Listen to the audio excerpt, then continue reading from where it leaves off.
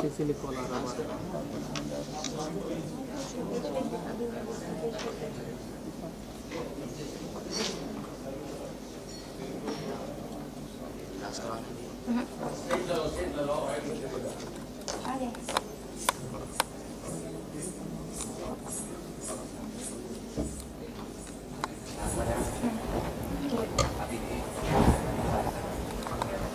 नहीं हम नीचे हो जाएगा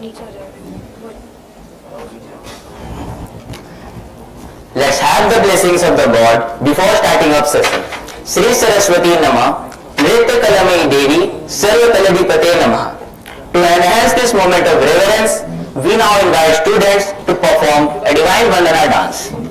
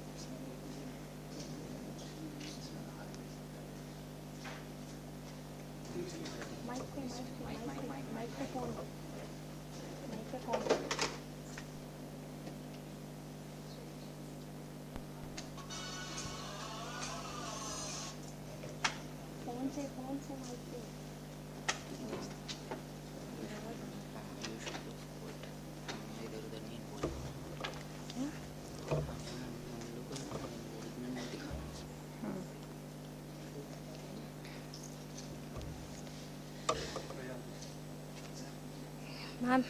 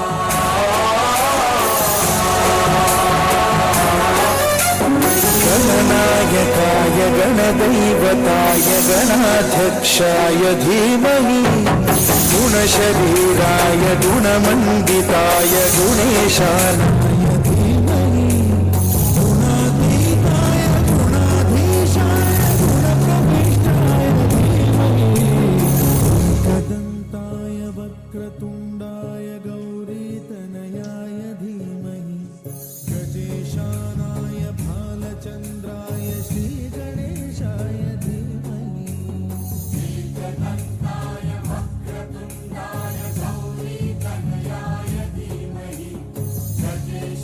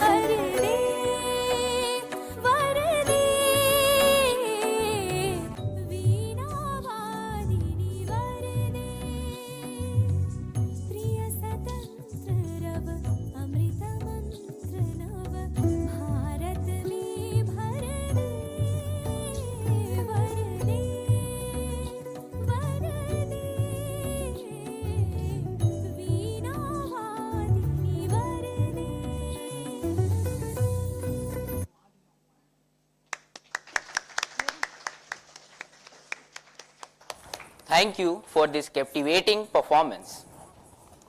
As we begin this propitious event, it is my honor to invite our esteemed guests to the dais. First, I warmly welcome Dean Sir Dr. G. Pradeep Kumar to kindly grace the dais. Next,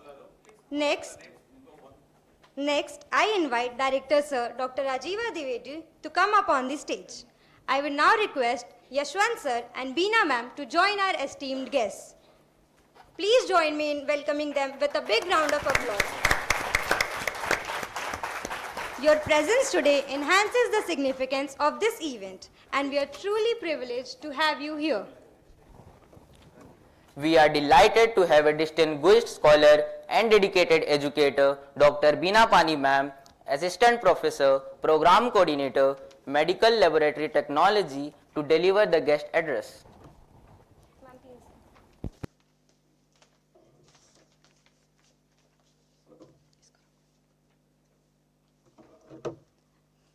Thank you, Simran. Thank you, Danish. First of all, I would like to thank everyone joined here, offline and online. And moreover, I would like to thank Dean Sir, Dr. G. Pradeep Sir, and Director Sir, Dr. Rajiva Dwivedi Sir, for giving me this opportunity to organize the conference, first MLT conference in East Singhbhum.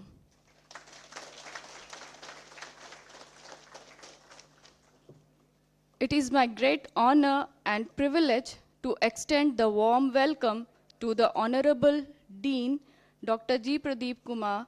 Under Sir's leadership and supervision, we have significantly shaped the academic and administrative journey of MTMC. I request Dean Sir to receive a token of honor from our head AHS, Mr. P. Pallukuri Yaswant Sir.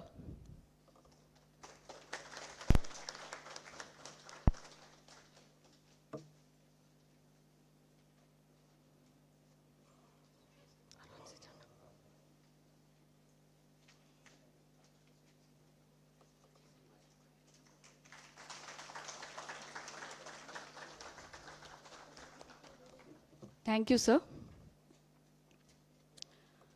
With a deep commitment to excellence and passion for nurturing future healthcare professions and leaders, we are truly honored to have Director Dr. Rajiva Dwivedi, Director Administrative Academic Administration and Quality. I request our Director Sir to receive the token of honor by our head AHS, Mr. P. Yashwant Sir.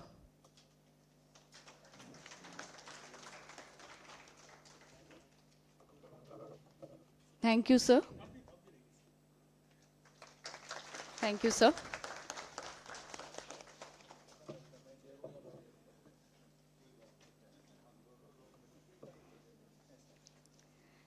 Once again, I am very privileged to introduce our esteemed guest speaker, Dr. Asa Patil ma'am from Mahe, MCHP, Associate Professor in MLT Department, have a strong academic background with PhD in Medical Laboratory Technology from Mahe.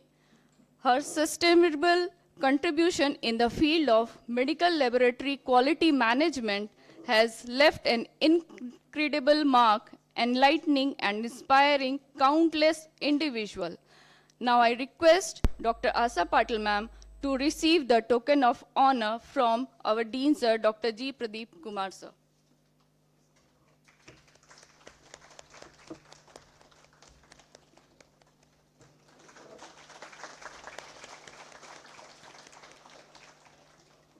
Thank you, ma'am. Thank you, sir. Yes. With immense pleasure, I introduce Dr. Ramendra Pati Pandey, Professor, SRM University, Delhi, NCR, Sonipat, a distinguished scholar and researcher in the field of biotechnology.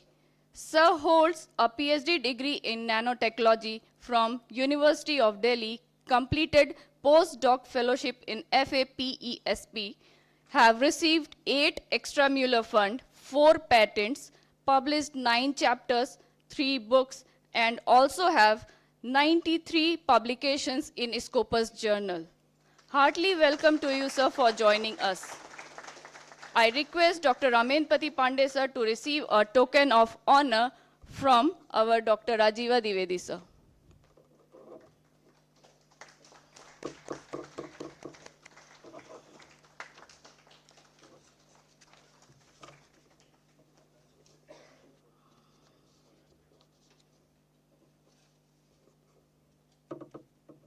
Thank you, sir. Now I would like to welcome Dr. Santosh Kumar Singh, who have made remarkable contribution in the field of medical research advancement and is serving as Assistant Professor and HOD, Department of Biotechnology, School of Health and Allied Health Sciences in Arka Jain University. I request our Associate Dean, Paraclinical, Dr. Vijay Kautilya, sir, to present a token of honor to Dr. Santosh Kumar Singh, sir.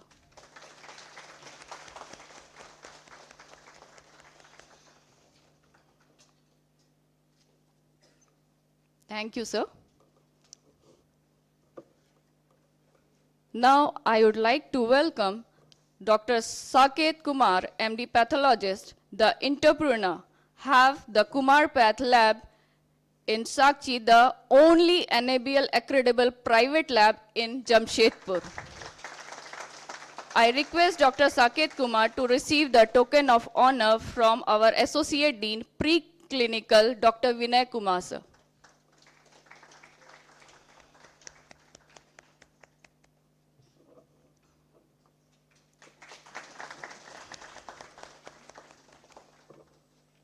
Thank you, sir. Now I'd like to welcome Head AHS, Mr. P. Yashwant, sir, whose years of experience have been instrumental in shaping the department vision and strategy. I request Mr. P. Yashwant, sir, to receive the token of honor from our Dean, sir, Dr. G. Pradeep Kumar, sir.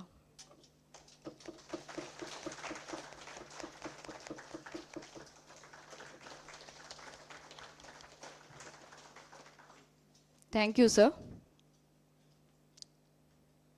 Now, I request our head AHS, Mr. P. Yashwant, sir, to address the gathering. Please, sir.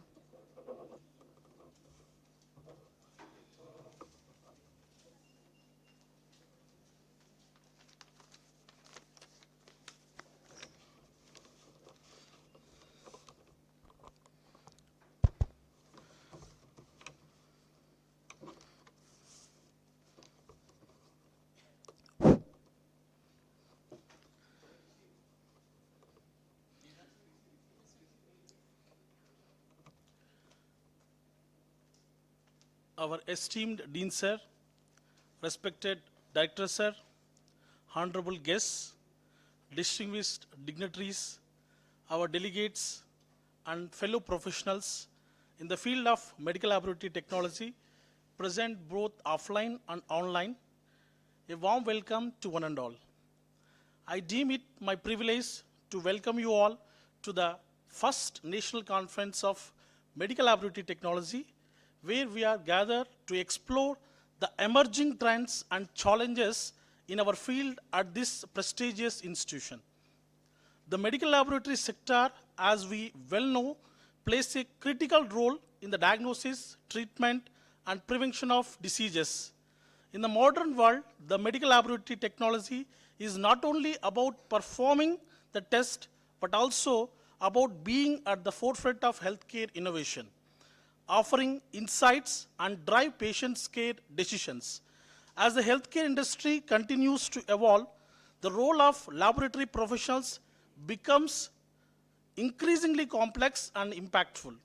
Our theme today, emerging trends and challenges in the field of medical laboratory technology, encapsulates the dynamic changes and issues that we as healthcare providers must navigate. As the healthcare landscape continues to evolve, it is essential that we stay informed and equipped with the latest advancements and innovations in our field, and also explore and expand upon the latest technologies and techniques that are transforming the medical health field. In the last few years, so we have seen significant advancements in the field of medical laboratory technology, which are revolutionizing the way we perform diagnostic tests and interpret the results. The emerging areas, which are like automation and artificial intelligence, the point of care testing facilities, the molecular diagnostics, and the one more is telemedicine and digital health integration of that. So, as well, the advancements present exciting opportunities. They also bring forth several challenges that we must collectively address to maintain the integrity and efficiency of our work in the medical laboratory. The major challenges are technological adaptation and training, data security and privacy, standardization and quality assurance, ethical considerations, and AI.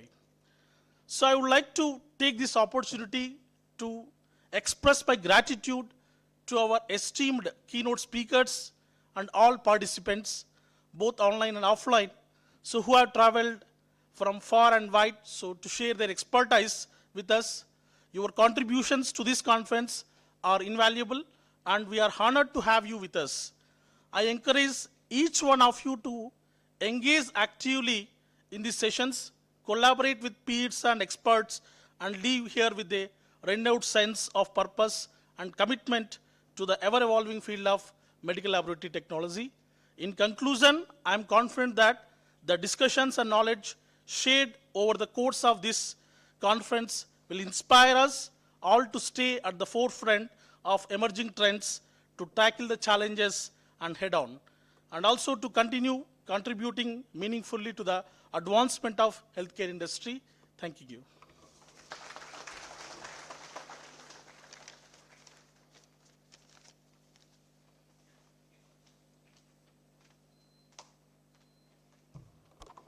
Thank you, sir.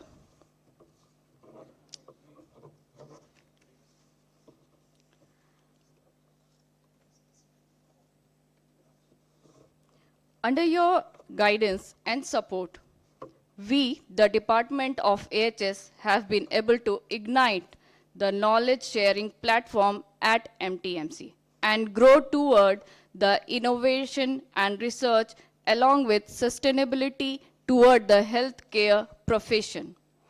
I request our Director, Academic Administration and Quality, Dr. Rajiva Dwivedi, sir, to say few words and address the gathering. Please, sir.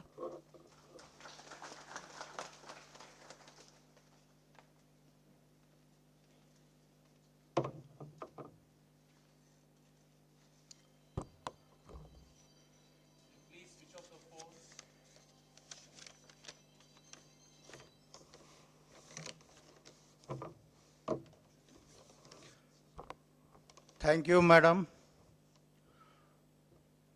And I'm very, very thankful to Allied Health Science Department, especially the organizing committee, Dr. Bina, giving me the opportunity to address the gathering. Saraswati Namastubhyam Varde Kamarupini. Vidya Arambham Karishyami Siddhir Bhavatu says me sada. Let us begin with a sloka, Arogyam Param Sukham. Respected Dean Sir, distinguished speakers, HODs, organizing committee, dear faculty, staff, and students gathered here today for conference Ignite 02025 entitled Emerging Trend and Challenging in Shaping the Future of medical laboratory technology. A very good morning and warm welcome to all of you. This conference provides a vital platform for us to exchange knowledge, share experiences, and engage in thoughtful discussion about latest advancement in the medical and its allied fields. In the ever-evolving landscape of healthcare, the medical laboratory technology stands as a cornerstone of modern medicine. It is a silent force that empowers doctors with accurate diagnosis, guide treatment plans, and monitor patient health.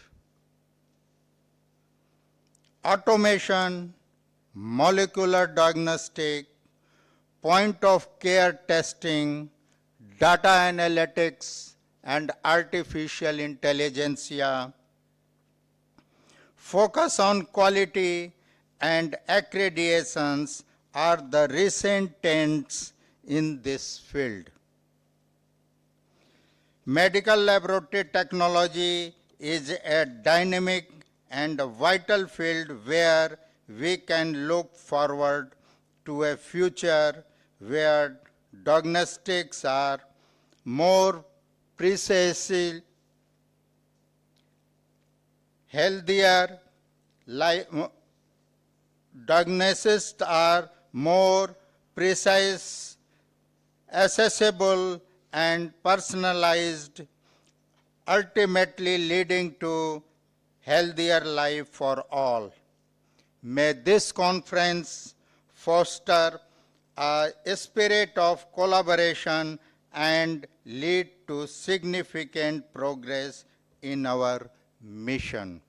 At the last, but not the least, we would like to emphasize the importance of knowledge and continuous learning in the field.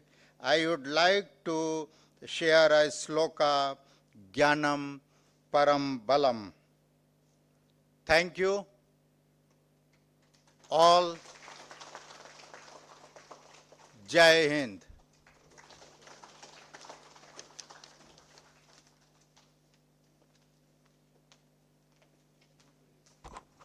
Thank you, sir. Thanks for your blessings and golden words.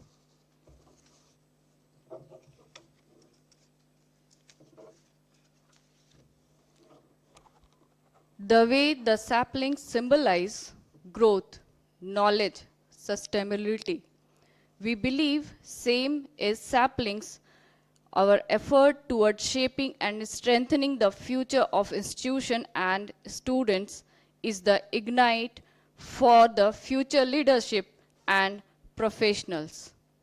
So, I request our Dean Sir, Dr. G. Pradeep Kumar Sir, to address the gathering. Please, sir.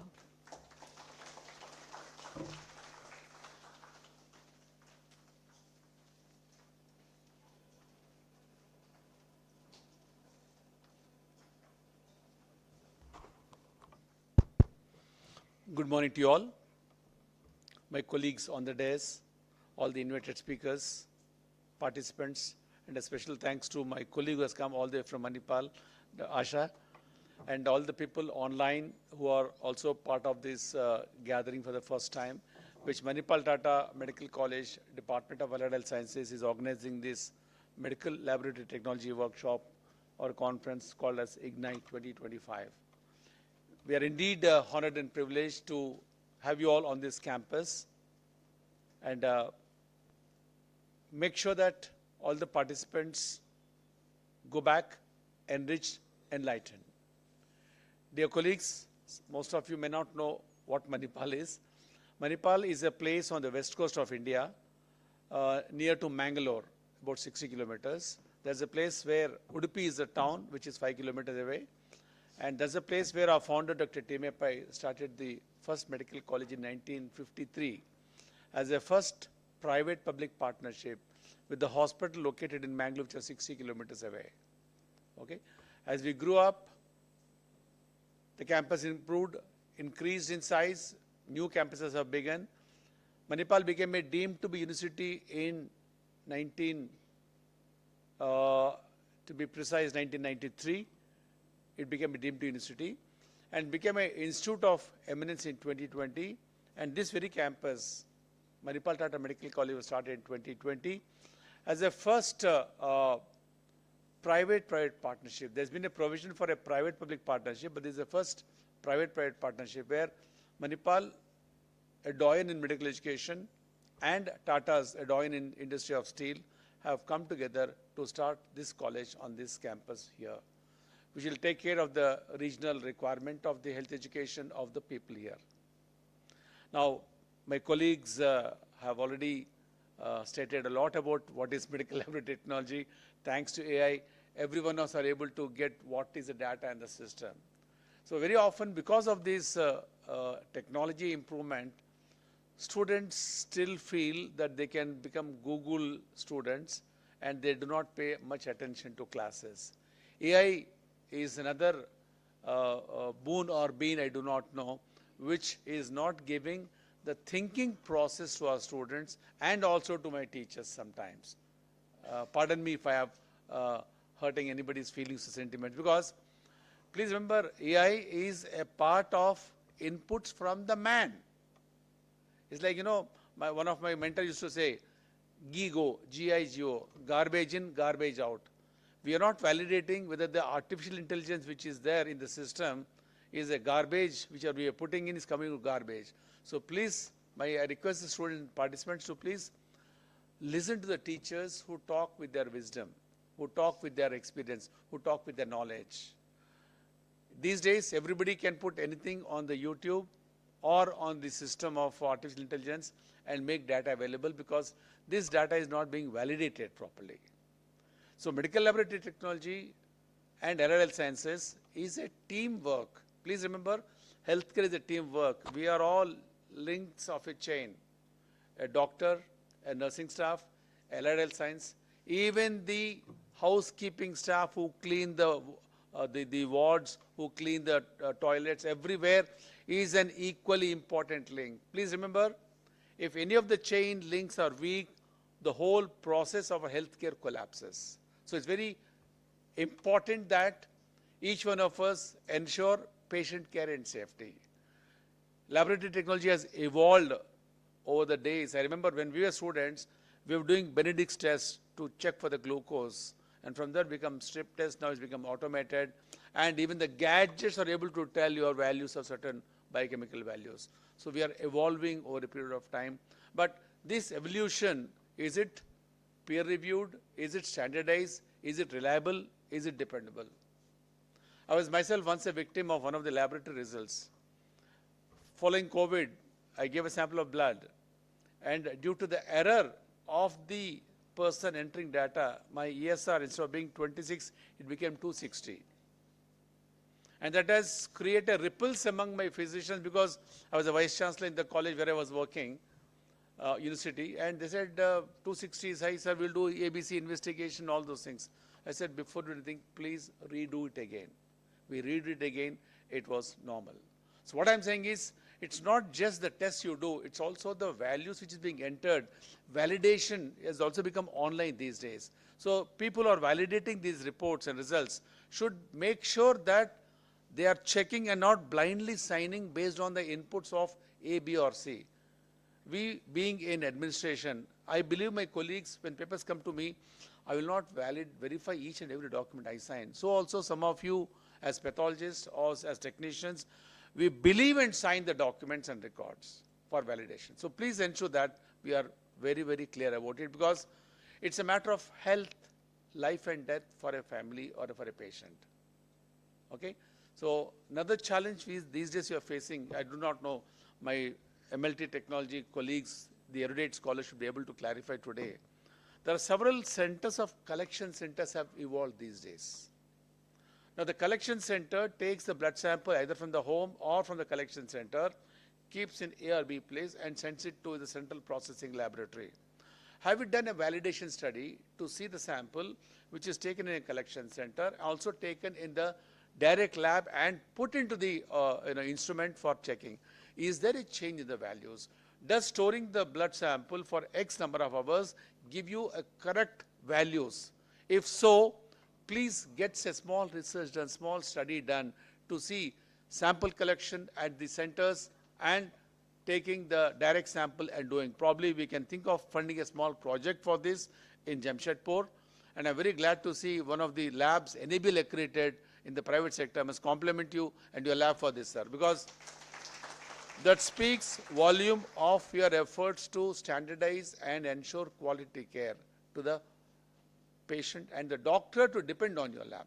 Since quality is hard work, okay? Please remember every day this quality should be checked up, and it is the importance of each one of you laboratory technology people to see that every sample is collected properly, analyzed properly, validated properly, to see that he or she, the patient, receives the best of healthcare.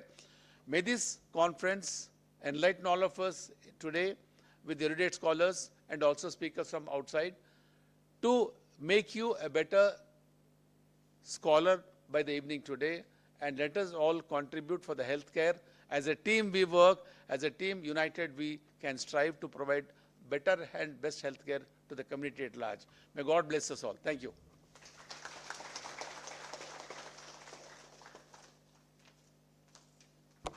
Thanks a lot, sir, for such an informative words, which is very, very important that the report given by the medical lab technologist or the professional should be perfect, accurate, because the life and death of the patient depend on it.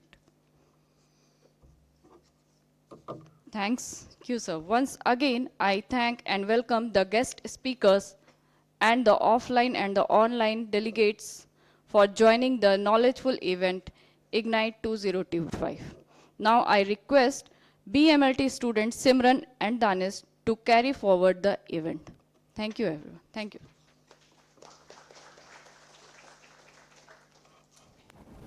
Thank you so much, ma'am. With this, we came to the end of the inaugural ceremony of this conference. Just want a small message. Yes, sir. A small appeal to all the participants in this auditorium. May I request, madam, this is what I'm trying to make an appeal. Please do not speak on phone or take phone calls in this hall. Very often we see people bending down and talking like this. Bending down does not reduce the voice we create in the hall. It's become a very, very common phenomena, disrespecting the speaker who is addressing. He has come all the way prepared. Some of you even teaching, non-teaching, I was watching some of you doing chit-chatting here. Please avoid this. If you want to talk, go outside the hall and talk. But please do not, even 5 people are interested to listen to the session, let them pay with attention without disturbance. My request is, please keep your phone switch off and do not discuss in the auditorium when a session is going on. Thank you. Thank you so much, sir. Let us proceed with our next aligned sessions. We appreciate your attention and participation. To begin with, I would like to call Dr. Santosh Kumar Singh sir to share his insights about molecular diagnostic techniques enabling rapid identification of emerging pathogens. Please welcome him with a round of applause. Also, I will request Ms. Swatanka Prasad ma'am, Department of Biochemistry, to join us on stage for chairing the session.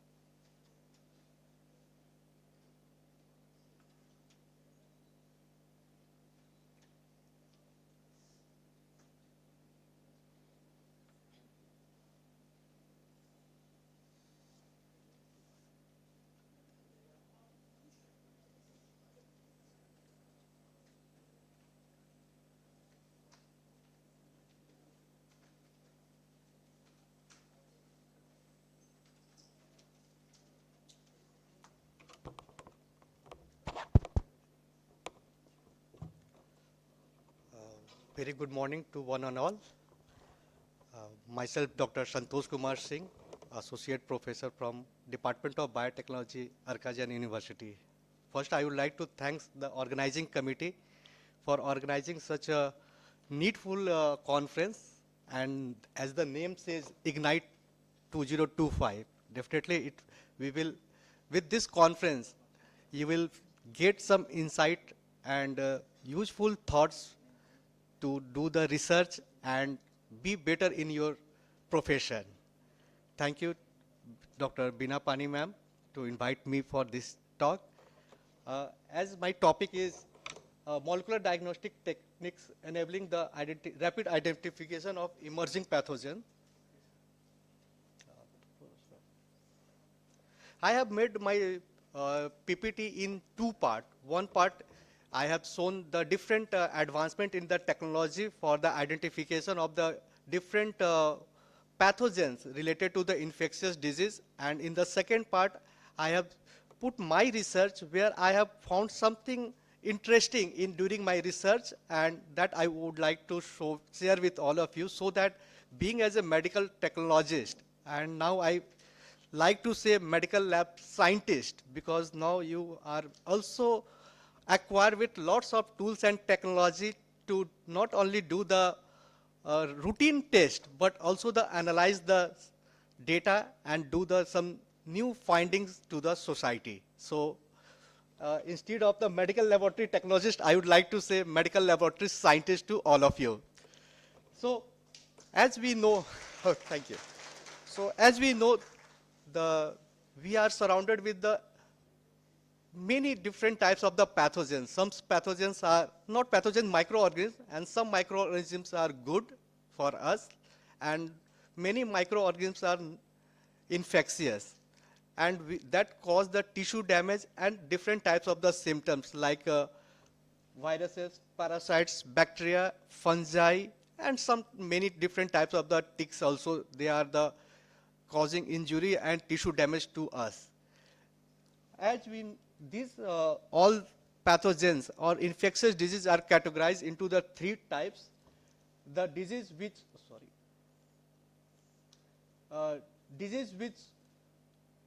cause high level of mortality, diseases that lead to the disability, and there are some types of the diseases that are evolving with the recent advancement in our evolution, or there is a mutation in the microorganism and they are evolving and causing serious health damage to the patients.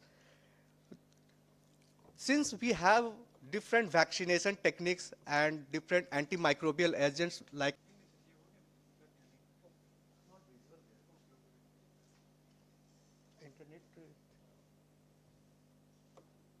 so I have shown a worldwide mortality due to the different infectious disease, and if you see this, I think there is some problem, and here we find that India is at the high risk with the more than 300 annual death per 1 million of the people in the India.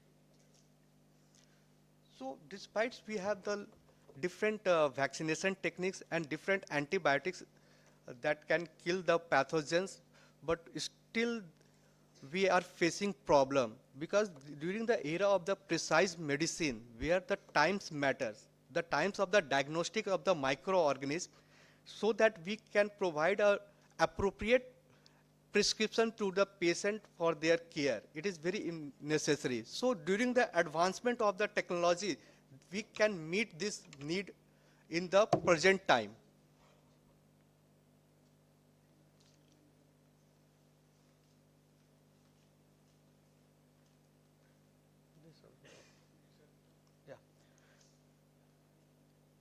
This is the sum of the advancement in the pathogenic identification, like starting from the uh, phenotypic and biochemical identification of the microorganisms to the CRISPR-Cas theory that is the very recently developed by the scientists.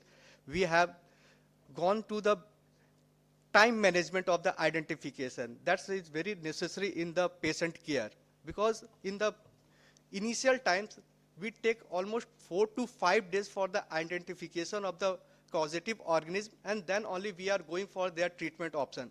But this time management or time duration is minimized with the help of the technology, and we can plan a appropriate treatment to the patient in the small duration time so that we can save the patient's life. So I have made slides for the each and every technology that are used in the nowadays in the modern laboratories. This is the first we are using in the previous day, but still it is a gold standard method for the identification, but limitation is that it takes 4 to 5 days, starting from the sample collection, their culture into the artificial media, then identification by the biochemical test, leading after followed by their antibiotic susceptibility test that take almost 4 to 5 days. This technology is minimized. With the advancement of technology, this time duration we can minimize with the automated system, that is the Vitek system that is available, in which after the positive culture of the bacteria, there is a incubation set is there, that is the machine that is provided with the cartridge that contain different biochemical test in a one cartridge, and another cartridge is there that contain the different antibiotics with different concentration. By incubating the microorganisms with this cartridge, we can get the antibiotics susceptibility test as well as the identification of bacteria within a 10 to 12 hours. So we can minimize, we can save our 4 days time with this advancement. But here still disadvantage is that we need a positive culture from the sample. So there is another method when the, like Watson Crick, when he discovered the DNA and he got the Nobel Prize, and after that Carey Mullis, who invented the PCR, the genomic era has started. And now we are playing with this genomic era, and we can make our technology advancement and we can minimize our time. So PCR is one of the tools that give a identification of bacteria or any pathogen in a small time period as well as the species level, because each species has their own ability to cause the disease as well as they have the different antibiotic susceptibility pattern. I have made, this is the small flow diagram for the PCR. I think all of you know it has the 3 steps: denaturation, annealing, and extension with the appropriate primer. Designing an appropriate primer for a particular microorganism, this is the big task in the PCR techniques. I have shown one example for the 16S rRNA DNA rRNA for the identification of bacterial identification at the genus level. Since this 16S rRNA is omnipresent in the all bacterial and archaebacteria, and its length is 1500 base pair, that is the good enough for the discrimination of the each and every types of the bacteria, and it take after amplification of this 16S rRNA with the appropriate primer designing for a particular type of the bacteria or a full length of the PCR of the 1500 base pair, we can identify the bacteria with at the genus level with the complementation with their sequencing. We need to sequence.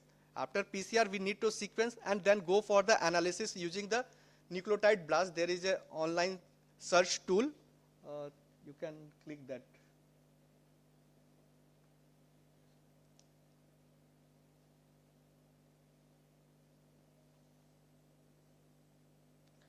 This is the home page for the nucleotide blast, where you can put your sequence of the 16S rRNA and you will get the similarity search with this sequence with the database, and from where we can get the identification of bacteria or any other microorganism. If sequence, some other RNA sequence for the fungus is known for us, then we can identify if there is a similarity more than 97% is there. So we can identify the bacteria at the species level.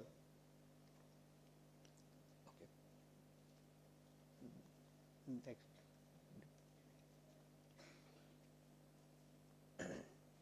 Sorry, I have a little bit cough, so my voice is vibrating.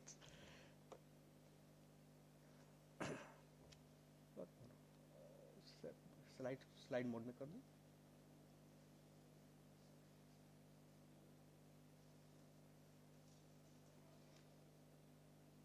Once we will get the information of the different genus, the identification of bacteria at the genus level, we can make the phylogenetic trees so that we can also go for the epidemiological study also. Whether this area, how many different variants or clonal types of the bacteria or viruses are present in a common local places. So we can plan the their antibiotic therapy according to the clonal type of the bacteria at the present area. Next is this PCR give, you have to run the gel, then you can go for the sequencing, then you have to analyze.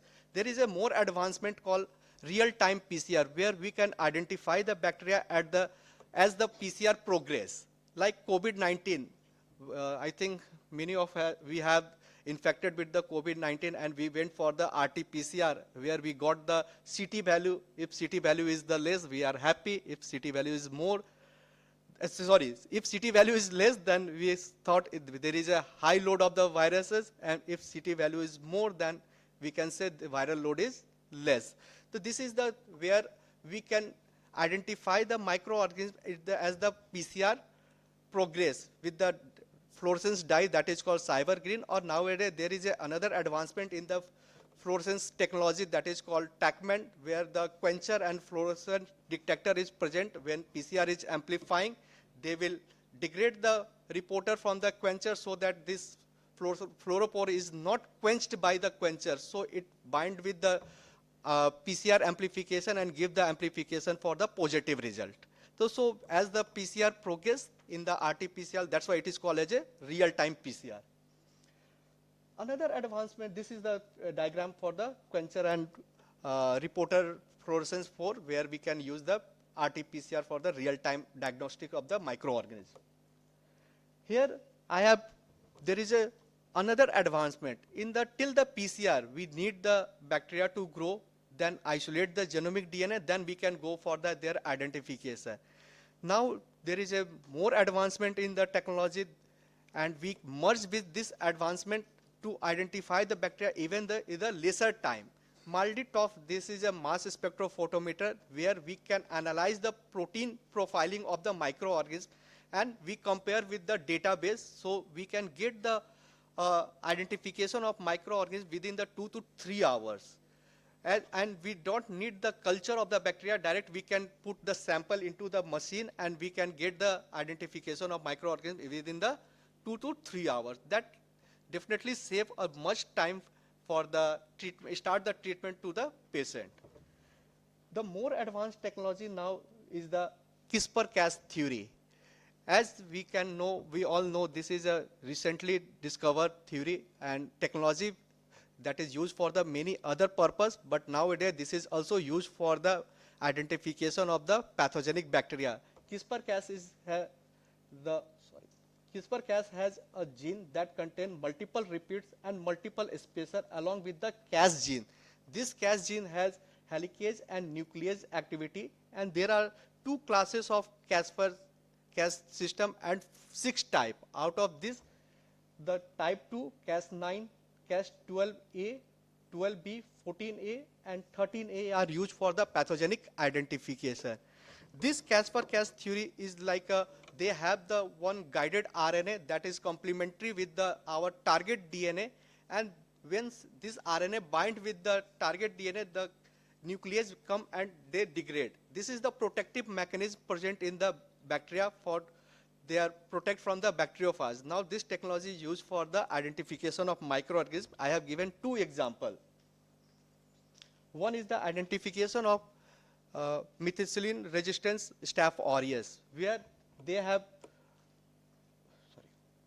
utilized Caspr-9 system, and they have made derivative of Caspr-9, where they have deleted the endonuclease activity of the Cas gene, but retain the binding capacity of the enzymes.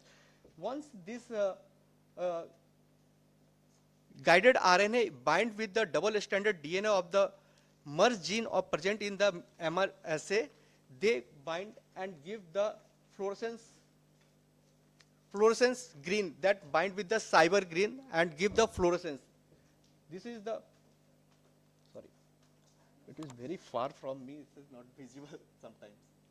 So once this complementary DNA, RNA is binding with the mRNA gene, they make a double-stranded. Once double-stranded is recognized by the enzymes, the cyber green come and they give a fluorescence light. That means it is positive. The methicillin susceptible bacteria do not contain that gene, so complementary DNA is not able to bind with them, and there will be no signaling. So this system can be used for the identification of one of the bacteria. And another example I have taken from the tick disease related to the tick, in which there is a one silicon matrix is there. Along with that, there is a oligonucleotides are attached. And when our targeted DNA is present, then this start amplification. Once amplification start, then guided RNA bind with that, and with the enzymes, they lead to the increase in the reflective index. So once, if there will be increase in the reflective index, they will give the positive result, because there is a complementation of the DNA with the test sample. And if it is not giving any increase in the reflective index, that means it is a negative for that, and the sample is negative for that pathogen. So this is the part one. Another part where we can go for a very minute observation. Being as a, how much time I have? Half an hour, sir. Okay. Now still I have. Okay. So since you all have medical laboratory technologist, and I think you have done MIC, minimum inhibitory concentration. Yes, or have you done? No. Minimum inhibitory concentration, broad dilution methods, in which if you will grow the microorganism in the increasing concentration of antibiotics, the concentration when bacteria do not show the visible growth, that is our minimum inhibitory concentration. When I did my research, I did MIC for the different antibiotics, and I found there is some bead-like structure present even at the highest concentration of the ciprofloxacin antibiotics. And when we are growing this bacteria into the nutrient plate, it shows growth of 1 or 2 CFU. So we observed that these are the very unique properties shown by the bacteria. Generally, resistance bacteria grow completely, or susceptible bacteria will be killed at the minimum inhibitory concentration. But what I found that there are just some fraction of the bacteria, they are surviving at the highest, even the highest concentration of the antibiotics. And we call this as a persister bacteria. It has already reported, but the things I want to emphasize here, whenever you are performing some experiment, put a minute eye on that test. If you will find something peculiar or something new, then mark it and go for the literature search whether it has been reported or not. If not, then it is the area of research for you also. You can go detailed research for that area. What I found that I have the bacteria that is isolated from the aquatic system. They do not contain any of the resistance mechanism, like they do not have any plasmid, they do not contain integron, they do not have the mutation in the QRDR region, and also they do not contain any resistance gene, but still they are able to withstand the higher concentration of antibiotics. Now we are called this as a persister, and they are tolerant to the antibiotics. And these bacteria are become dormant, and nowadays these bacteria are responsible for the recurrent infection to the human. I have checked for the efflux pump also, and we found there is no efflux pump mediated antibiotic resistance. Then we check for the QRDR region. There is for the quinolone resistance, there is a gene that is the mutated. If it is mutated, then only it becomes resistant to the ciprofloxacin or norfloxacin. So we did the sequencing for the whole QRDR region to check whether mutation is there or not. And I didn't find any mutation, still bacteria are resistant. And there is another mechanism called plasmid-mediated quinolone resistance, and these are mediated by QNR gene, and I also checked for that, and I didn't find any QNR gene for that also. Still bacteria are resistant, and these are because these bacteria are dormant in nature. When we are putting these bacteria into the antibiotics at the higher concentration, 99% bacteria killed, only 1% or even less number of bacteria are surviving. And once we are removing this antibiotics from this bacteria, all the bacteria grow normally, and again we are putting into the antibiotic media, then 99.9% bacteria killed, only 0.1% is still live.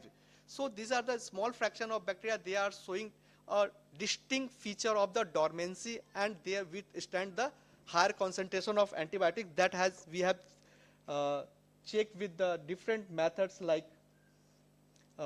this is the confocal microscopy, where we found that these bacteria have the thread-like structure instead of the Klebsiella is cocobacilli, very small, not circular, not actually bacillus. It is, that's why it is called cocobacillus. But in the presence of higher concentration of antibiotics, these bacteria do not divide completely, but make septate and become elongated. And there are some ghost bacteria, they are also, they killed, but still at the dormant, not completely killed. They are present in the dormant state. They lose all the activity. They do not dividing. They are still in the dormant stage. And that also we can check with the FACS analysis, fluorescence assorted cell sorting methods, where we found that at the every times bacteria killed after half an hour, but after the 8 to 10 hours, the number of division is decreased, and there is a small fraction of bacteria still present in the higher concentration of the antibiotics. That lead to conclude there are different phenomenon apart from the normal resistance and susceptibility. This is called the drug tolerance persister bacteria. So still so many research are going on, but still actual mechanism for the persister formation is unknown. There are many mechanisms are shown by the different scientists, but not a single mechanism fulfill the complete illustration of their mechanism.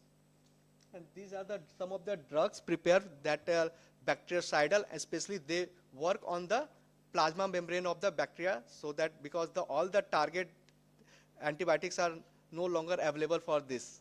So still research is going on. Thank you.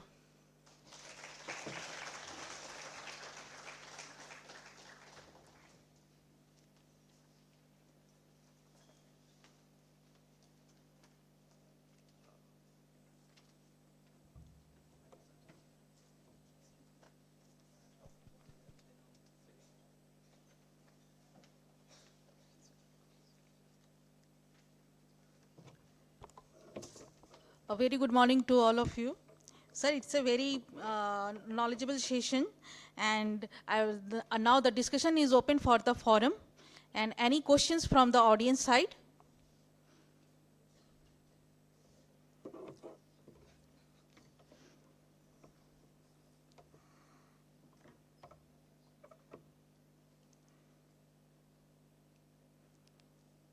I called all of you as a medical laboratory scientist. I think you should have some query. You must have. What is bactericidal and bacteriostatic? What is the difference? This is the basic thing that sir has explained. Anybody?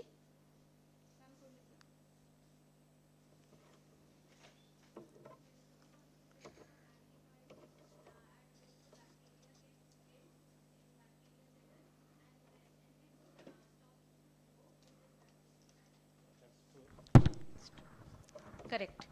What is oligonucleotide? From audience?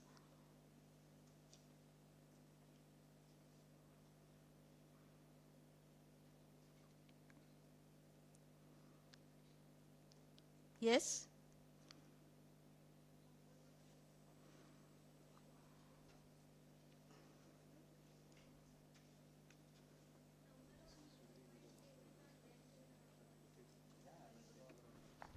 small nucleotide size. Yeah. Yeah, Purnima.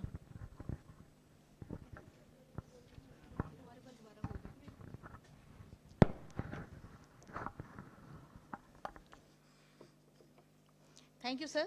Thank you, sir. Thank you. Thank you.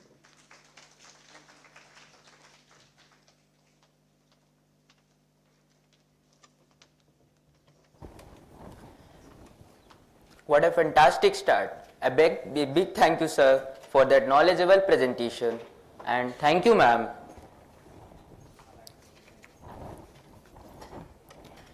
Now, to keep your energy going, all are requested to please grab some refreshments from outside. And you all are requested to gather back and kindly take your seats in 15 minutes. Thank you, everybody.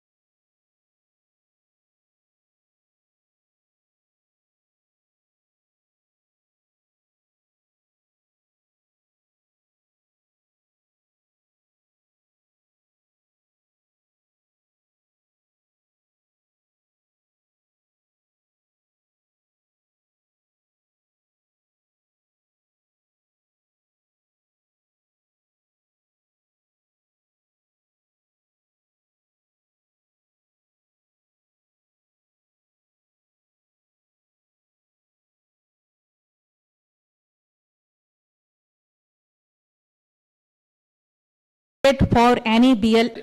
Aspects of NABL accreditation. So opportunities and aspects, they go hand in hand. Means if there is an opportunity, it should be a good one, good thing. But along with the opportunities, there comes some aspects. Aspects may be good or bad. Bad, not rather bad, they are the side effects of the opportunities.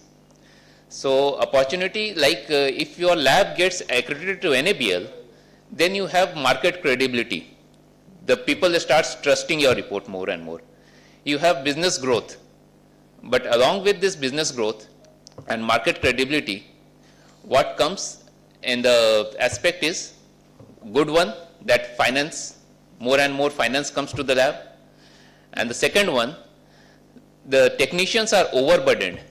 They think that they are getting overburdened with the documentation process. As the ma'am was saying about the documentation process. Documentation process is very important in NABL accreditation. They want to see the raw data of everyday run. So you have to document each and every control part, each and every raw data, and whether the control was in line, out of line, then what are the corrective actions you have taken for correcting the out of control part. So these are the burden, and who has to do it? Your lab technicians. So they are overburdened. So they feel reluctant. If we are going for accreditation, oh, that's a headache. So opportunities and aspects go hand in hand, and you have to be ready for accreditation, because now it's not compulsory for medical labs to get accredited, but I believe in the next few years to come, it will become compulsory for getting accredited. So before going forward, there are some standard abbreviations which are being used by NABL. You should know them, like QCI, Quality Council of India. NABL is the National Accreditation Board for Testing and Calibration Laboratories. NABH, that is another board under QCI, National Accreditation Board for Hospitals and Healthcare Providers. MRA, that is Mutual Recognition Agreement. What is that? We will discuss. ILAC, that is International Laboratory Accreditation Corporation. This also we will discuss in short. Sorry. APLAC is Asia Pacific Laboratory Accreditation Corporation. LIS, Laboratory Information Science. IQC is Internal Quality Control. EQUAS is External Quality Assurance Scheme. ILC, Inter-Laboratory Comparison. ISO, International Organization for Standardization. We will discuss each of these abbreviations in short. Then here some of the important are work desk instructions, WDI, TRF, that is test request form, TAT, turnaround time of your test, and then CV, that is coefficient of variation, SD, standard deviation, and CAB is that conformity assessment body, the body which wants accreditation for testing, that is CAB. Then QM, quality manager, technical manager, and lab director. These are the personals who are there in lab, and these are the key personals. They did that they registered NABL under the Society Act. Then in 2016, it was transferred fully to the Quality Council of India. So now NABL is the board under Quality Council of India. Okay, it reports directly to Quality Council of India. This is the global structure. As you see, on the top is the ILAC, that is International Laboratory Accreditation Corporation. The work of this is to coordinate all the regional bodies. All the regional bodies like Asia Pacific Accreditation Corporation in Asia, the European Corporation for Accreditation in Europe, Inter-American Accreditation Corporation in America, and African Accreditation Corporation in Africa, Arab Accreditation Council in Middle East, and South African Development Corporation in South Africa. So these are the regional bodies, and they work with this in synchronization with the ILAC, that is International Laboratory Accreditation Corporation. What is common between them is they follow the same standard. They follow the same standard, ISO 15189. This is the standard which is meant for medical laboratories. Okay, and then we have national bodies. Like in India, we have NABL. So these national bodies, they again synchronize with the regional bodies. Like NABL will synchronize with Asia Pacific Laboratory Accreditation Corporation, and Asia Pacific Laboratory Accreditation Corporation will synchronize with ILAC, that is International Laboratory Accreditation Corporation. So they work in synchronization, all these bodies. They follow the same standard, ISO 15189. And what is the need of this? Why you need to synchronize all the standards? Because nowadays what's happening is the liberalization of the economies. So all the governments in all the countries, they have liberalized their markets, open for all. So many corporate comes in India. From here also the corporate labs goes and do the business outside. So it's very necessary that you follow the same standard so that the results don't vary. The test done here in Jamshedpur should be equivalent and comparable with the test done at New York. That's the basic concept of this. Okay. So accreditation, what is accreditation? Accreditation is the third party, in the simple words, is third party recognition of your work. Means as a lab, we are testing, we are following the quality assurance procedures. So there should be someone who recognizes us. So that is done by third party, and here the third party is NABL, National Accreditation Board for Testing and Calibration Laboratory. So with this accreditation, what comes is the trust. Then conformity assessment body, this is the term used by NABL for the labs which seeks accreditation. For the labs which is engaged in the work of medical testing, in the work of calibration, in the work of proficiency testing. Like proficiency testing providers, we have CMC, Velour, AIMS. They are the proficiency testing providers. Okay. So NABL follows the standard ISO 15189 that I have already said, and not only ISO 15189, but you also have to be in line with your local guidelines. Okay. NABL has that role that if you are registered under the Clinical Establishment Act, you should be registered under the pollution board of your local authorities, then only NABL will recognize you or accredit you. Okay. So significance is that quality assurance is that the laboratory practices which you follow has been assured. Quality assurance is a big part, quality control is a part of quality assurance. When we say quality assurance, we mean to say pre-analytical, analytical and post-analytical. All three phases are in quality control. Okay? Means right from the beginning when the patient comes into your lab, up to the time you deliver the report to the patient, you dispatch the report to patient, whole process is under quality assurance. Okay. So this, because of this, what comes is the market credibility. The people start trusting your lab, and there is also economical advantage to it. Now you may say that how NABL can give economical advantage? It's a costly procedure. You have to run controls each and every day. Yes, it's a costly procedure. You have to run controls every day, and not only one control, you have to run 2 controls. Okay, at least 2 controls every day.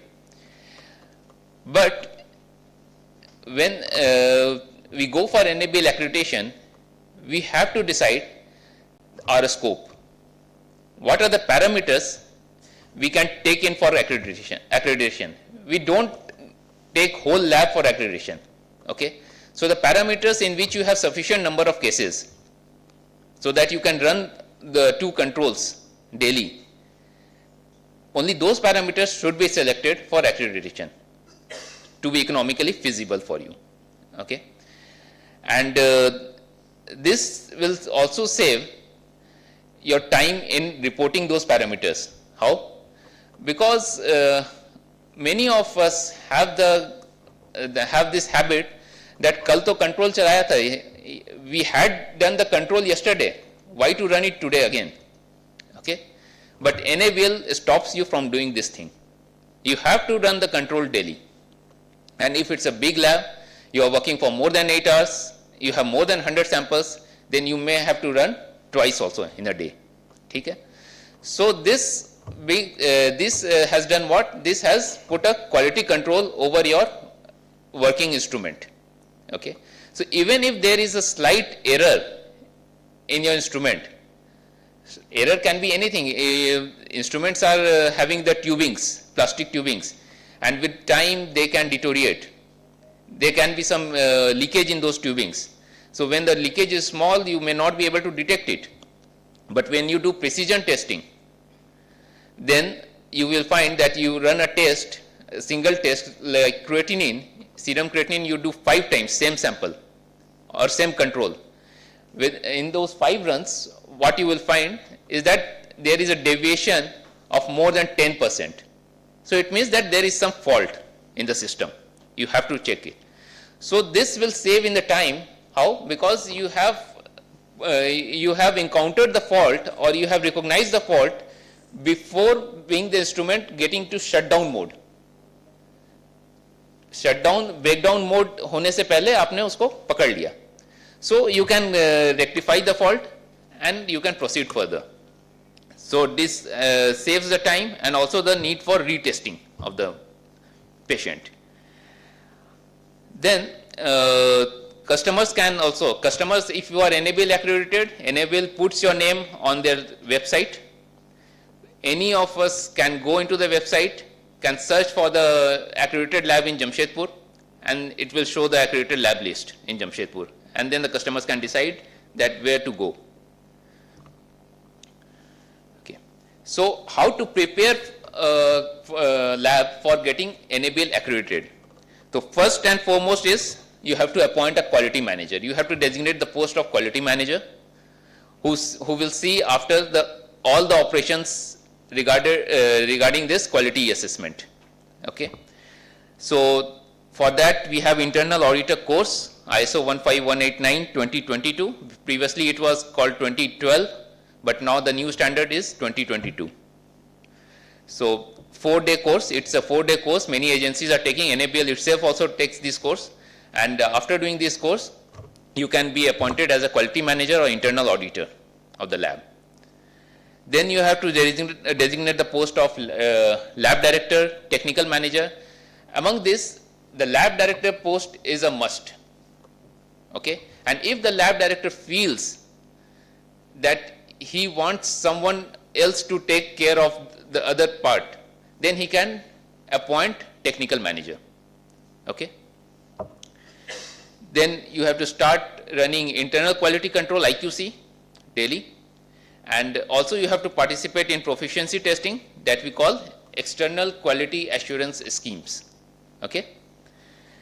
Then prepare the quality manual. What is quality manual? Quality manual is a quality policy of the lab.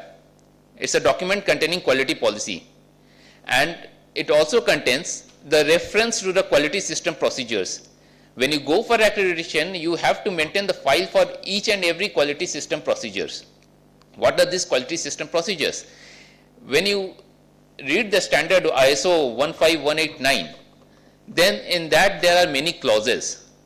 And for each clause, there are quality system procedures, which you have to maintain a separate file for each clause. And then wherever necessary, you have different forms and formats which should be filled up daily. Okay? So your quality manual should have this reference of all the quality system procedures present in your lab and all the SOPs, all the formats, forms which is present in the lab. So quality manual is a must. Then you have to prepare SOP and work desk instructions for your technicians and train all your laboratory personals. So these are the basic things which you should do before proceeding for accreditation. Now, this is the documentation hierarchy which is being maintained by NABL, you can see that it's written quality manual level A. Then in level B, it's a procedure or SOPs. In the level C, you have work instructions, forms and formats and records. So this is a documentation hierarchy being maintained. Quality manual, what is quality manual? I have already spoken about. Then procedures, SOPs, it's how you perform a different procedure, how you perform a different test. It's a standard operating procedure for that. And then work desk instructions. You have to have work desk instructions for each and every area in your lab. Okay. Sorry.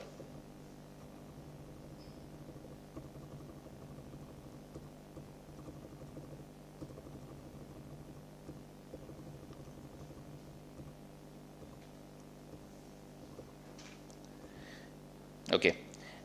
So now coming to NABL 112, NABL 112 is a specific criteria based on ISO 15189:2022, and this is for medical laboratories, the requirements for quality and competence. So you have to be thorough with this.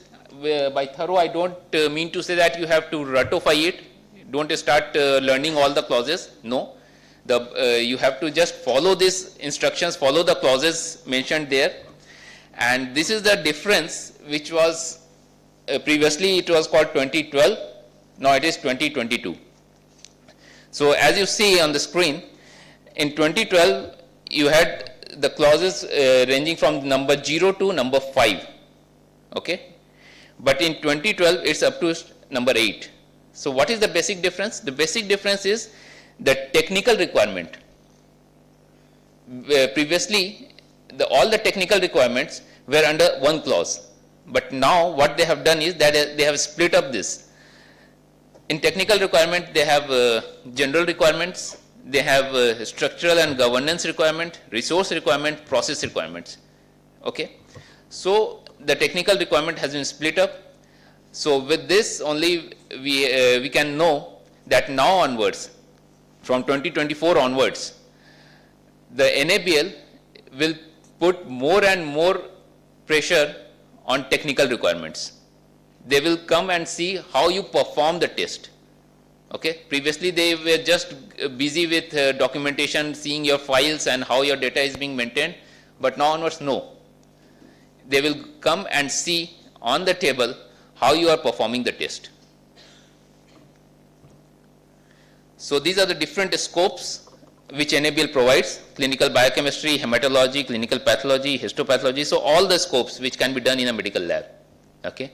And even the sample collection facility which you have, from where your sample is coming, as the Dean sir in the morning he was saying that we have many sample collection facilities here and there spread, and from those sample facilities you carry the sample to a lab which may be located in a different city. So whether sample integrity is maintained or not, how will you assure the sample integrity? Because once the sample integrity is destroyed, then there is no reason that you should perform the test. We are performing the test to getting some clinical benefits, but if your sample is not maintained, if your sample is hemolyzed, then there is no scope of performing the test. So the sample collection facility should also be under the ISO 15189 requirements. Okay. How you are keeping the sample there, at what time, how much time is gone in the transport of the sample, and at the receiving end, when the lab is receiving the sample from the sample collection facility, whether they are testing for the sample integrity or not, whether temperature of the sample was maintained or not during the transport. So this is a very key thing which you should keep in mind when you are having a multiple collection centers. Okay. Then the post of the lab director in a structural and governance requirement of this standard ISO 15189, the lab director is a key post. He should be a full-time employee, except in the micro, mini and small labs. Micro, mini, small labs, this NABL has divided, like micro lab having less than 25 samples, mini lab between 25 to 50, a small lab between 50 to 100, and above 100 it's a medium sized lab. 100 to 400, then above 400 it comes under the large lab. So for the benefit of the technicians, you have to have the adequate number of workforce, adequate number of technicians. If you are having a single technician who is responsible for running your hematology department and then he will run go clinical biochemistry, then you cannot expect the turnaround time of your test to be maintained. Okay, so you have to have adequate number of personnels running your tests and in the different sections, so that they can perform the quality control checks, they have the time for documentation of it, and they can perform their day-to-day routine tests in time and dispatch the report in time. So the turnaround time of your test gets maintained. Okay. Then regarding the authorizing personnels, like doctors, large and very large lab, NABL says that you have to have MD or DNB degree holders for authorizing the reports in each and every discipline. Means hematology, pathology part should have the MD DNB pathologist, biochemistry should have MD or DNB biochemistry, similarly in microbiology. But the medium sized lab, they have the liberty of having just anyone as a full time, and others can be a part time visitor. Or even if they are appropriately trained in that discipline, they can come and visit and go. But one discipline has to have a full-time doctor. Micro, mini and small lab, NABL says that only appropriately trained personnel can also be there. But again, to remind you, these appropriately trained personnel cannot operate the lab in India, because you have the guidelines of Clinical Establishment Act, which has to be followed. That's what NABL says. You have to follow ISO 15189, but up and above is your local guidelines, which you have to follow. Okay. Then comes the risk management. This is a very important part. How you manage the risk. The risk can be everywhere in the pre-analytical phase, in the analytical phase, in the post-analytical phase. Okay.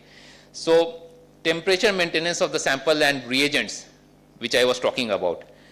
So sample integrity, if sample integrity is not maintained, you have to reject the sample.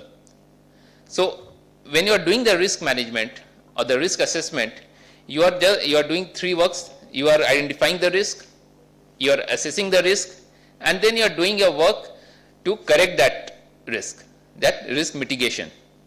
Okay. So if you identify that the temperature is not being controlled when I receive the sample, or you are buying reagents from a distributor, the reagents, the manufacturer has stated that it should be under 2 to 8 degrees Celsius, but the distributor has sent you the sample, the reagents without the ice packets. So whether to receive it or not, you can't receive it. So because you have identified the risk that the temperature is a key factor in sample integrity maintenance or reagent integrity maintenance. Okay. You have also assessed that if I will not follow this particular maintenance of temperature, then what will happen is that it is going to affect the outcome of the test. The test will not be valid. So this will be the major NC, major non-compliance. So this is how risk identification, risk evaluation and risk mitigation is done at all the stages. Now, I don't know whether this is visible or not because the screens are a little far apart. So,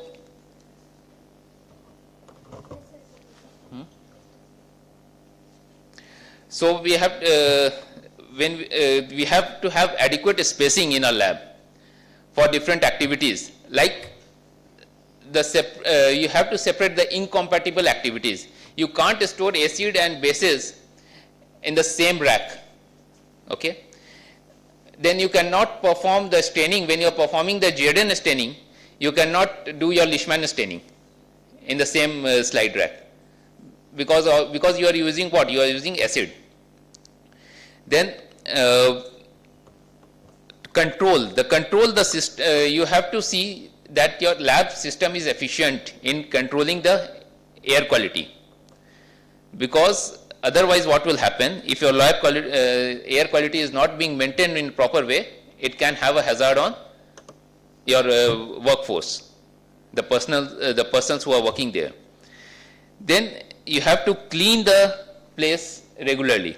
Your housekeeping staff should be well trained to clean the place, to clean the washrooms regularly, so that the infections doesn't spread.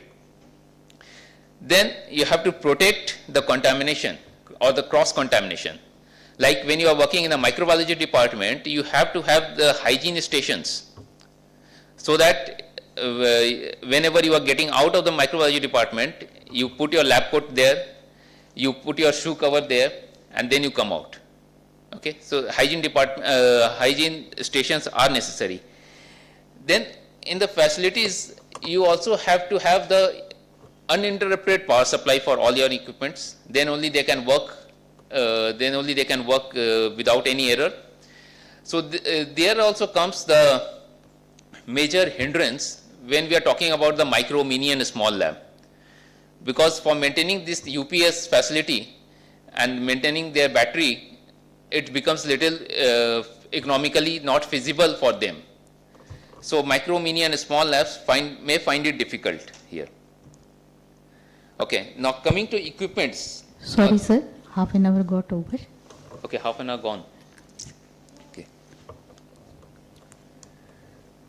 Okay, I'll try to manage more faster. So when we are installing a new equipment, we have this IQ, OQ, PQ certificates. IQ is what? Installation qualification. OQ is operational qualification. PQ is performance qualification. In IQ, you have documentation, all the documents related to the instruments, the manuals and all. You have to verify them that they are present or not. The components, the key components of the instrument, whether they are installed or not. Then the environmental conditions which has been given by the manufacturer. You have to maintain the temperature, you have to maintain the cleanliness of the area, you have to maintain the proper voltage supply, whether it's present or not. Utility verification like water, gas, if it's needed, you have to manage them. And then the safety checks, all the safety alarms, whether they are installed in the equipment or not. When we come to operational qualification, we check what we have installed. Like in operational qualification, we do the functionality testing of all the equipments which were installed, all the components which were installed in the instrument, whether they are functioning properly or not. Then you have to check your alarms, all the safety alarms which were there in the system or in the equipment, they are functioning properly or not. So these are the things which you should check in operational qualification. Then performance qualification, like how the instrument is performing, whether there is reproducibility or not. If you check the similar sample or the similar control 2 times, 3 times, it should be reproducible. Under different conditions also, it should be reproducible. Okay. Okay. So these are the checks which you should know when you are performing any test. Like whether your equipment is accurate and precise. When I say accurate, it means it should give a correct result. When I say precise, it should give similar results. Okay. So an ideal instrument should be accurate as well as precise. But it can be that the instrument is not accurate, it is not giving the accurate result, but it is precise. Means if the creatinine should be 1, but the instrument is giving 3.5, then if you are running the same sample 5 times, it is coming 3.5, 3.3, 3.6, it is precise, but it is not accurate. It was accurate when it will give 1.8, 1.1, n number of times you run the sample and you get this result. Then it will be called accurate and precise. So your technician should know that the instrument should be accurate and precise. Then the calibration of all the instruments has to be done annually. On an annual basis, all the instruments should be calibrated, and for calibration of thermometers, your pipettes, they has to be done annually by the local vendors, and in the institution or in the hospital run lab, it also becomes a cumbersome job, because every year you have to raise tender, you have to get attached with some vendor and then do this job of calibration. When you accept the reagent, you should check their quality. You should verify the lot verification. What is lot verification? Whenever you are putting a new lot reagent in your instrument, you put the reagent, you calibrate it, and then what you do is that you pick up a test which was being run in a previous lot reagent, and you rerun it with the new lot. Now there should be the variation of less than 10%. Then you can accept the result. Okay. Then externally provided products and services. NABL says that if you are in case of breakdown, you can send your samples to another lab, another accredited lab. But the referring lab is responsible for the sample integrity. So you have to choose a quick and good courier service for that. Now coming to the examination process, whenever a patient or a client visits your lab, he will be there for a certain requirement of certain test. What you do is you provide that, okay, I will do your serum creatinine.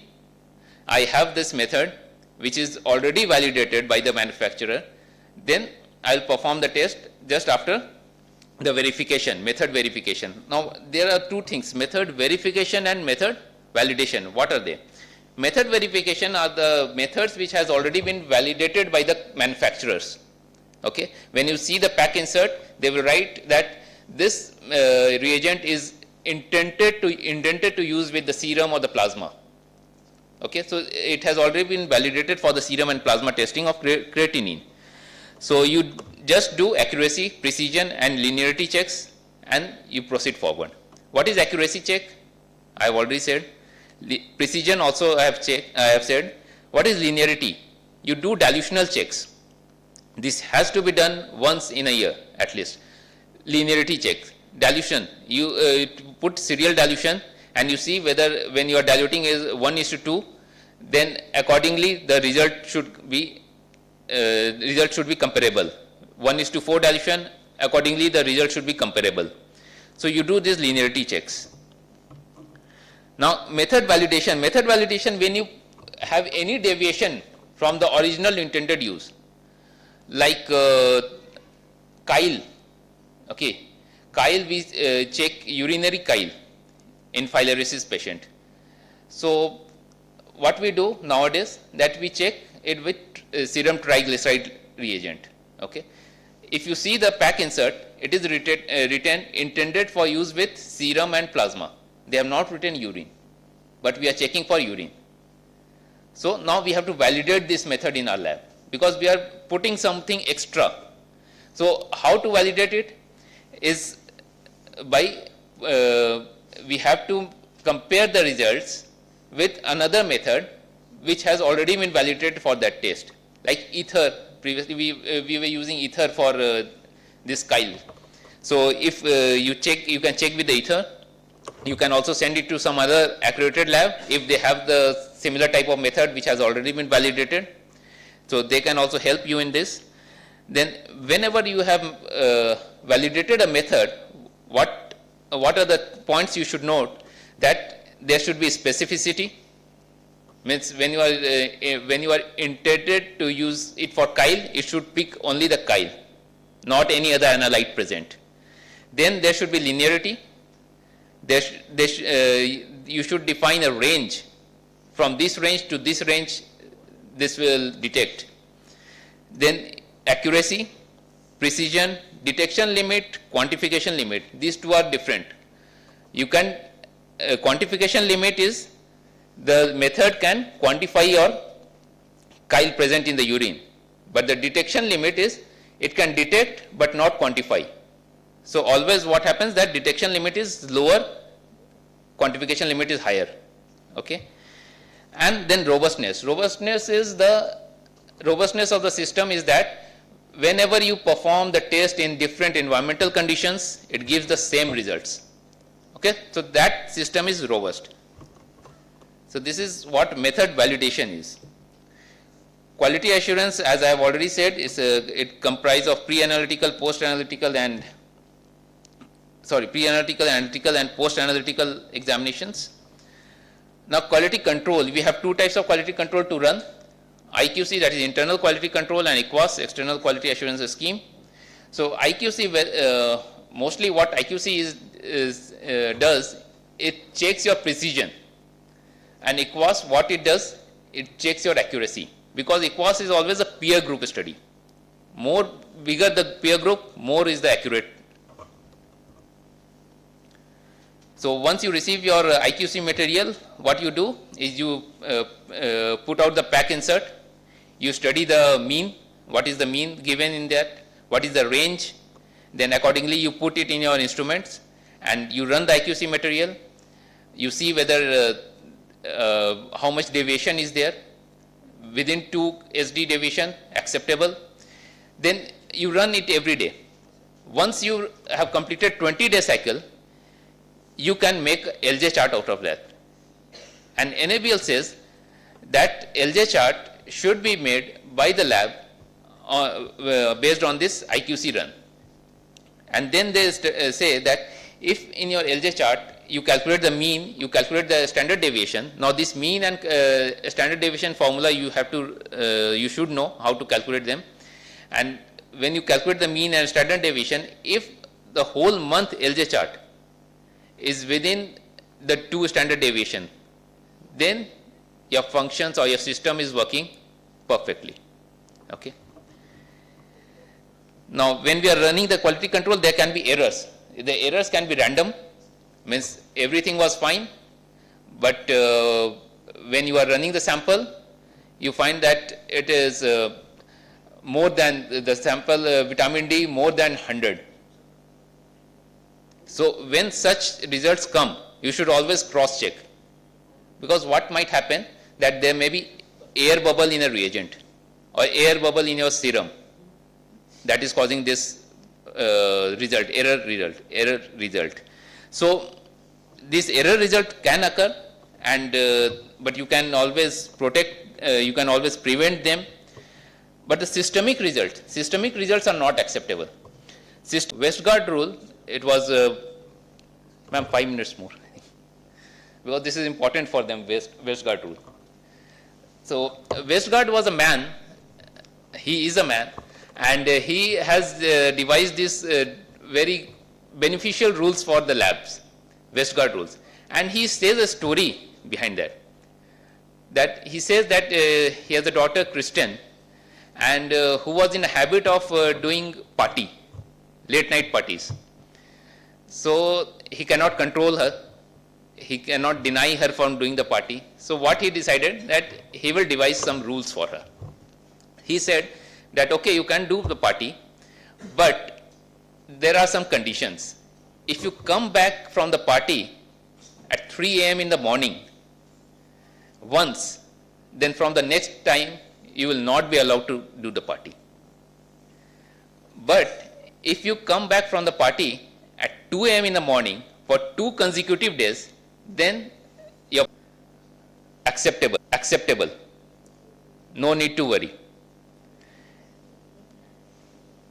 Now here, one control crossing the 3 standard deviation line, stop, not acceptable. Here, 2 controls, level 1 and level 2, they are crossing this 2 standard deviation line in a single run, not acceptable. If it was with 1 control, it was acceptable, but 2 controls, level 1, level 2, doing it simultaneously in a single run, not acceptable. And one control crossing this 2 standard deviation line on 2 consecutive days. Not acceptable.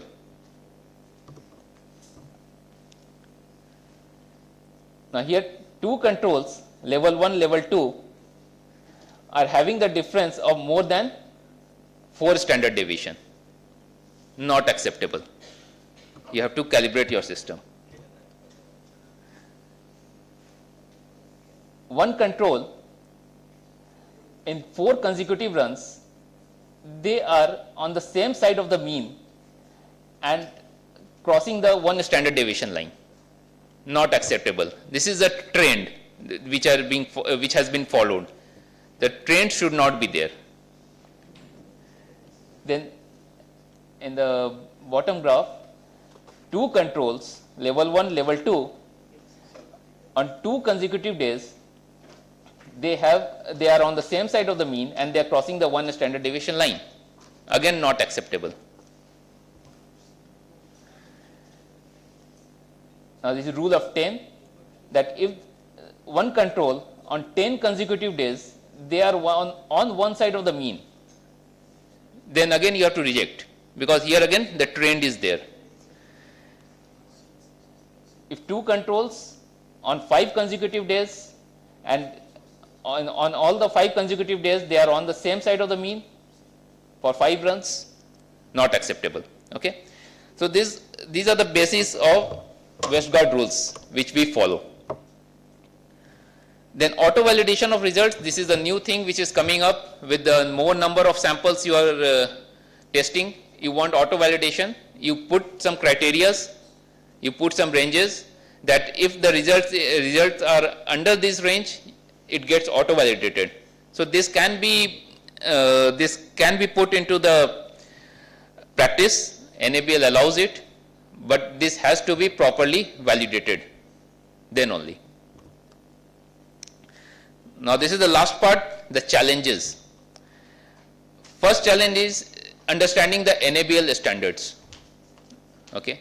Because you should have that patience to read that booklet NABL 112. If you don't read it, then you will always be confused. So read it once and then start practicing according to it, it becomes easier. Focus on paperwork over practice. This is also a trend, human trend, that okay, NABL assessors will come and they will see this document.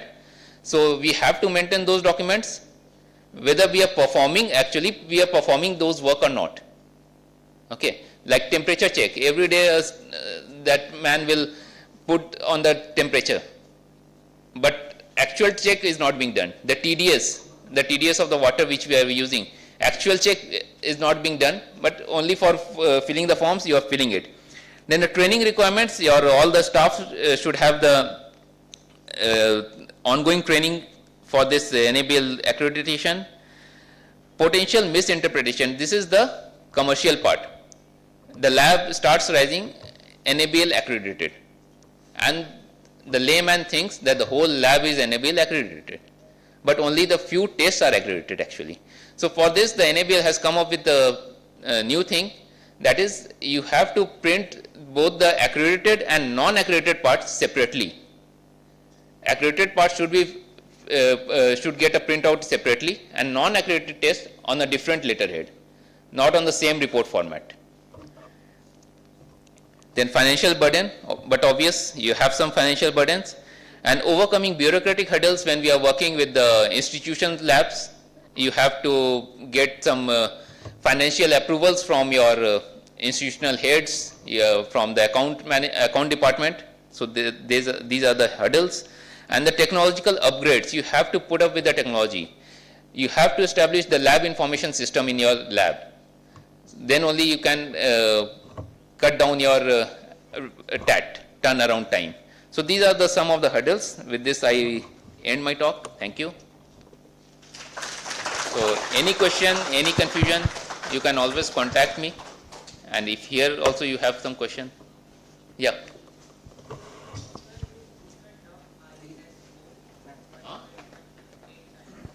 Okay.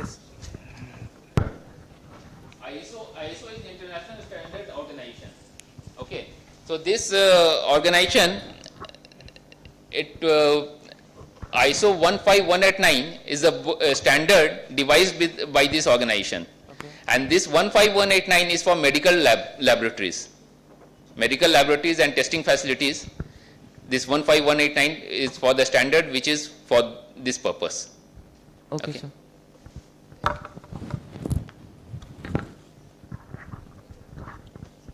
Any other question? Forum is open for question.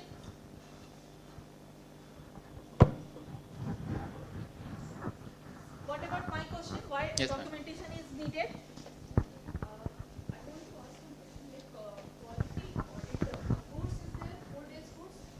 Yes, ma'am.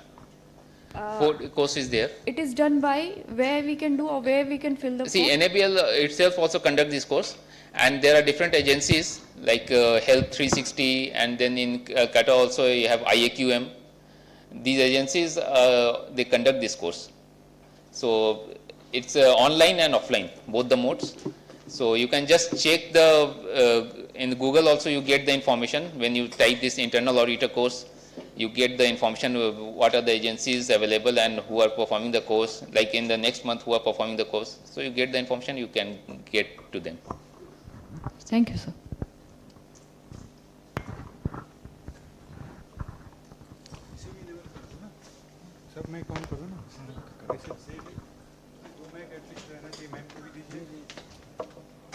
It's a very enlightenment talk by sir. Thank you, ma'am. And we got a lot of information. You came to know that why documentation is needed, because so your errors like pre-analytical, analytical and post-analytical should be minimized. Whatever in your time now, in which level you are, the error should be minimized. Okay. Okay. Any other questions? So then we will proceed. Thank you, sir. Thank you, ma'am. Thank you, sir. Thank you.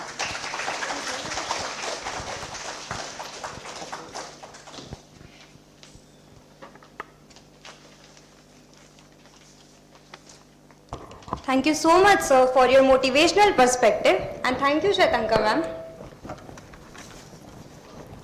Let us dive into our next session with Dr. Asha Patil ma'am to shed light on challenges in quality management practices in medical laboratories. Join us in having ma'am on stage with a big round of applause.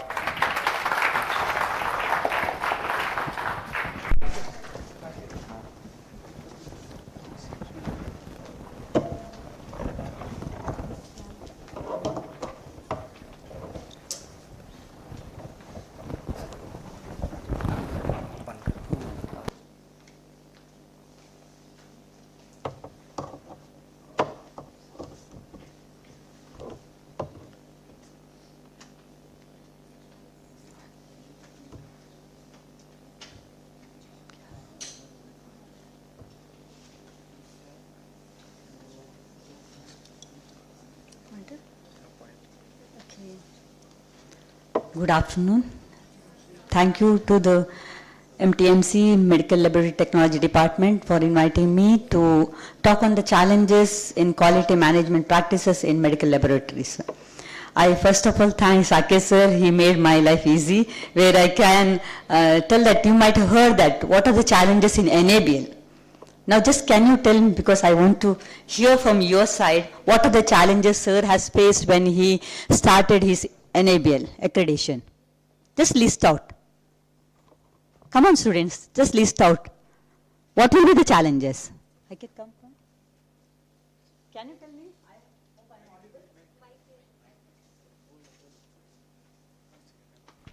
I would like this. Can you tell me the challenges? Yes, one by one, so that we'll have interaction. Documentation, good. Yes sir, documentation, yes. The next. Pardon? Equipments in what sense? Procuring? Pardon? Maintenance? Yes. So challenges? Yes, good. Next.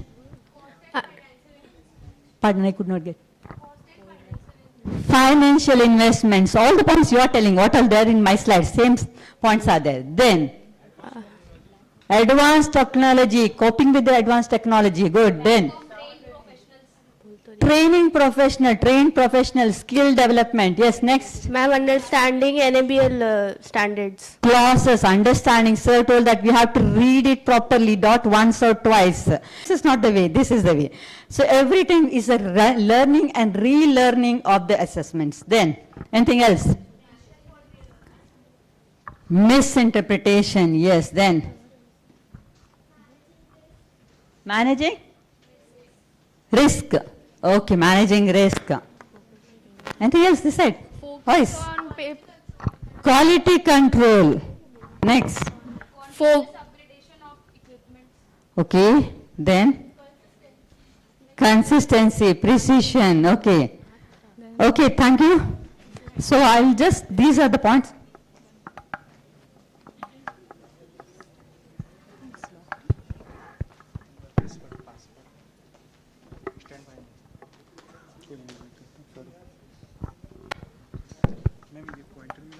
Hi, Mila.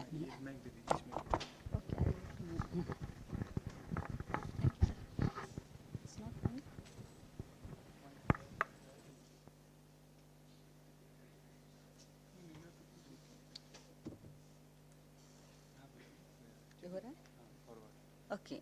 So medical laboratory quality management system as a comprehensive, as a complete, it is a framework for ensuring consistency and reliability of laboratory. Ultimately, why we have to do these things? Because ultimately our goal is, you can see that, assuring accuracy, reliability and patient safety. Ultimate our goal is patient safety. Right report to right report to right patient. So right report to right patient is the way what we have to deal as a medical laboratory technologist. So what are the key elements we have to focus on? One is that quality planning. So you may be working in a small lab, as Sir told, small lab, medium lab or large lab, but you maybe have your own lab or you will be working for some institution, but plan. Quality planning is very important. Then quality control, quality assurance and quality improvement. We have to improve day to day. That is the most challenges in the laboratories. Not only laboratories, every field it is a challenging. We'll see one by one steps because already the speakers have given the inputs. So I say that pre-analytical, Sir told the pre-analytical. So for me, as a laboratory technician, pre-analytical also matters for me. Pre-analytical, yes, the patient comes to me. Yes, come to us, our department. But before, there are several errors which are pre-analytical, which is not in our hand. Pre-analytical, yes, we are concerned about. Once the patient comes, we should handle them. We should be right. But there are some measures we should take into consideration, that is pre-analytical. That means from the clinicians. They may send us a TRF. The patient name may be wrong. Or the hospital number may be wrong. But when it comes to us, in a pre-analytical section, we are the one, we have to rectify that and do the corrective actions. So rectification is our side. Once the patient comes to you, I hope you all have worked in the lab, sir. Have you seen? Okay, others, we might be a patient somewhere else in the lab. So what are the first thing the technician do? When you take a TRF or text request form, what the technician do to you? Can anyone tell me? What they ask with you? Something they ask with you? They will ask, is it your name is Asha Patil? Or they ask you to tell your name. आपका नाम बोलिए, ऐसे बोलेंगे क्या? क्या आप आशा पाटिल है करके बोलेंगे? What is the way? We ask, can you tell your name? Okay, so that we can understand, we have to rectify. That is the first pre-analytical error. We have to see, that is the most challenging person, because we should be patiently sitting and identifying. Once the pre-analytical, I think there are documents that nearly 70% of the errors are by pre-analyticals. So we have to try to reduce, it is our job to reduce the pre-analytical errors. We have to find the right patient by checking the documents.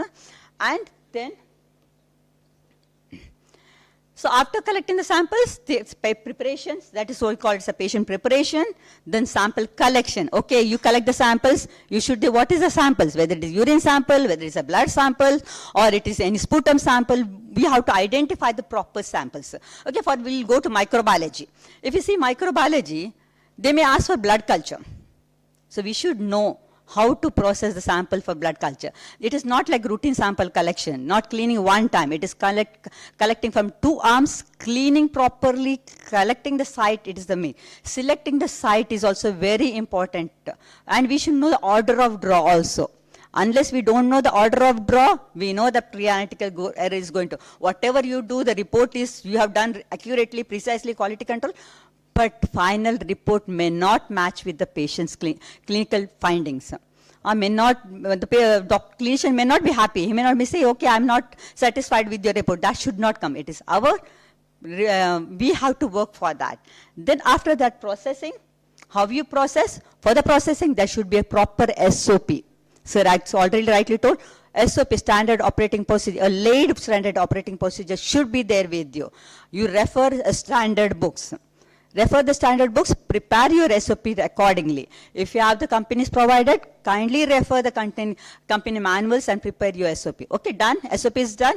It's not happy that you don't have time to read the SOPs fully. You keep your work instruction in your hand. Okay, you know that will give you idea, work instruction is there. Okay, I don't have to read that. You have a display document which will display. Once you see the display, you are ready to do because you are already thorough with the procedures, but you should have a view of that, whether steps are you are doing rightly or wrongly.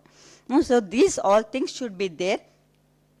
Then transfer of samples, time management, TAT, turnaround time. From the patient enters to your lab, the time starts. How much time you make the patient wait, that is called as waiting time. After waiting, what time you are going to collect the sample, that is the time. How much time you take to we call it transient time, how much time it will take the samples to reach to the laboratory. That is also, there's in morning sir told you can do a study on that. Transient time.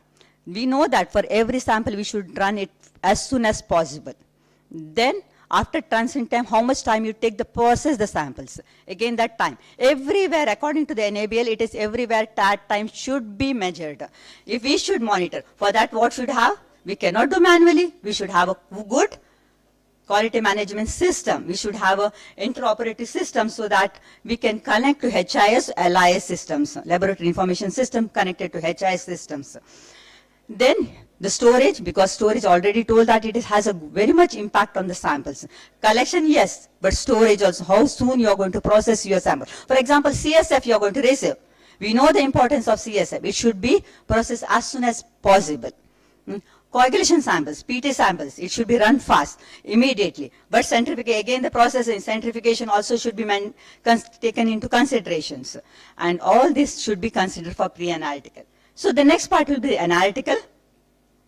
I have resolved all the pre-analyticals. There comes again the analytical. There comes the instrument. The instrument, how it should be, whether you have done the quality control, whether you have maintenance done properly, whether quality calibration is done regularly, whether company people visited, whether you have monitored the breakdown time, all this should come under the analytical system. This is also very much important challenge for the laboratories. Regularly, usually we see the company people, they come here and we have to remind, sometimes we have to remind them. Okay, calibration due is there next month, kindly get it. Okay, engineers comes, but quality control material, calibrated materials, it is very expensive again. Whether you are able to bear that amount, according to the NABL, we have to run the quality control according to the sample numbers also. Either twice or thrice, level 1, level 2, level 3. Again, the expenses bearing it is very important. Then comes the post-analytical errors. Okay, analytical solved, challenges we are going to face, we are ready to face. Now the post-analytical, here comes related to the data management. The large laboratory, large data will be there, how we are going to store that data. Okay, if the auditors comes, we should be able to recruit, we should be able to assess that data, we have to be able to show the data immediately as soon as possible. Then reporting the results, how you are going to report the results.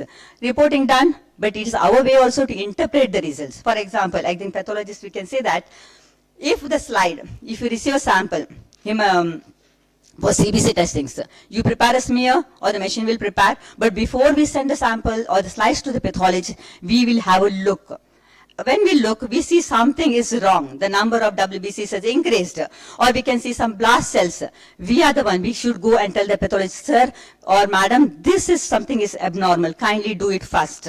So we are going to tell the pathologist, yes, they will take into action and they will report. So that our way is that we can save the patient immediately, because it may be a leukemia reaction or it may be a leukemia patients. So if we keep it piling it up, they may not know that it is an important sample. So we have to remind them. That's also very important challenge. For this, knowledge is very important. Every day you have to improve your knowledge. Do all the courses as much as possible.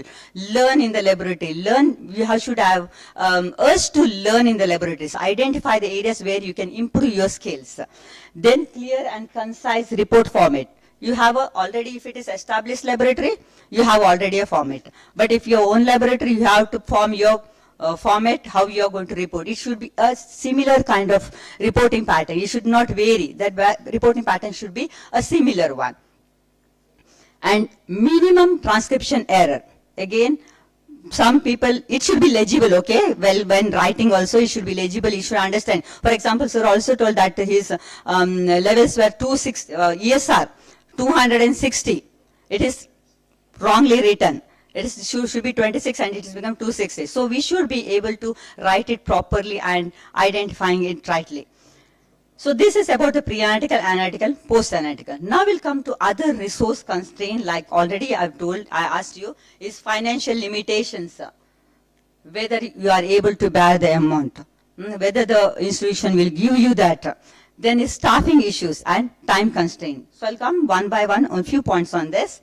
That high cost associated with the implementing and maintaining a robust quality management systems.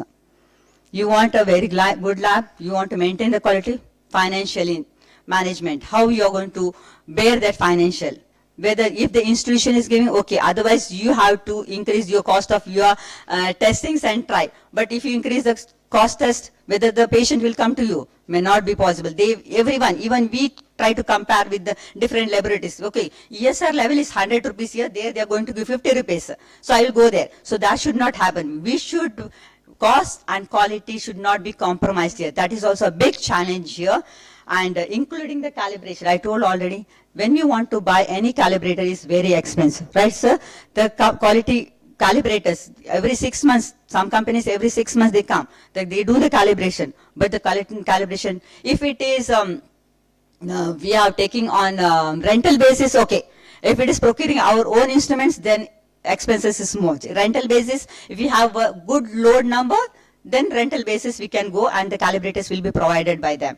Then reagent cost, which quality reagent you are going to use. Whether low quality or high quality, high grade quality, we should use that cost. Again, we have to go. Because all these challenges are very important, thinking that these all will be included in the test cost. It's not that test will be there, I can do 50 rupees one test. No, because all these expenses should be included in that, because we should run our, not under loss, it should be little bit of profit of business. And the software, getting a software is not that easy. It should be compatible to our institution or our requirement. So again, we have to see the vendors, vendor evaluation, vendor selection, all this process goes on for the software validation also. Validation verification again comes to software also. This is about the financial. The next part will come, the staffing issues. Staffing issues is shortage of qualified and experienced laboratory personnel, especially a specialized area. Though we have so many technicians coming out, but we should, what is the quality? Where they are, we usually have to check whether they are well trained. If they are well trained, I need not work that much, they directly can procure and they can directly work there. But if it is under trained, then again we have the training, again payment. You see, that is a big challenge here also. And the impact of high staff turnover. So what happens is that, this is, I think, a big challenge in the healthcare field, that experiences as growing demands are for qualified MLTs, while the number of graduates may not always keep pace. So what happens, MLTs or any other professionals, they come, they get experience, then they move to other places.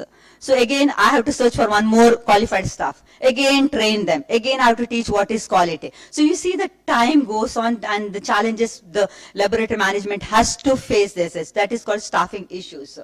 The next is that the time constraint. For example, again, mini, maximum, major, or which lab you are going to work, the lab sample numbers. You have one staff, the samples are more. Are you able to manage the time? So pressure of delivery, rapid results. I have defined my TAT, according to the NABL, I have defined my TAT that I'm going to do CBC in 3 hours. They will ask, what is there in doing CBC for 3 hours? Just put Salis method, do hemoglobin, count WBC within an half hour. No, I'm not going to compromise with my quality. So you have to wait for 3 hours. But this is also a challenge because the patient comes or waits. When the person or the patient is aware of the quality, the patient surely will wait for our report because they know that this laboratory is doing a quality work. So I will wait for my report because that will be a right report for me. So this is a pressure. That pressure is with whom? Again with us, with the who is working with the samples. I'm going to try to manage my time because I have to maintain my TAT. If the TAT deviates, again I will be responsible. I have to run the sample, the n numbers of samples I'm receiving. I have to do the quality control. I have to train everything, documentation. Along with that, running sample is not the easy task. Easy, just put the sample into the machine, it will give the result. Verification. Again, you have to cross-check the report. Okay, done. Whether you have documented that, what time the sample is received, whether the report has reached the patient, whether it is gone to right patient, all the documentation again comes. That is also a big challenge here. So need for an efficient workflow without sacrificing quality. So we have to work in such a way that we should not compromise with the quality. Our goal as a MLT is do not try to compromise with the quality, whatever it is. They ask, we run in 2 minutes, we can give, but it's not the right way. We have to do properly. Even say that EDT sample we receive. It's not that collect the samples. Mixing, have you seen the mixing of EDT? What the rules tells that mixing of EDT? Gentle mixing. You love that. Because it is the patient samples. You should ethically, work ethically that, you know that it is a human sample, human body fluids, respect that and mix it gently. The patient who is sitting in front, you feel happy that it is not rigorously mixing. It is like insult. I feel like that. If someone is mixing like this, it is gentle mixing 8 times. And it's not that we should run immediately. Though it is, we have to wait because EDT has a time to act with the cells. Then you have to run on the samples. So do not compromise with the time, the quality and pre-analytics. So this is about the time constraint. Even my time is also, I think, running. So I'll be running some slides here. Maintaining competency and training. Again comes here. Keeping up with the advancement. You have the instruments, new instrument, okay, higher end instruments. Then who is going to handle? Again we. Management has got new instrument to us. What we have to do? Again, they have to train us. It's not that, okay, I know, for example, I will take BD or Sysmax about any machines. I know this machine I have seen. No, you have seen, but you have not worked. So working is different from seeing. You should get trained for that. So training personnel will come and train you. They will train only 1 or 2 persons. Then that person has to train the other persons. So handling, again, that is a challenge when we get a new instruments. But we have to do that because the technology is improving day by day.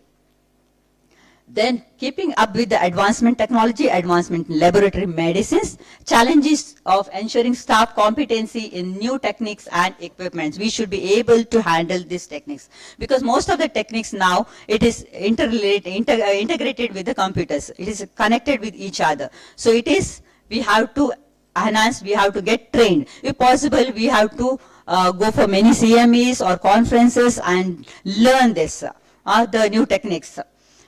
And the next is the effective training programs. Whether your institution, whether your lab is training you, whether you are working with the proper trained personnel. So here, it's not that I have done my MLT, I can work anything. No, it's not. Because we have to get trained regularly. Every time we have to face the challenges and we have to get trained. And We have to improve our skills, hands-on skills. Though we say that machines are replacing us, no, it's not replacing our skills. We have to improve our skills. Day to day, we have to. If ever the machine breaks, we should know how to handle it. That is the skill management. Then the competency, regular competency assessment to ensure staff proficiency and identify areas for improvement. We have to see that if possible, I am handling one machine, for example, I'm working on a flow cytometry. I should be well trained on that flow cytometry. It's not that everyone can do flow cytometry. That is a proper training, that should be a professionally, they should be able to handle that. Okay, I know I can handle coagulation machine. It's not that running the samples. We should be able to interpret the coagulation results also. After interpret, if yes, for example, APTT increases, okay, give the report. No, it's not that. If APTT increases, we should be able to tell the clinicians, yes, I can find that it is increasing. Yesterday's report is decreased, today's report is increased. We have to cross-check that. It is our role to check for these things and tell that, yes, something is happening in the samples. Kindly check or kindly resend the samples because I want to cross-check. Okay, then the clinician might say, okay, the patient is on heparin or warfarin. That may be because, or that your coagulation results are changed. Okay, then I will be satisfied. Okay, my results are going right. Otherwise, that is a challenge. You have to check these results. CBC also. It's not that run to the machine and leave it. We have to, there are so many histograms coming, scatter plots are there. We should be able to understand, interpret the scatter plots, understand the histograms and see how to manage this. That is also a very challenging task for the technicians or technologists. The next part comes the quality assurance, the very important part of this. The quality assurance is a big umbrella. Under that, all so many things are there. Under that, the strict regulations. If you are wishing, many people like to go for accreditation. That is very important, though it is financially a very big challenge. But once you enter, yes, that accreditation is that you are satisfied being a staff there working, that we are going to give right reports. So laboratory must adhere to rigorous quality standards like NABL. One is the NABL 15189, or for refer NABL 112 for all these procedures. ISO standards you have to follow.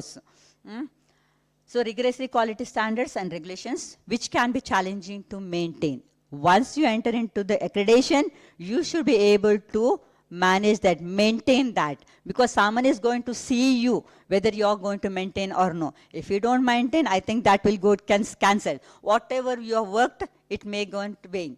So always try to maintain once you get any accreditation. It's always good to get accreditations, but once you enter into the accreditation, you should follow. It says that what you document, what you write in SOP, you have to follow. It's according to the, I know I'm thorough with my procedures. No, you have to see the SOPs once in a while that what you are doing is right or wrong. No shortcut ways in anything. What is documented, same thing you have to follow here. Then human errors. Try to, the most challenging is the errors, the technical errors.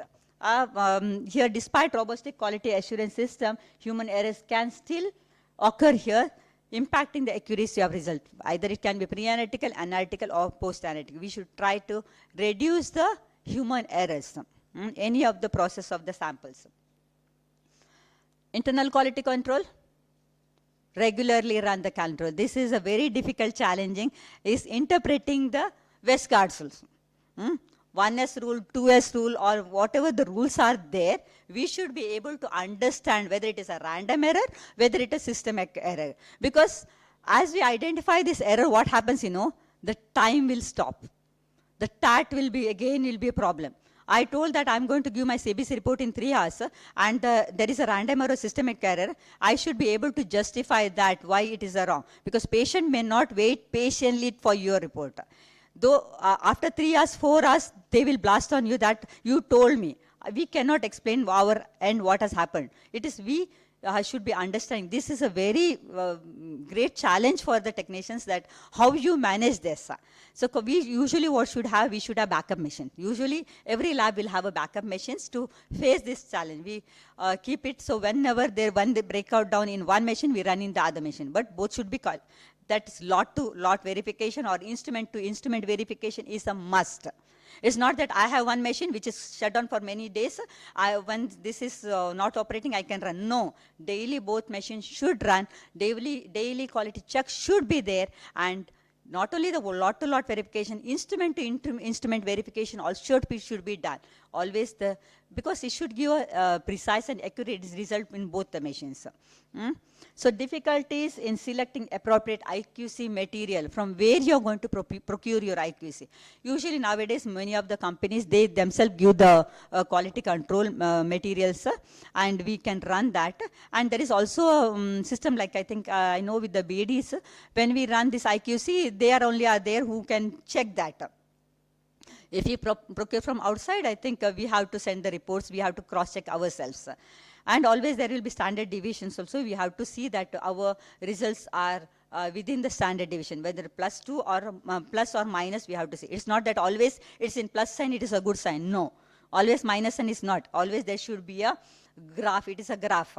So we should be able to that. So troubleshooting, that is the challenge, is the troubleshooting. Understanding the graph is also a challenge. It's not that everyone can, so we should train to understand the troubleshooting, how to interpret that. So what usually many of the laboratories, they keep one quality manager. Every lab will have a quality manager who checks the quality controls regularly and interprets the result. If there is any deviations, so the quality manager or laboratory managers will come into their account, and they do that. Because every lab will have a quality manager, deputy technical manager, deputy quality manager. Many people will be there assigned. So they will be working in together and understanding the results. So there should be a robust IQC procedures to ensure the reliability of the daily testings. So for this, again, the challenge is that we have to maintain the record. Why we have to maintain? Because we have to show to the auditors. It's not that last moment we write something. We cannot do that, because daily maintenance is very important. Daily documentation is important. Every 6 months or 1 year, the auditors will come and ask, suddenly, like we ask in Viva exams, no? The questions will be out of syllabus something. So if they ask, we should be able to show that, okay, we have these results. We are doing this. So something we have to do regularly. The next is the IQC, or external quality assessment. Finding the proper IQAS.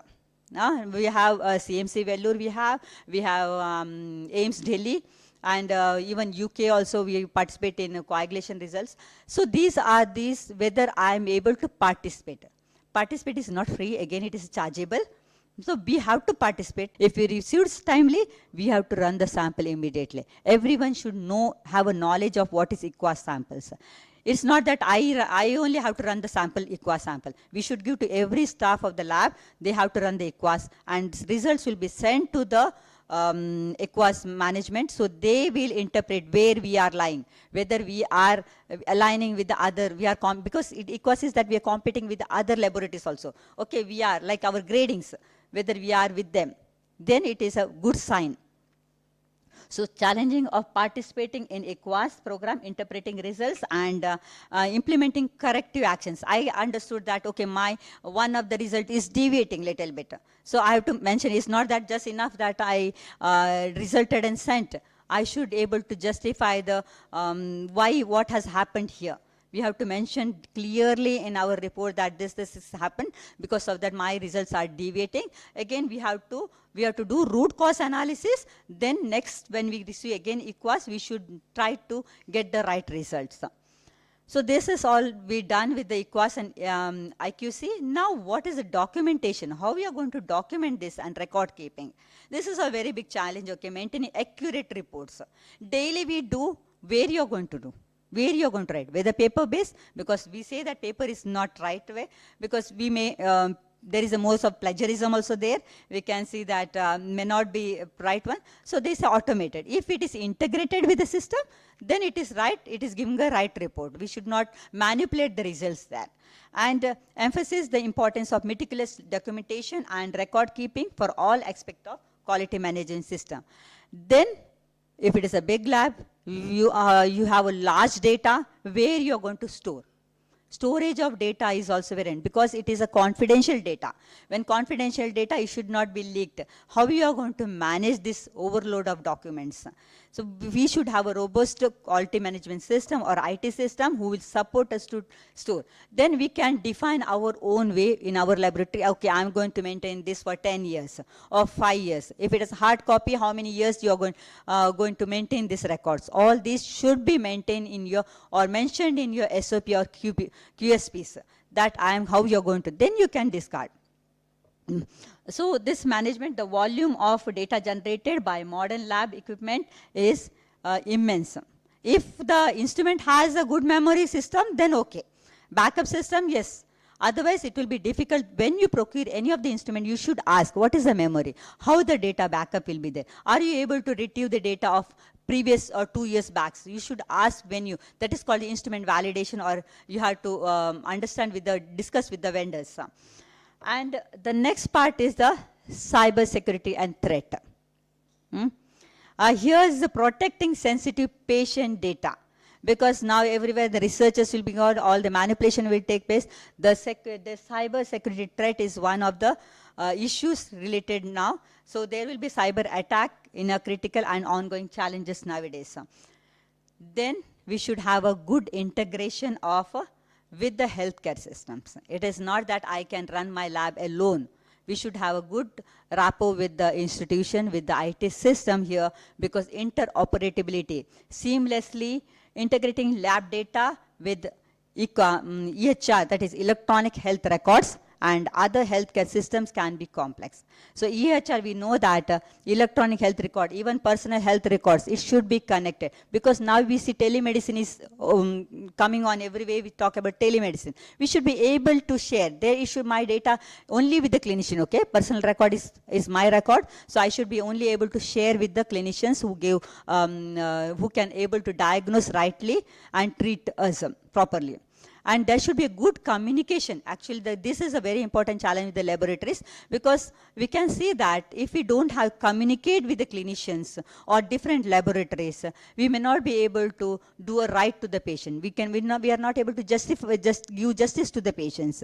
So whenever we receive any sample, for example, if I receive a sample which is, it is mentioned in the form that it is collected at 7 a.m.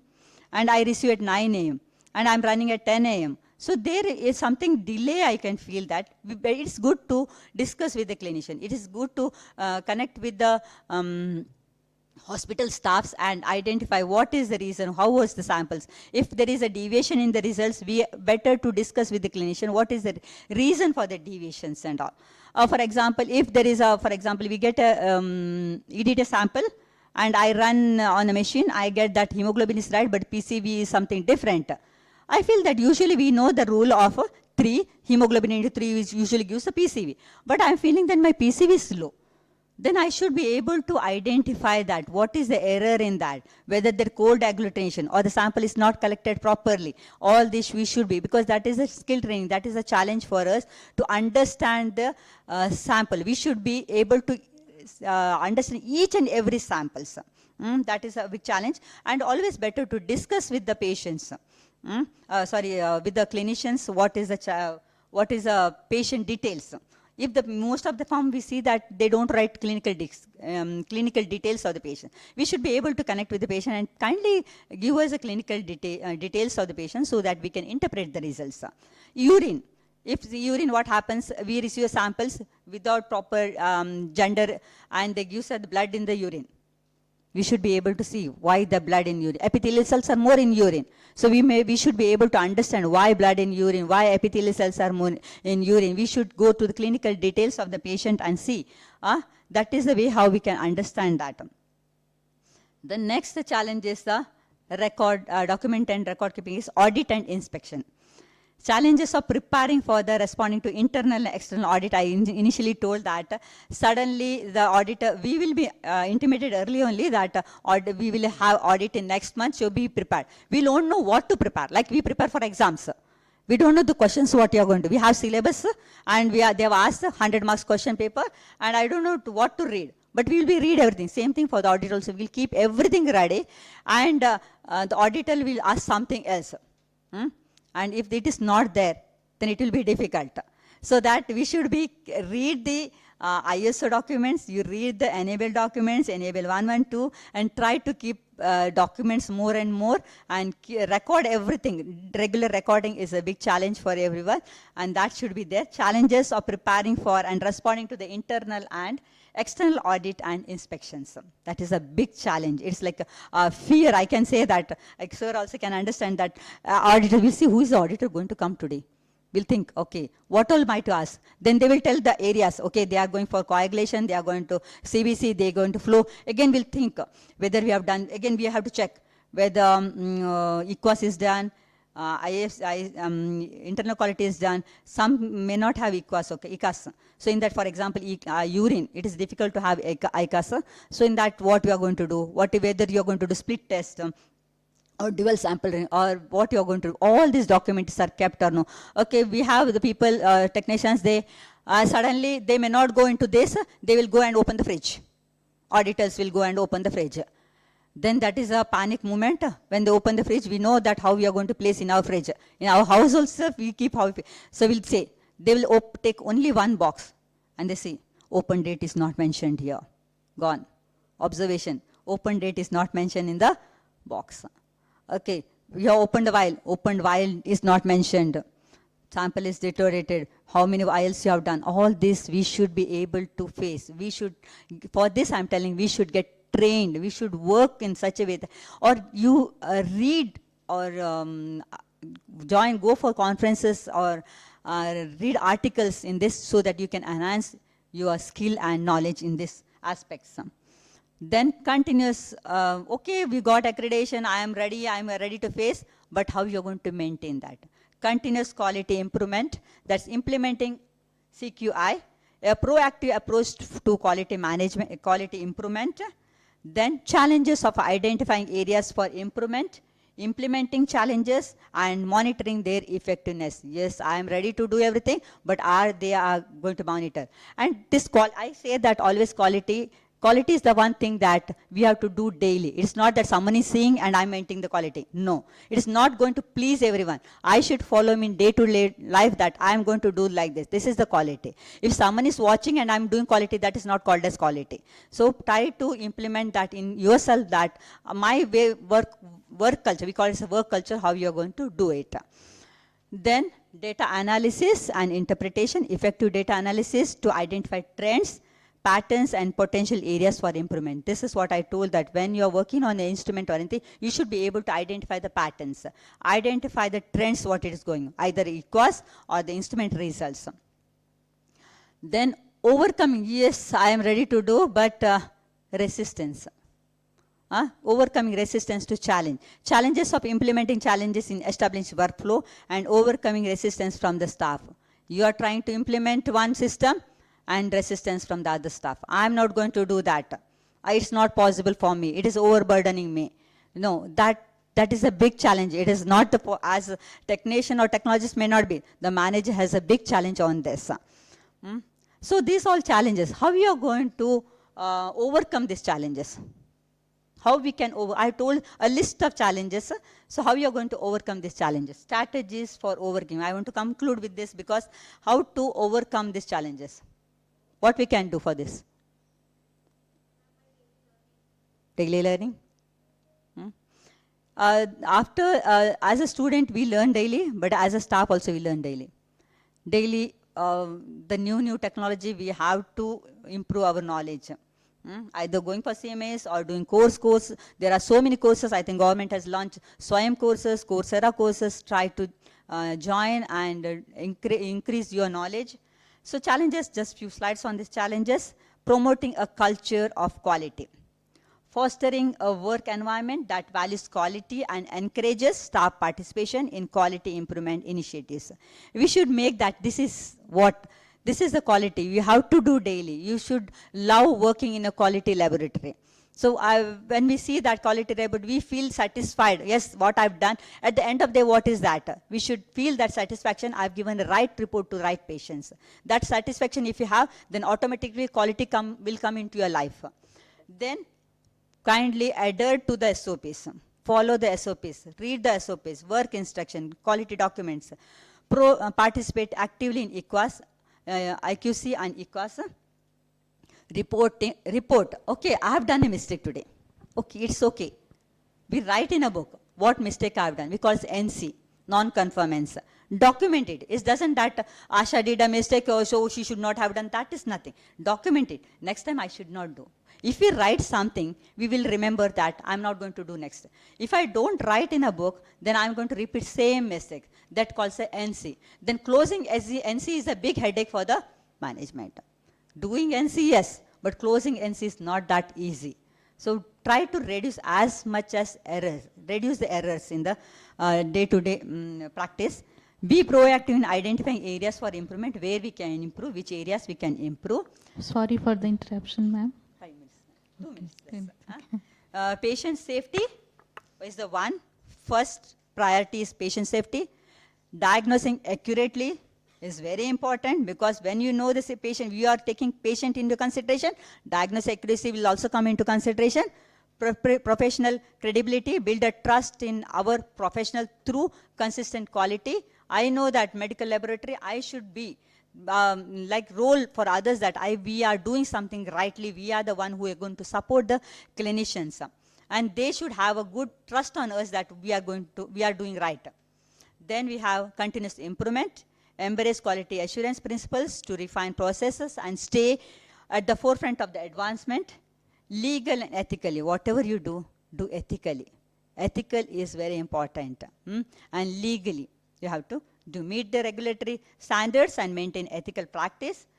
Then here investing in resources. Try to get adequate funding for equipment, training, and staff will help. Okay, one staff, 100, 200 samples may not be possible. So we have to try to get more skilled staffs so that we can manage. Because there is also the stress management. There is also work, we call it work stress. Even we have done the study on this, where how much workload and work stress a person will have. So we should not give more stress for the patient, because they have technicians, because they have to go and they have their own family also. So that stress should not be carried to your family. Wherever you live there and you have to work. So that stress should be maintained. And implementing a robust quality management system is very important. If this is into place, then I think work will be little lesser, or stress will be little lesser to the technologist. Then collaboration and communication with all. Then it's not only the laboratory staff, healthcare providers, and other stakeholders. The final message from me is that the future of healthcare depends on the accuracy and the reliability of laboratory staffs. So I encourage you to embrace challenges and opportunities that lie ahead, and to always strive for the highest standard. We should strive for highest standards of quality in our work as medical laboratory technologists. I wish that I'm ensuring that you will do this in your life. You will become a good quality professionals and do a good future. I wish you a very bright futures. Thank you. Thank you so much, ma'am. You have given a dynamic knowledge to us, ma'am. Thank you so much. Any questions to ma'am? Forum is open for all of you. Just within 1 minute, what is audit and what is training? Madam has explained very nicely the training part. Why in the medical lab technology it is so important? Can anybody give the answer? Yeah. Brief answer.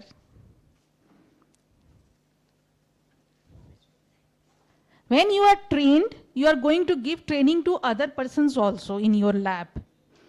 Okay, and it is a dynamic process that after one training also you have to take another training. So it is a continuous process. Audit. Why audit is important? So that what work you have done will be asked by the auditor, your documentation process. Okay, so thank you to all of you. And I will proceed with the next part with the... Thank you, Asha Patil ma'am, for inspiring us from your knowledge and giving us an enlightening. Thank you, Shatanka ma'am. Ladies and gentlemen, we had an enriching session so far. And now it's time for a lunch break. But before that, an important information. As our Dean MCHP, Dr. Arunji Maya sir will join us online at 2:10 p.m. sharp to address the gathering. So we request all of you to proceed to canteen area, but please get back and take your seats by 2 p.m. sharp. And to the audience who have connected with us virtually, we'll get back to you after an hour. I repeat, everyone kindly be seated at 2:05 p.m. sharp. Thank you so much. Thank you, everyone.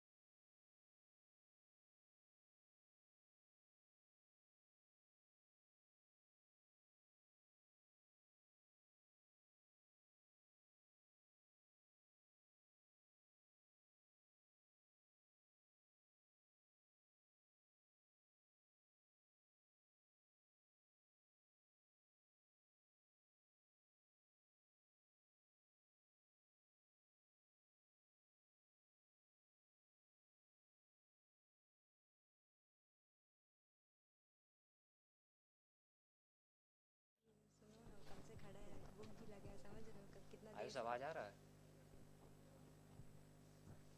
से बेचारा खड़ा है। हाँ, दो जन को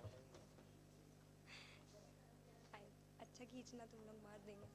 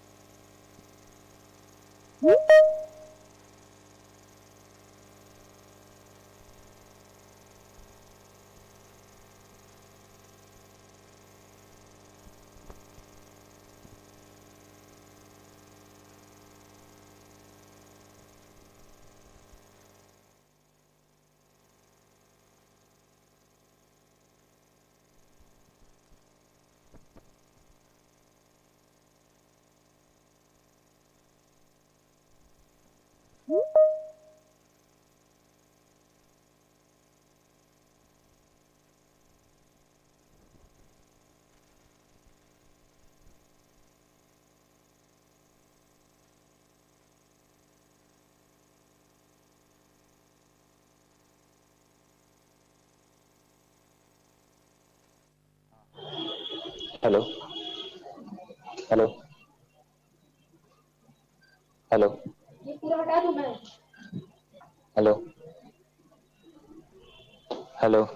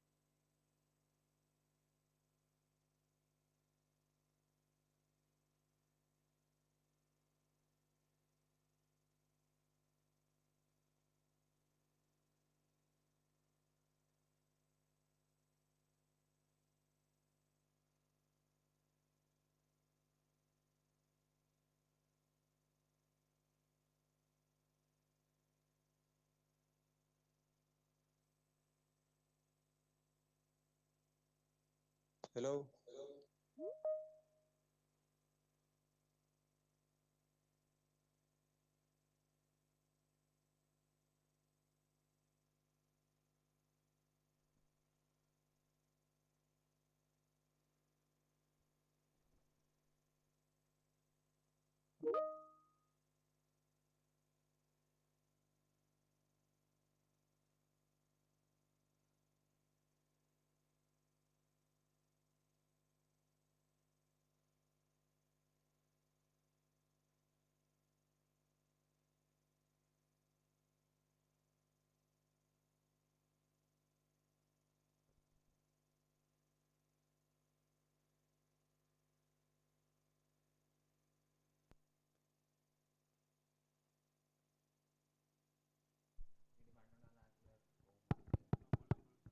hello hello इसको unmute करके क्या करेंगे hello hello hello hello hello hello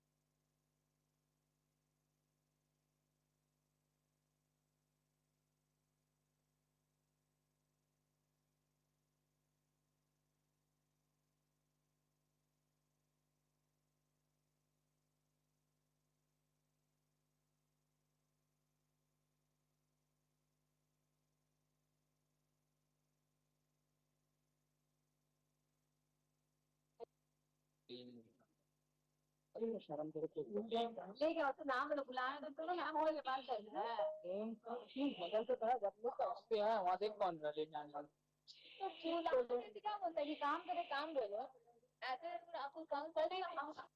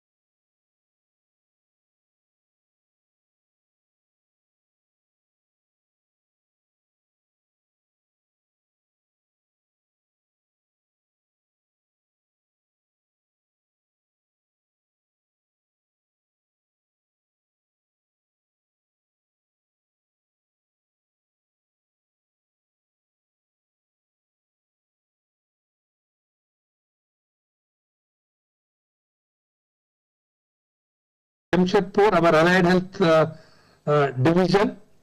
It gives me a great honor to be a part of this conference on the medical laboratory technology, the Ignite 20. First of all, I would like to congratulate and compliment the entire team led by Dr. Yashwant, Sushil, Veena, and all the other faculty members for organizing this conference and also giving a lot of visibility to the allied health campus of the Jamshedpur. Congratulations to each and every one of you. And when I look the conference plan, many speakers have been invited, including from MCHP. I can see Dr. Asha here, and many other speakers from the other part of this conference.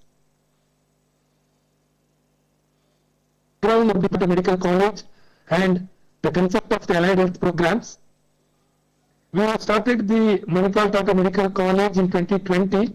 This is the off-campus campus of the Manipal of higher education. And most importantly, this is the private partnership. Two important or the leading organizations in the country came forward. Manipal is known for quality education in the healthcare, whereas Tata Steel is known for the quality industry. They joined together and started the Manipal Tata Medical College, and in the same year, the allied health programs have also been introduced at the Manipal Tata Medical College campus. If you look at the last 3 or 4 years, the allied health is expanding very well.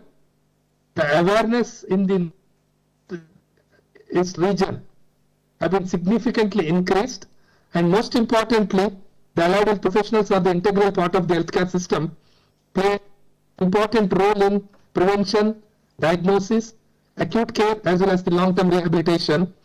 And as a medical laboratory science or the medical technologist, you play an important role in the healthcare system, and all of us are witnessed during the COVID time. During the COVID time, medical laboratory science played an important role in the early diagnosis, as well as also looking at the prognosis of the COVID-19. And medical laboratory science program of our university, we are offering in Manipal, Bangalore, as well as even in Jamshedpur. It's one of the very highly demanded program, and most importantly, the students are getting an extensive clinical exposures in the different hospital. Even MTMC interns are getting an opportunity to come to our Manipal Group Hospital and also the other teaching hospitals in Manipal and the Bangalore. As a medical laboratory technologist, if you look at now, there is a significant change in the pattern of practice. From a manual, most of the become automation now. So for the young laboratory technologists, it is important for you to get updated with the recent advances in the field. Thereby, you will become a very skilled and the competent professionals in the field. So the today's Ignite 2025, when you look at the various sessions planned by the organizer, is very interesting, and also the recent advances topics have been introduced in the conference, and definitely this is going to be a very enriching experience to all the delegates. Once again, I congratulate and compliment the allied health team of Manipal Tata Medical College, led by Dr. Yashwant, Sushil, Veena, and all the other faculty members for organizing this Medical Laboratory Technology Conference 2025. I wish this conference a grand success, and thank you very much for the opportunity. Thank you all. Thank you, sir. Thanks a lot for your all the guidance and the support and the blessings that you have given to us, and due to which we have started this Ignite 2025, and we will be forwarding it to the next session again. Thank you, sir. Thanks a lot, sir. Thank you, Dr. Benin. All the best. Thank you. Thank you very much, sir. Yashwant, Thank you, sir. okay. Yashwant, can I leave the meeting? Yes, sir. Yes, sir. Thank you, sir. Thank you. Yes, okay. Thank you all. Bye.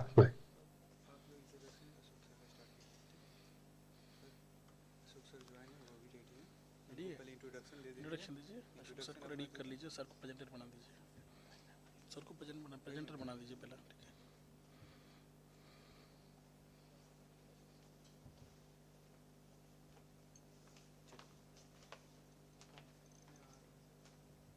Mute करना था ना।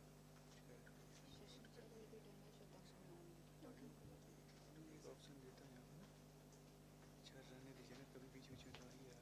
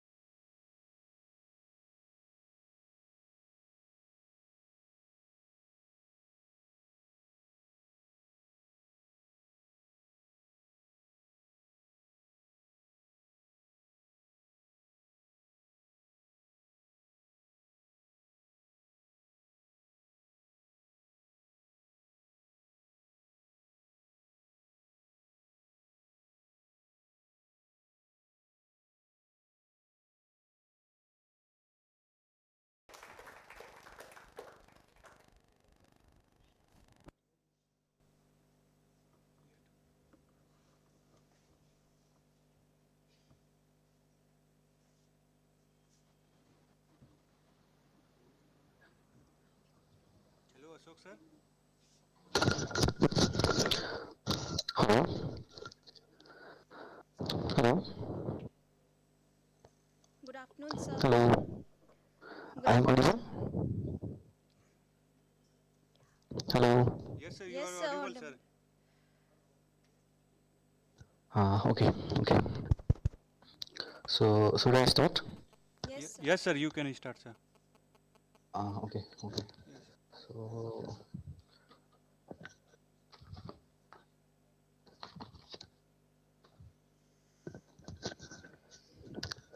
okay.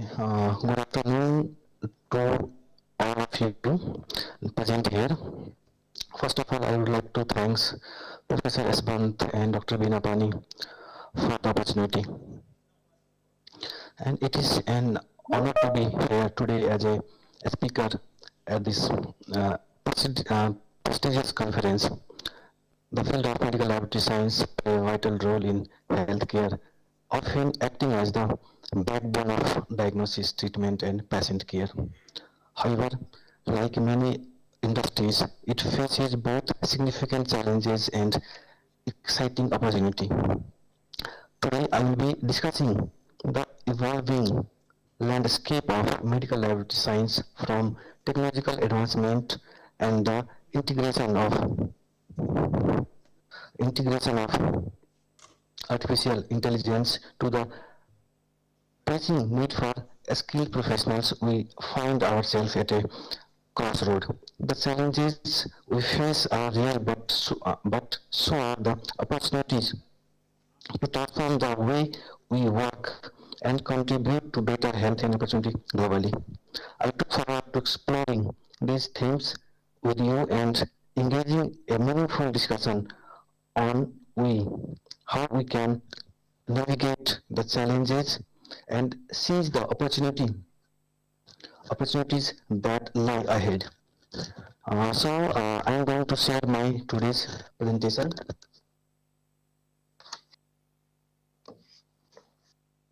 Just give me a few seconds so that I can share my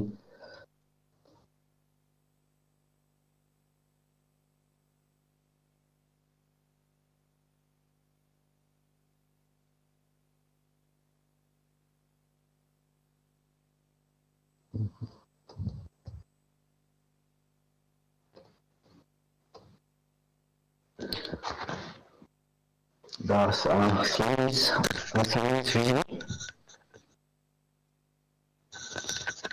Hello. Okay. Thank you. thanks again for the opportunity. So the today's topic, challenges and opportunity in the medical laboratory science. So the outline of the talk is medical laboratory science, challenges of medical laboratory science, and the further changing of face healthcare technology, genomics and personalized medicine, machine learning and AI, point of care testing, along with the opportunities of medical laboratory science, academic opportunities, specialties, career option, prospective employers, and career progression. So the first of all, medical laboratory science is a very common as medical laboratory technology, state of medical laboratory science in India, and also called as pathology and laboratory medicine. So the laboratory medical laboratory science is a modern discipline. Medicine is impossible without the test performed in the clinical laboratory. Perform the complex test on patient samples using sophisticated instruments, equipments, and techniques. More than 70% of medical diagnosis or decisions are based on the laboratory test results according to the rank of the pathologist, and improperly diagnosed or tested and diagnosis treatment would be less effective and wrong treatment. So the clinical laboratory testing play a crucial role in detection, diagnosis, treatment of the disease, and also play a role in disease monitoring and prevention. Not only that, they are also expert in performing of research, doing the research, and also they are well expert in validate the new tools, technique, instruments, and they also ensure the quality of test and good laboratory practices. At the last but not least, the training. At the every point, every steps we require a lots of training to be good to make a good decision and confirm diagnosis. So the very first, the factors, the factors that impact the changing of face in healthcare technology, in which the very first factor is the population growth. The global population is projected to exceed more than 12 billion by 2100, leading to increased demand for resource, healthcare, and infrastructure. The current world population is around 8 billion and is expected to reach 9 billion in 2030 and 10 billion in 2050 and more than 12 billion in 2100. And the next factor is aging population. The population of elderly people is rising, presently challenging in healthcare and caregiving medical treatment. And the next factor that impact on changing the healthcare technology is the urbanization and migration. By 2100, it's estimated that more than 70% of people will live in cities, driving the needs for sustainable urban planning, resource management, and better healthcare facilities. So the next factor is climate change. The environmental shifting are causing the more extensive weather events, impacting ecosystems, health issues, and resources globally, and lead to the emergence of many types of health conditions. The next factor is emergence of novel virus. The new infectious disease continues to emerge, that is the COVID-19, HMPV, and many more will come, posing threats to global health and requiring enhanced monitoring and healthcare preparedness. The next is the technological advancement, the innovation. And as we know that the most important things is where there is a challenge, there is an opportunity. So this is the first challenges along with the opportunity. So the next thing is disease pattern. Means as we all are aware about the disease, the pattern means the there is a upper right side there is a picture. Yes.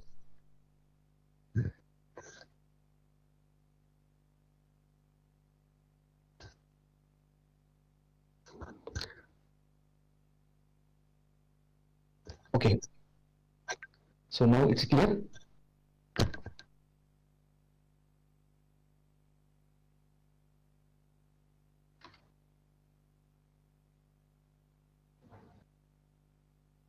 Yeah, it's now.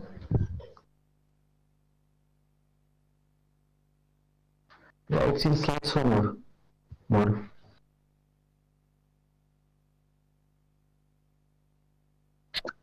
Okay. Thank you. That is the data taken from the GBD, Global Burden of Disease. So in the first upper picture, you can see the burden of disease from 1990 to 2021. So in which the cardiovascular disease is number one. So more than means 428.33 millions, and the second is respiratory infection and TB and cancer and ozone. And the second, the pictures represents the trends of shifting of disease pattern, in which the non-communicable disease like malignancy, heart disease, diabetes, and mental disease is shifting progressively. And the similar way, the non-communicable disease like HIV, malaria, tuberculosis, novel viruses is decreasing. And also injuries, which is indicated by red color, which also means increasing. And the disease like maternal, paternal, and nutritional is decreasing. So this is the disease pattern that impacts the changes in health care and technology. The next is genomics and personalized medicine. So as increase in knowledge of human genomics and its role in healthcare diseases, like genomics and personal medicine are transforming healthcare by focusing on individualized treatment based on person's genetic makeup. Through the study, gene and genomics allows for the identification of genetic variation that can influence health, disease susceptibility, drug responses. Personalized medicine uses this genetic information to the tailor treatment, ensuring they are more effective and have fewer side effects.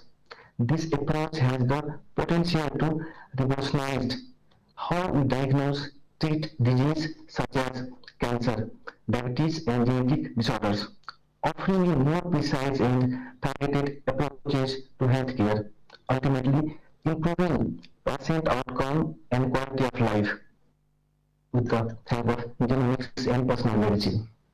In the figure, you can see the figure is from 1980 to 2030, in which in 1980 we use to simple tests like physical examination, lab diagnosis. In lab diagnosis, simple hematology, microbiology diagnostic used to diagnose the disease. But after that, in 20s, we developed the techniques like cytogenetics fields to diagnose the disease. And after that, in around 20s, the targeted gene testing, PCR, RT-PCR, qPCR, which help to diagnose the disease. And now, in this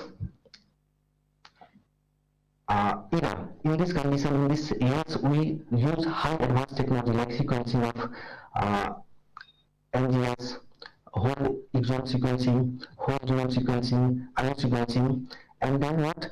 It will be the further. In 2030s, it will be go more advanced tools and techniques like epigenetics, single cell sequencing, cell-free DNA, and RNA, and microarray to diagnose the disease, which helpful for the proper diagnosis, correct treatment of the disease. So it's a Then we say challenges because of lack of connectivity with the health science care with genomics and personal medicine. The next, genomics, bioinformatics and analysis of big data is also most important challenges in the medical laboratory science. The image represents a flowchart of genomic data analysis pipelines, beginning with sample processing from patient, followed by tissue extraction and DNA library preparation. It progresses through methods such as DNA genomics, whole genome sequencing, whole exome sequencing, targeted sequencing, transcriptomics, RNA sequence, and epigenetics. The primary data analysis phases includes selling, demultiplexing, and alignments. Secondary analysis involves variation, annotation, pathways analysis, and data visualization. The process culminates in diagnosis, prognosis, and treatment, adding precision medicine and clinical decision making through genetic insights. So the figure represents how to generate the data, and that data, how the data is useful for the diagnosis, prognosis, and treatment of disease at advanced level. So also the very challenging, and as we all know that when there is a challenge, there is an opportunity. So the next is the emergence of clinical bioinformatics, means as we all are about the bioinformatics, but the clinical, a field of science that uses computers, database, maths, and statistics to collect, store, organize, and analyze large amount of biological, biomedical, medical, and health-related information, ideas of disease, and that system analyze to give the exact report result, which helps in the diagnosis and treatment of a disease. So it's a beautiful, on the right side is a beautiful picture of bioinformatics, and they are connected with each other subjects like microbiology, genomics, proteomics, computer-aided drug design, computational resources, application database, information technology, which helps to generate the bioinformatics, which gives the idea about the results of the patient. Next, how can we fill the gap? So fill the gap, we need to add the courses like bioinformatics in our courses.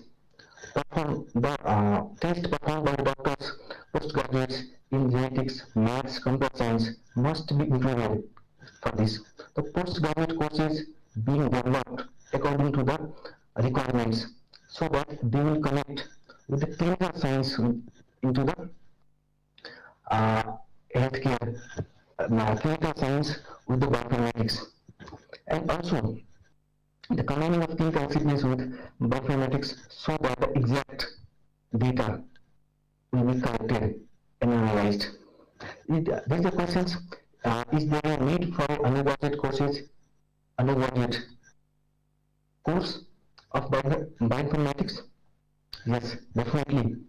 We require the bioinformatics course in the undergraduate level also, because means the bioinformatician means who are not from the healthcare area, they are unable to analyze accurately the data from the clinical science. So we need to means A in the course as the bioinformatics in undergraduate level. So the picture.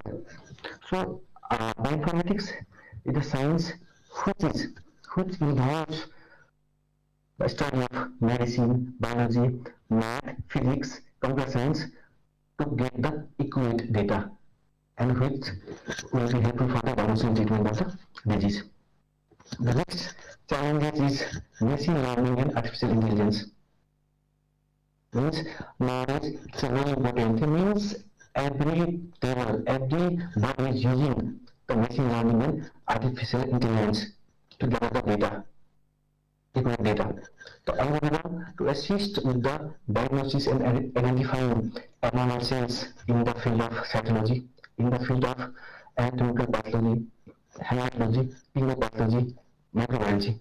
And also, deep learning, that is the artificial neural network is very important to get the accurate and precise information. For example, the picture represents how we do in the lab in simple way and how we can aid the artificial intelligence. Like it's the first picture is the microscopic slide image, and then the second is sub image in details and cytoplasmic sequencing, and that characters will helpful for the identification of the cells, and based on the cells we can classify whether the cell is healthy and whether the cell is unhealthy. So nowadays in medical laboratory science the machine learning and artificial intelligence is also challenging, but there is again when there is a challenge there is a opportunity. So next is a point of care testing. So nowadays it is rapidly growing. Rapidly, the rapid laboratory test without patient samples having to be transported. Means nowadays everywhere in clinics, hospitals, homes, and assisted living healthcare facilities and laboratory, they all are using the point of care testing. And nowadays the field means the day by day it's increasing in demand in the everywhere, whether it is a clinic, whether it is hospitals, homes, and everywhere. So it's I can say benefits like it's a affordable, sensitive, specific, simple to use, rapid, robust, delivered to those who need it. So next is the POCT is also called either near patient testing or POCT.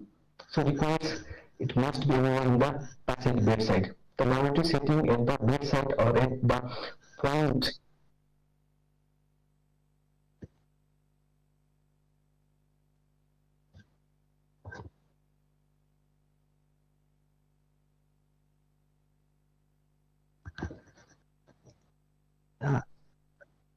yes, it's a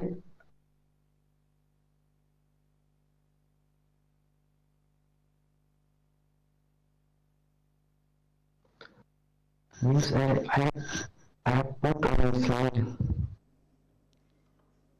presentation. Screen share, sir. Screen share. Just do it. Yes, sir.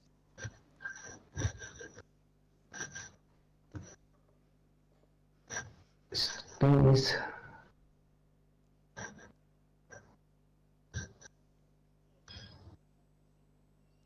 Slides here, sir. Slides here. Oh.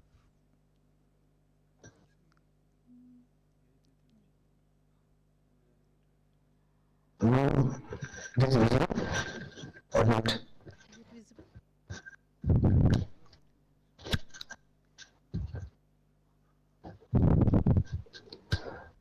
It's not visible. No, sir. Just give me a few seconds. Hello, sir. Or else you can say to me, Saruk. To me, sir. Yeah. Please share PPT to me, sir, on my WhatsApp or whether in mail, sir.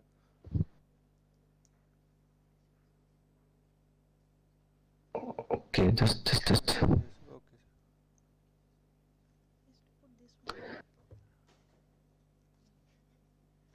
Means how can I?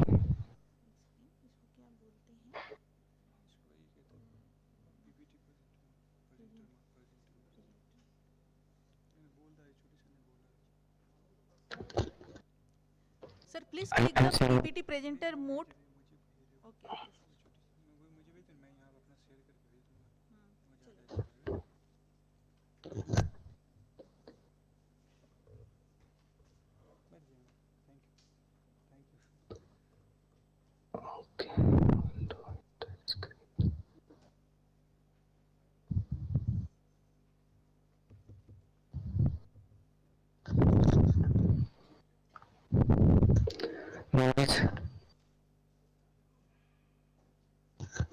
now it is on? Yes, sir. Now it's feasible, sir.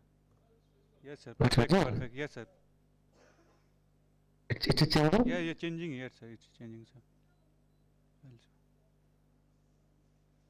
Thank you. Yeah, okay. So the next challenge is point of care testing.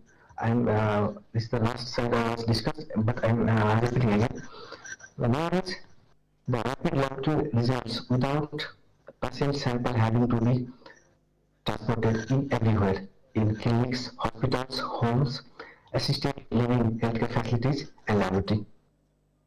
So it's nowadays it's a very common to everywhere point of care testing, and also it's a beneficial benefits and have several benefits like affordable, sensitive, specific, simple to use, rapid, robust, delivered to those who needs it urgently.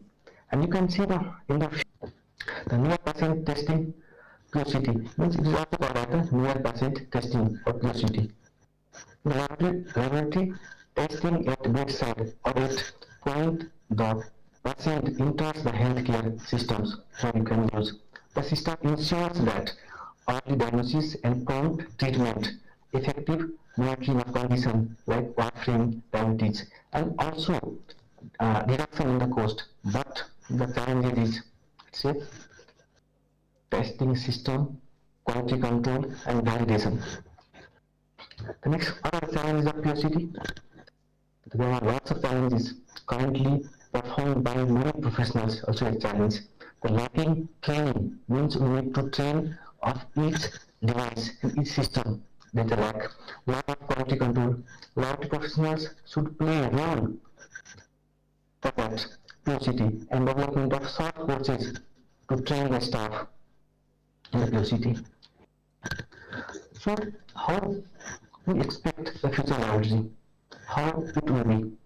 So the future laboratory will be the two parallel trends. Like the one is development of large integrated laboratories networks, that is the consolidated of specialized laboratory in core facility. That means the core facility having all the sections in the same and they all are connected with each other with advanced tools and technology.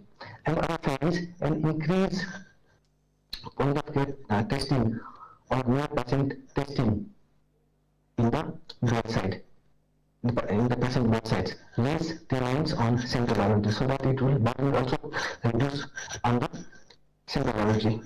So next, consider future laboratory. Those are integrated with well advanced network like artificial intelligence, big data, and bioinformatics. They all are integrated to become a future laboratory.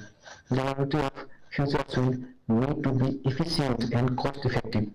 Automation in robotics is set to increase and also requires most routine practical tasks will be done by the automated. So this is also challenging, but in the future it will be the opportunity for the medical laboratory science professionals. What type of laboratory professionals do we need in the future? Those who are highly skilled laboratory professionals who can respond to these changes, who are expert in clinical informatics, machine learning, artificial intelligence, those type of professionals we require. Also, those who can work to develop and oversee these developments. Also, the data analysis, integrated laboratory test like hematology, chemobiochemistry, transfusion medicine, immunology will be the unified as the blood science.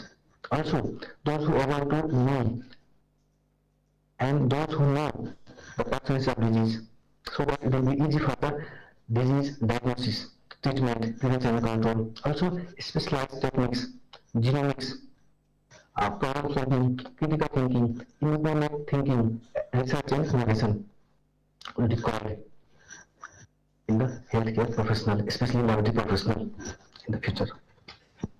How to higher education response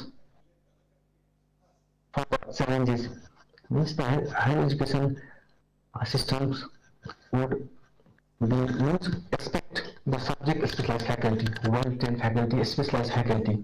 Also, the review of curricula with the long-term vision and mission. Also, integration of disciplines should specialize to be offered as a postgraduate qualification with the new emerging field or courses like bioinformatics, machine learning, and AI. Also, emphasizing critical thinking, innovation, and point of care testing should be implemented in the education system. Next, the opportunities are as the first opportunities is academic. So, at the university level, the entry point of undergraduate degree bachelor's of science in medical laboratory science or technology. It's a 3 and 4 years course from the university level, from where the academic program starts.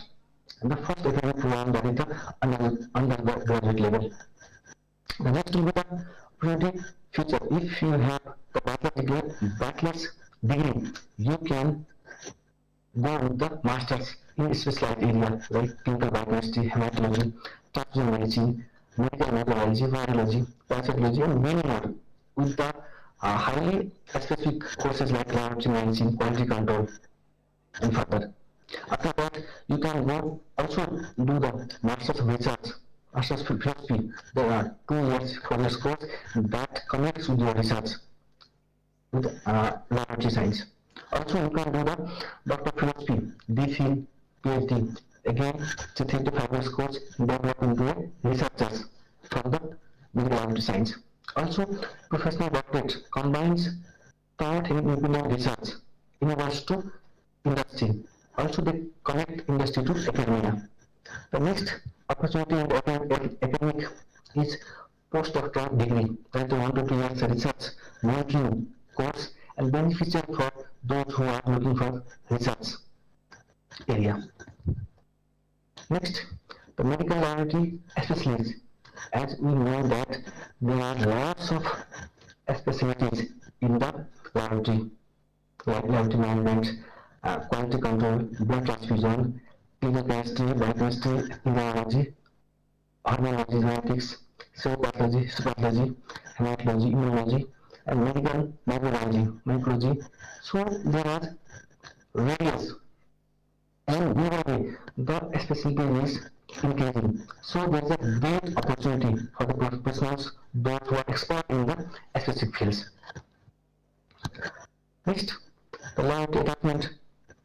The laboratory attachment is essential for candidates to gain valuable first-hand experience of working in laboratory. It helps interns to make professional contacts and to have a chance to learn and earn starting salary. So the types of common attachments available, that is the complementary laboratory attachments for undergraduates. Sometimes we can say the interns, or we can say the lab work, lab visit. Sometimes mentorship program, in which the expert will mentor, will guide the students.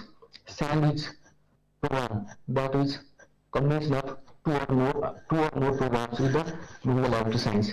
Also, volunteering by graduates in the different clinics, hospitals, that will attach, gives the information. Also, work experience during the study and the laboratory internship. So these are the laboratory attachment, and the professors must be attached to get the opportunity in the future. Next, this is the license in the professionals. Practitioners must meet all standards of proficiency to register with Health Professional Council. The term medical laboratory scientist technologist is protected title and refer only to those registered with their relevant country professionals like ACP, CSMS, HCPC, AIMS, HAAD, HCHC. So these are the councils and required for work in the specific countries. And also opportunity of the medical laboratory science professionals. Next, career opportunity. The lab technologists, scientists work in the healthcare, where most of the laboratories are the high-tech hubs at the cutting edge of healthcare. But if working in the general hospital laboratory isn't practical, there are lots of other avenues to explore, including like teaching and training, research innovation, drugs development and testing, cancer screening, infectious control, government advisory, laboratory management, forensic science, information technology, labs, food and water safety, veterinary diagnosis, armed force, rapid response labs, POCT, transfusion services, and quality control. So these are the career options. The medical laboratory science professionals can choose as per their own interest, and there are lots of opportunity in the field. So next is the prospective employees. Means the medical laboratory science professionals can join these are the prospective employees like Ministry of Health and Family Welfare, government hospitals, district hospitals, PHC, public health, private hospitals, private pathology laboratory, diagnostic centers, educational institutions, university colleges. Also, healthcare diagnostic supplies industries also can join in biomedical instrumentation development companies, pharmaceutical industries, non-governmental organization, research organization, and self-employed. The laboratory and scientist salary. If we discuss at the global level, when we start from the India, typically the freshers, those who have completed the graduate, can get around 15 to 20,000 salary monthly, including all the benefits. At the same time, when the Arabian countries, the average salary of medical laboratory scientist or biomedical scientist is approximately 125 to 150,000 per month. And if we talk about other countries, African countries, the average annual salary of biomedical scientist is around 10,000 to 12,000 USD, with the higher salaries possible based on cities, experience, and skills. In the same way, in the USA, the average annual salary for biomedical scientist is around 75,000 or higher. In UK, the starting salary in NHS ranges from the euro, it's around 25,000, 25 to 30,000 pounds. The salary also increases with the experience and skills and vary based on the bands and level. And similarly, in Australia, the average annual salary for biomedical scientists is around 60,000 and above. So there are great opportunity in whole world, not only in India, with the higher salary range. The next is a career progression. The career progression is the process of climbing the ladder during your working life, moving forward, being promoted, finding new challenges, new employee, new opportunity, and making the most out of the careers. The career progression is not only simply about the finding a new and better job, but it also about the receiving a good pay. Being given additional responsibilities, moving sideways in a company, and can even mean the process of leaving a company and starting your own venture or company.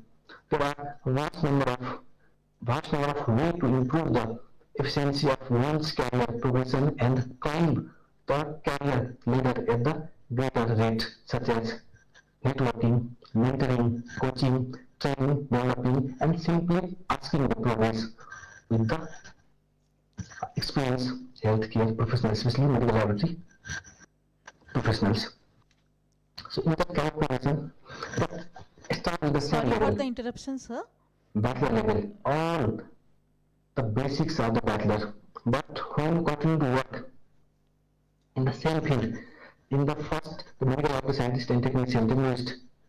After sometimes there will be the senior medical laboratory scientist or technologist. After Sorry that, for the there will be interruption, sir. Half an hour got over, sir.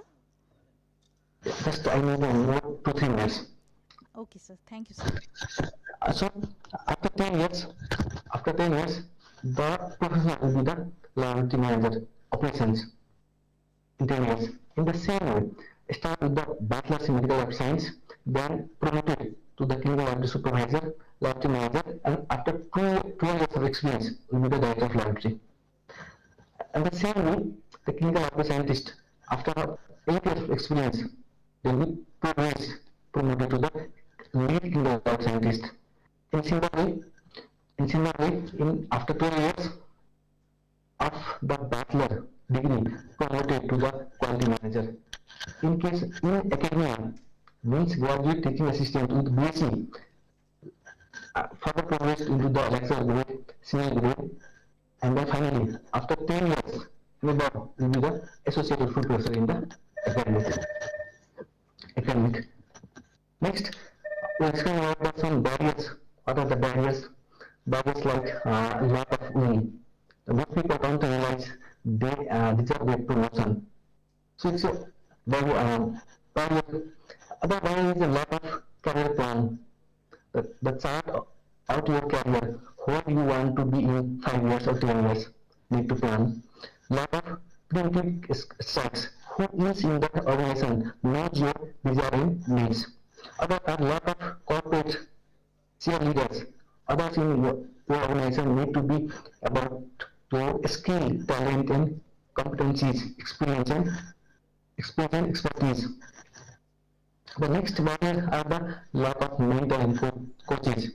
The easiest way to navigate the corporate needs is to have corporate or a career coach. Without your mentor, without your coach, it's very difficult to progress in the field of not only medical laboratory science, in any field is required. Otherwise, a lot of courage. Most people are afraid to lose their jobs, that fear the loss of control their action. And the last not least, the lack of self-education. The most people stop their learning after they graduate. Others look up to their organization to teach them new skills, tools, process and techniques. So these are the barriers of medical laboratory professionals.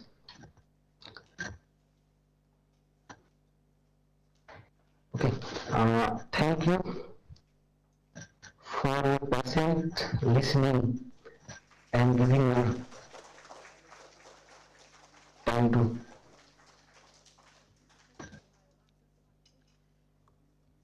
Thank you, sir, for your valuable information about the challenges and opportunities in the medical laboratory profession, sir. Any questions from our audience forum?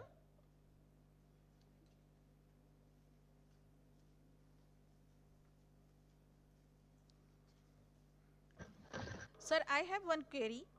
These challenges that you have spoken about that, sir, how much it is applicable in Indian scenario where in the remote area we have lot of problem facing in giving the healthcare facility from our supporting staff, who are the backbone of the this medical field. Okay, sir. So how much it is applicable to the Indian scenario, sir? Thank you for your questions. The very first means everywhere the things which work well with the guidelines. Guidelines are very important. It means everywhere, like USA, UK, Canada, they means well developed and doing well in each and everything because of the well developed guidelines. But in Indian scenario, there are not well developed guidelines, nothing in healthcare, especially in healthcare.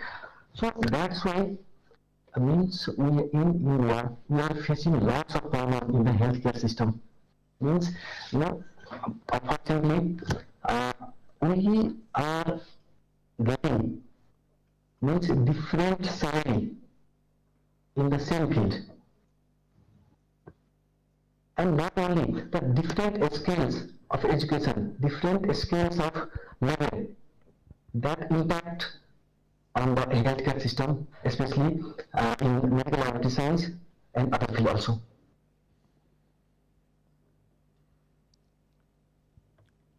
Thank you, sir. Madam, I would like to convey one question to sir. Okay. Please. So, no, yeah, from here itself, you can ask from there, madam. Okay. The question is that to reach out to the various countries for being a job oriented or study oriented. So I would like to listen, is there any type of examination which is conducted by specific countries or any guidelines that their own system, so to incorporate into enter into that country, they have to go through some entrance examination, or such kind of systems are there for Saudi countries? Is that so? Saudi countries or Canada, UK and all, is that the same scenario?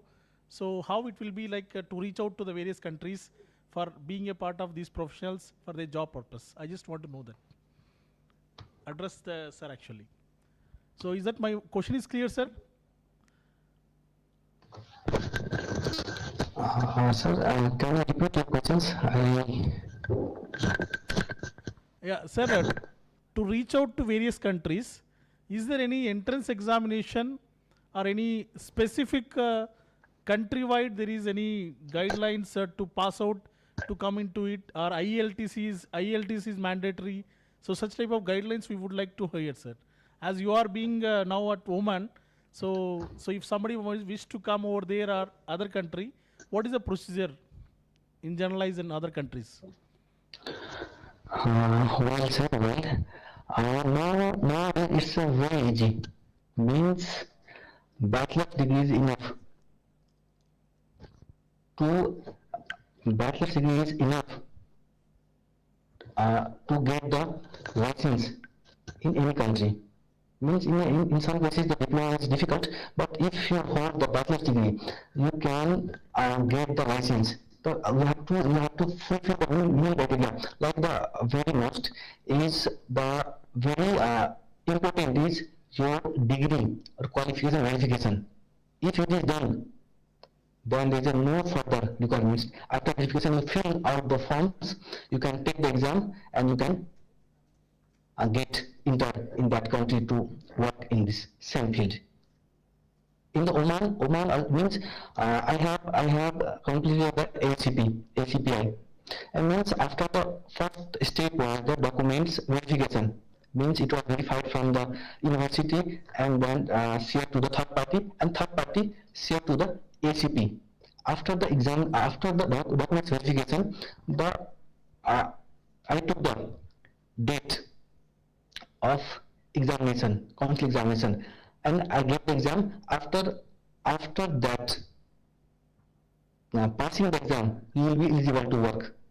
And almost every country have same, and little bit variation, like Saudi, in Saudi, there's another, but the same process. First you need to verify the documents, then take the exam, and you can move. Same USA, Canada, UK, and Oman also.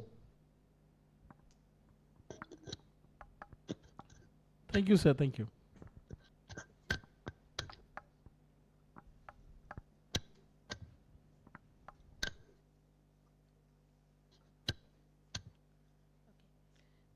Thank you, sir, for your valuable information, sir. So we are moving to the next session. Thank you very much.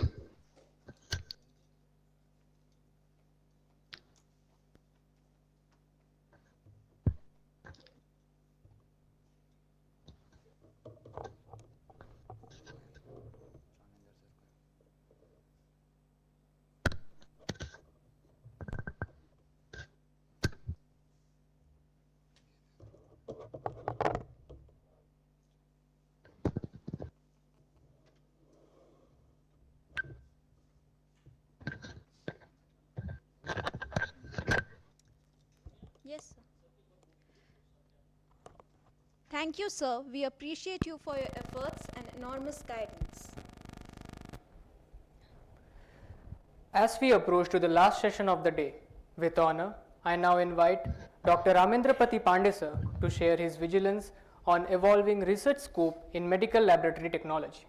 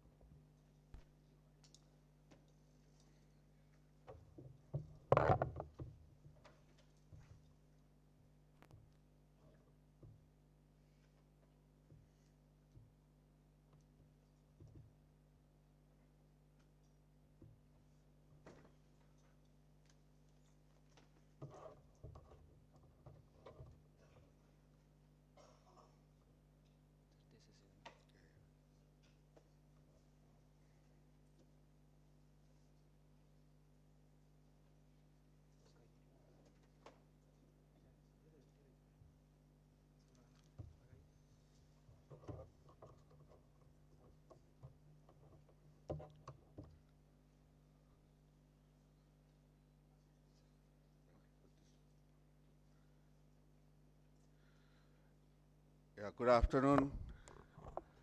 And yeah, so I think last session, last talk, I was thinking that after lunch, must be students are feeling like okay, because you have been like back to back many things like what is the quality control, what is the relevance of this medical lab technology. Now come to the last, what is the importance of MLT in research. So before starting, I would like to thank Peena ma'am for inviting me, Dean sir, Director sir, and Head of Department of Allied Health Science. I am privileged and honored to be uh, here as a speaker of this eminent institute and talking about the research. When I was sitting there, I was thinking that to see the student where I should start. Then I have something in my mind. I will go with some real history and real story. And then you can correlate the like a basic importance of what you, the medical lab technology and how it's important and where you can find out the domain of doing the research. And if you can see the, like you know, when we're talking about research, research is a very fascinating word. Everybody like, oh, someone is doing the research, research. But I always used to say in my class or generally some of the selective, when I go for a talk, the best researcher in the entire world is a newborn baby child. When the new, like I was a child, everybody is a child, we grow. When newborn child come on this planet, child don't know where I come, who to speak, to whom don't need to speak. More than that, there is one thing that put me a question. Everybody want that someone should be happier, but generally in case of child, when the child cry, then entire family after the newborn baby starts celebrating, okay, now the child has come, now we start celebration start. This is the opposite way that, okay, child crying down the festival of newborn celebration start. And you can see when the child grows, child develop doing the research. And now when we come here, again when research terminology come, we think that again research. So this say that if someone want to do a research, we need to be child all the time. Means we need to be curious. And always you see that when we have the like a quote either of Newton or Albert Einstein or anybody, then they are all the time like a curious and passionate doing the research. Second point, in 2007, I was in Taiwan because that time I got a fellowship. And I was one of the biggest hospital. And that was an infectious disease department. There was a many team of doctors. And there was a patient lying down. And doctors were not able to write the medicine. That what medicine we should write because we are not able to diagnose this patient. If we are not able to diagnose the patient, then what is the purpose of writing the medicine? Then they told, because I was like a young researcher, they said that, can you come and see that what is the case? Because they are Taiwanese people and they are good, they have been trained in Oxford and Harvard and other places, and they were not knowing this case. When I have gone and see that patient who are lying on the bed, I saw that this patient was a case of elephantitis. That is a case of malaria. So I say that, okay, in India, this type of cases is, some part of India is common, that is called filariasis, because this is due to worm. Then they saw how it has come there. When they have gone to the diagnosis of that patient, travel history, then they identify that due course in the back past history, this patient has gone to some of the part of India and Nepal where this bite and the parasite has grown. Now the case of the malaria. And you know that malaria, all the symptom is the fever. And the fever is there and they were giving the medicine, but the patient was not curing. But when I had like my visual appearance based on my native country, India, I have given the according to my knowledge, and they have given the medicine and the patient has cured. So now the take-home message from this one I want to give to the student is that until and unless if we are not able to diagnose the correct diagnosis and the proper diagnosis, early diagnosis, then we cannot say that our MLT job is finished. Still we need to complete it. Now come to the third case. What happened that is the case of Latin America in 2015, like 10 years back. What happened that there was an Indian family that was there, and he was a scientist, and somebody, like parents have gone to see him. And during the visit, he has got the cardiac arrest. When he had the cardiac arrest, I go to a hospital, that was the cardiac hospital. I am glad to say that that was the best, still is the best hospital in Latin America.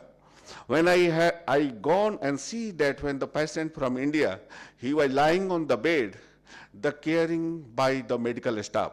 So what I want to give a message to all of us, that because being a researcher, being a MLT specialist or academia, altogether our job is to work for the human care and human welfare by any means.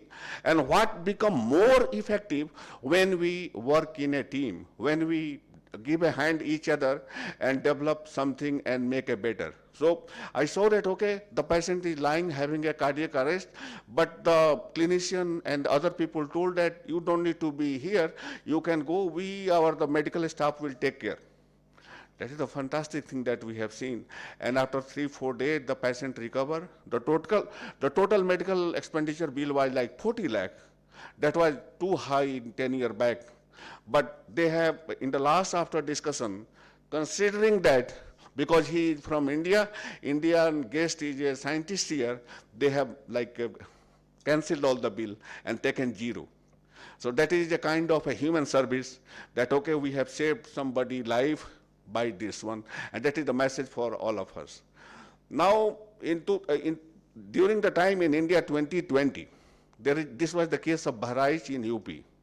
We are closely working with a clinician, and there was a very good clinical microbiologist called in the night to my director saying that children are dying in the hospital and we are helpless. So we asked that what is the cases that children are dying?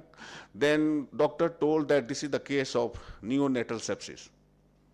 I said, my God, what is happening? This neonatal sepsis and children are dying, and doctors is giving the medicine, but children are not cured. And fortunately, that time we were working in the lab, because we are working on AMR on neonatal sepsis, and we have some combination of drug. We have, in the night only, we have given that combination to the clinician, and morning, afternoon, we get information that when this medicine was given to the other children, their life was saved. And we are feeling very happy and blessed to know that this is the power of medicine, this is the power of research, that we can save the life that somebody is going through. And nobody will be more happier when we can see that now in the hospital where children were dying, the life was saved, okay?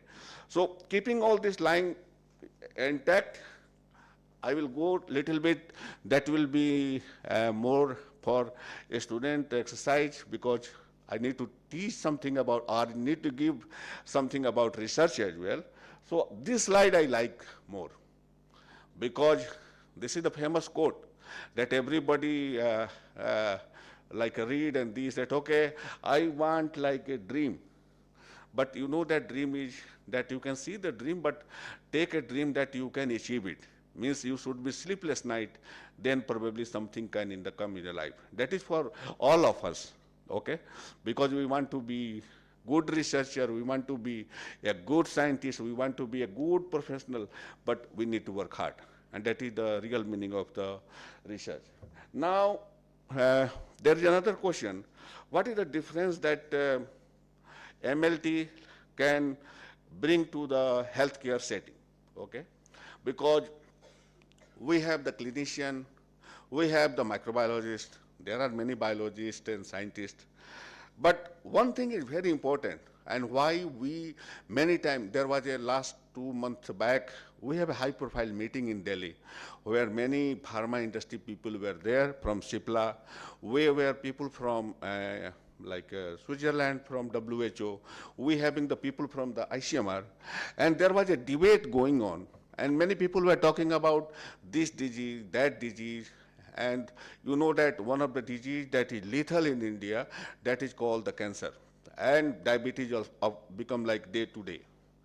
Now the question is, in all of the diseases, when we are talking about if we can do the early diagnosis of either of the cancer or either of the diabetes, the chances of death, the chances of secure the life of that person is very good, or probably is very high. So diagnosis is very important. So the take-home message is that quality only this profession where we are talking about this conference, we can bring in terms of doing the proper diagnosis. Now, this is the part that we have been studying in all the biology, like a PCR, molecular diagnosis, molecular diagnostic and PCR. These are like basic biology and molecular biology or microbiology. Now, many advanced technology has come, but when the technology come, I always prefer to say to the young scientists that we should not go after all the technology, because whatever the expert you are, like in whatever, like a PCR or the molecular biology, we need to be perfect or precise in that technology only. We should not go like here and there. So what happened that either I will be not perfect in that one or that one, and afterward what will happen that the outcome, like when we calculate like an integrative outcome, it become like a lesser. So the precision is very important. There are this point, many of our speakers have already taken care of that point care device. This I will leave it. Now I'll come to this, I like it. Because, you know, when we're talking about the haldi, because haldi, our wedding ceremony, haldi means like yellow color is also, many people like the yellow color. In food, if you have like Indian food like rice and pulse, if we don't have the haldi in the pulse, then our food become, oh, food to acha nahi hai, the food is not good. So haldi is very good. My God, you see. Our ancestor told that haldi has medicinal property. Haldi has this and that. If you go and see the publication, there are many things related to haldi that has this property, and I have taken all this from the literature, that it has antiviral to antifungal to antibacterial to anti-inflammatory, cardioprotective. So based on all this thing of haldi, that is already well known of Indian spice, and it's not I am saying that on the like a methodology, it's because the fact, it's the scientific fact people have developed. So based on this, I have, just for my curiosity, I have tried for case of malaria. So what happened, that was a time of 2003, 22 years back. There was some cases of malaria, people were having that some region in Odisha, because this is the endemic area of malaria. So what we did, we identified that, okay, let's take this curcumin. And I am not going to the more data, but this data I want to show. If you see this data, this is a scientific way of presenting the data y into x-axis. So if you see the y-axis is the percentage of parasitemia in the blood, and x-axis is the number after the days when we have given the infection to the mice. This is the data of the mice. And you can see there is a one group of the animal where at day 15 there was no parasitemia. So we have seen like a rigorous experiment that whatever our people have told earlier, using the haldi having the property of like anti-parasitic, we have proven this thing in the laboratory using a simple mice and simple haldi. And we have given the simple dosing to the haldi, to the mice, and taken the blood and counted. So this is the first thing that, second thing, you know the typhoid fever. So typhoid, okay, when we are talking about the typhoid, then we said, okay, typhoid has the medicine. Still we say that, okay, people are getting the typhoid. When I basically go and read about the typhoid, then biology says that, okay, a person who has one time typhoid, the chances of getting the second chance is very low. But it's getting a false statement. The person is getting one time typhoid, getting second time, third time, fourth time. What is this? And afterwards, there is a recent cases is coming that typhoid is getting resistance. Means that is not working anymore. Whatever the antibiotics that we were giving to typhoid, this salmonella is different. What salmonella we were treated with that antibiotics. And now everybody is saying that this is another problem. That how to find out that there was a time that this disease was cured, and now we are saying, the same people are saying that the problem is still coming up in a different shape, and it's coming in a different resistant shape. So this says that definition of the research means search again and again and again. Means there is, somebody say, okay, typhoid, people have finished it, there is no scope. No, there are plenty of scope.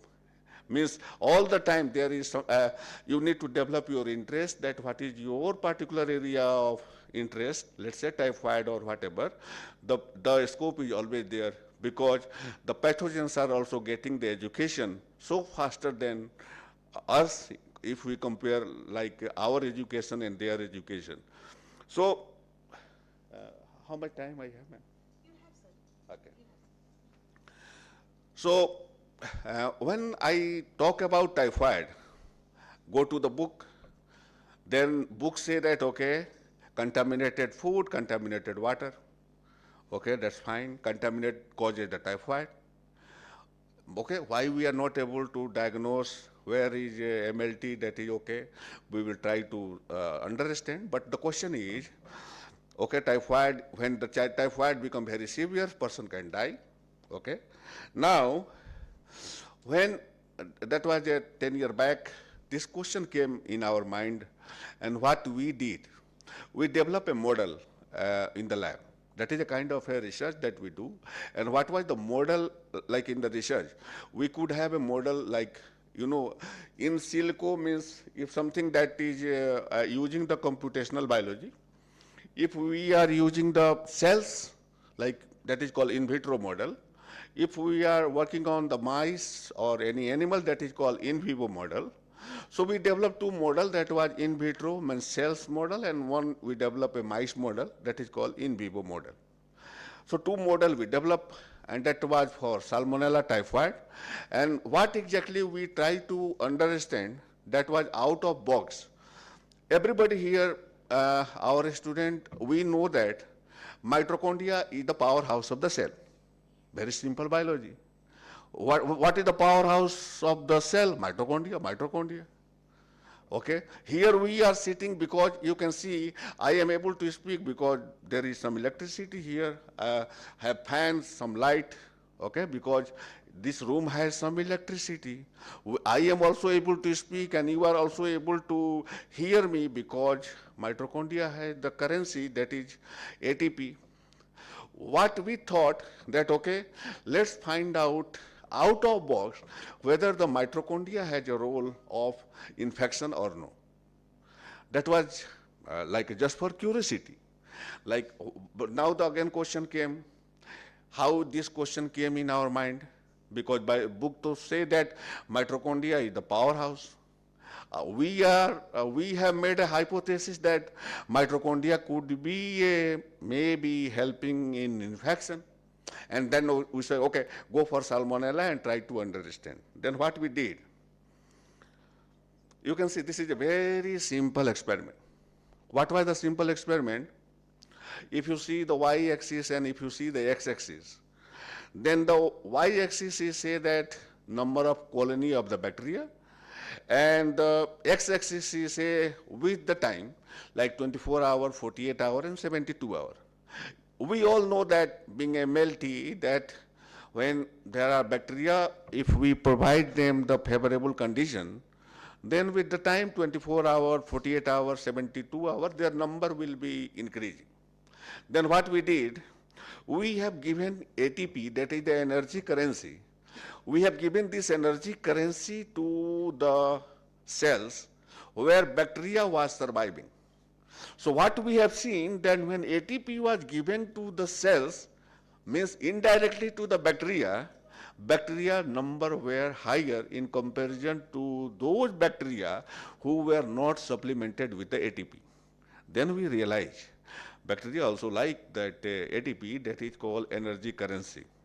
Then we got second thing, that is a kind of a research how we able to correlate. Then we saw, okay, go to 10 plus 2, 10 plus 2 plus 3 biology, and biology books say that, okay, ATP is generated in the mitochondria, in the oxidative phosphorylation, and it starts from glycolysis and Krebs cycle. Then we thought that, let's see that any of the gene which are regulated in the either in the glycolytic pathway or the Krebs cycle has a role in the survival of Salmonella or not. And that where fortunately we identify there is a transcription factor which regulate the first enzyme of glycolytic pathway, that is called hexokinase. So you know, if you remember the hexokinase which convert glucose to glucose 6-phosphate, when we block that hexokinase, every parameter changes, and that lead for us, we got, due to one switch that we have identified in our research, we got one Indian patent, we got Frontier in Immunology as a paper, we got Nature Communication from India. So we got like 2 publications, and one we got like patent. So what take home message is that research is very simple and nature is very simple. So for all the audience, especially the young student, if you start thinking, because I need to give emphasis on the research, always make your question very simple and try to correlate your answer, because many times we don't have the right question, because our question become answer, answer become the question. First try to develop a right question, and question should be very precise, like one line question. That's making a art. And when you have a question very clear in your mind, then try to find out an answer using the nature. Simply follow the nature, because nature is very simple. Then probably the best scientist is the nature. Now you can see the evening, the night will come, morning will come, the sun duty finish, the moon duty start, the stars will come. We will be like that. And it's happened like all the time it's going. So that's why the nature is the best. So just try to correlate your answer with the nature. Now another thing, this slide also sometime I like a mice. Many times I ask to the student that, okay, why all the time we take a mice as a model? And this is a very common question during the interview as well. Why not we should take tiger or lion? अरे tiger lion लेंगे, मैं तो बचूंगा तब तो research करूंगा. You know, like a tiger will not allow me to do the research. Lion will not allow me to do the research. So I need to find out somebody who is very soft. Mice is soft. Second thing, mice is like very less. We can afford the mice. We cannot afford the animal who is like a tiger or lion. All expenses. So we need to plan our experiment in such a way that we need to be financially justified. Let's say, if you recall from morning talk to till now, then one thing is very common, that okay, documentation. Second thing, we need to be financially regulated, means we need to have financially adjustment. So if we need to have the financially adjustment, I say, I have a big dream to doing the research. I want to go to moon, and I want to connect moon to sun, sun to moon. My God, but how? Without finance. Because everything could be financially feasible. Let's say I have taken 100 blood sample, and I want to do typing using the flow cytometry, fax, antibody, very expensive. How am I going to do it? So many times during that time, the job of MLT become very important. Let's say the scientist, he's in UK, they have developed a paper devices. Let's say if a plate, if we need to use 100 microliter of antibody, that is the cost of 100 microliter. Now they have developed a paper for detecting a pathogen or bacteria, only 2 microliter. So your expenses will be down. So this is also, as a researcher being in MLT, our job is to minimize the cost, okay, that the financially justified. Okay, so one more that will be probably, I'll prefer this slide. And probably after 5 minutes, I will finish my talk saying that this is a disease, very common disease in Latin America, and that disease is called Chagas disease. And I was not knowing the Chagas disease at all. And so when first time I entered in Latin America, then I was curious, and because researcher to be curious, as I am telling all the time from beginning of my talk, Chagas disease. Then my question was, why this is called Chagas disease? Okay, then I say, my God, Chagas disease. Then I read the history. Then I find out Chagas was the name of the scientist who discovered this disease. That's why this disease is called Chagas disease. When I go and see in Latin America, then I saw that people are dying due to Chagas disease. Why this is dying? Because this is a parasite that is called Trypanosoma cruzi. I say, my God, parasite is killing an American people, very rich. Why they are not able to cure? Because you can see in world, there are 2 types of hypotheses. One hypothesis is called world country to new country. Means that is a kind of poor country to rich country. So disease don't discriminate who is poor, who is rich. Disease is very fair. Even we have seen during the COVID-19. Because when the disease comes, this disease becomes equally painful for everyone. So this parasite, generally what happened, you can see we have many parasites in India, and these people die due to cardiac arrest. For me becomes more interesting.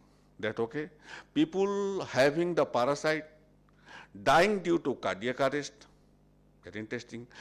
When I have gone through the literature of 100 years, I have seen that okay, only 2 drugs are available, benzenidazole and nifurtimox, and there are no effective drug. I saw, my God, 100 years, 1,000 paper, no effective drug, billions of money they have spent in the lab, and no outcome at all. So this put us a question mark for researchers. 100 years, no medicine. Why this medicine is not coming actual to the to the patient or in the translational setting? Okay, this is another matter of discussion. But come to the point, this parasite is killing to the patient due to the cardiac arrest. My God, parasite is reaching to the cardiac tissues, and cardiac tissue is getting damaged and patient is dying. So generally what happened during that time, we had made a hypothesis based on India, go for combination therapy, repurposed drug, and we have selected like a 3 drug together. One was benzenidazole, second drug is the chloroquine that we know for malaria, and third drug that we have been studying in biology, that is colchicine, that is the toxic drug. We have combined so smartly that this drug is acting now against Chagas disease in Latin America. It has not gone to the human, but we have gone to the mice level. We have gone to the cells level. You can see this is some cells data that our MLT, like young scientist, a student can see that using the microscopy and high throughput technology, even we can detect the cells and the parasite, how it's growing inside the cells.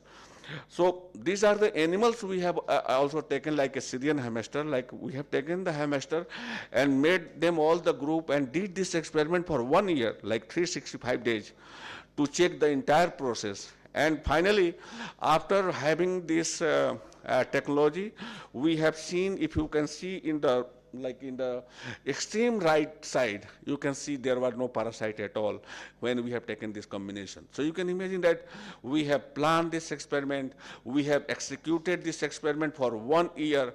So when we execute this experiment for 1 year, 365 days, then there is no rest at all. You need to work for 365 days because you are working for a very important problem. And more than that, we have taken another mice, another planning. In the last, all this data that I have shown, it is not possible if we will not collaborate. So I like to collaborate all the funding agencies so far we received, starting from FAPESP, that is the funding agency of Latin America, THSTI, like INCORE, from India, and Professor Ideshu Kunaneto, Professor George Khalil, some of my PhD, Maruda is my PhD student, and thank you very much. I'll be happy if any question not related to subject, your question is question.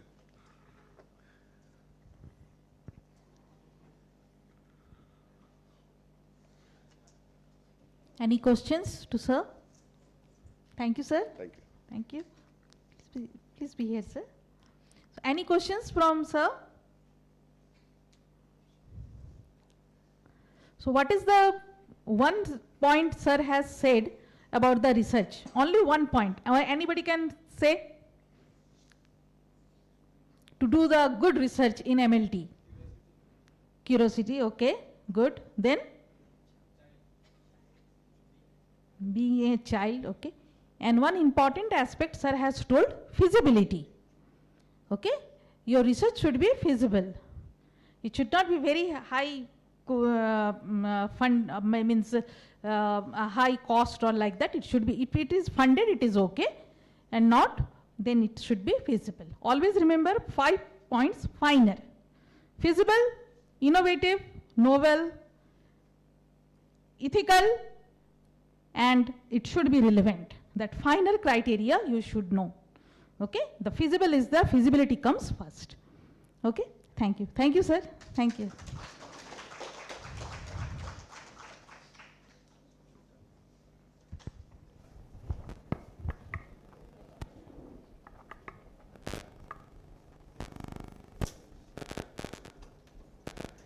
Thank you, sir. We are obliged by your informative address. Thank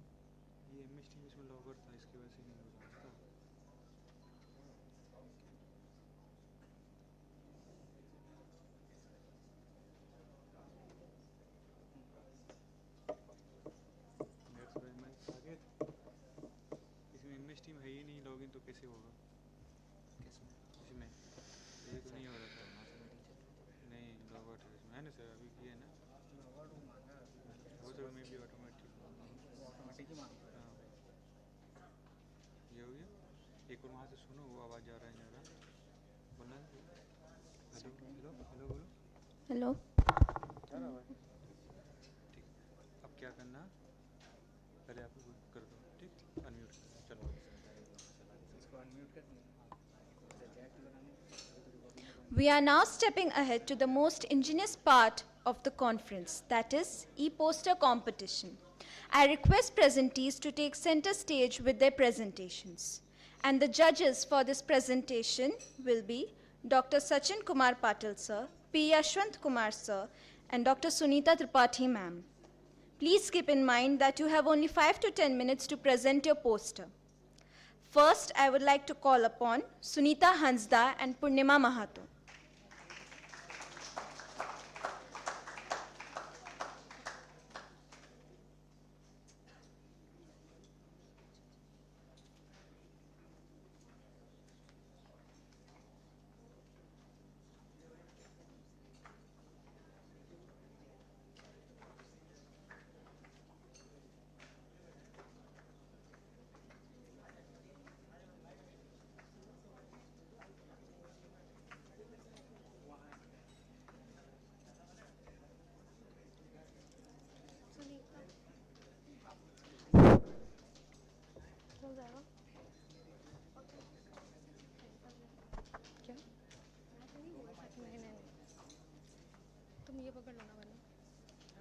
इसमें नहीं बोल सकते क्या?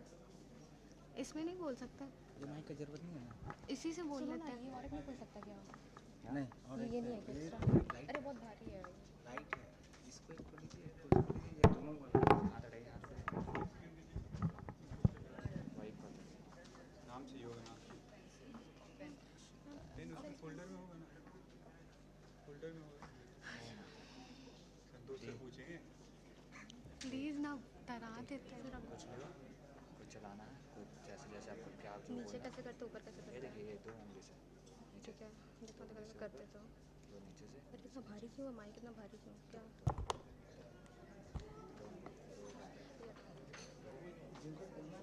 हाँ तो ये है इनको इनको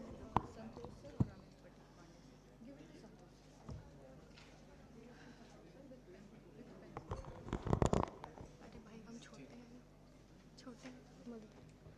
बोल दे क्या थोड़ा झुक जा। Good evening, one and all. Only, क्या? Hello, आ रहा है?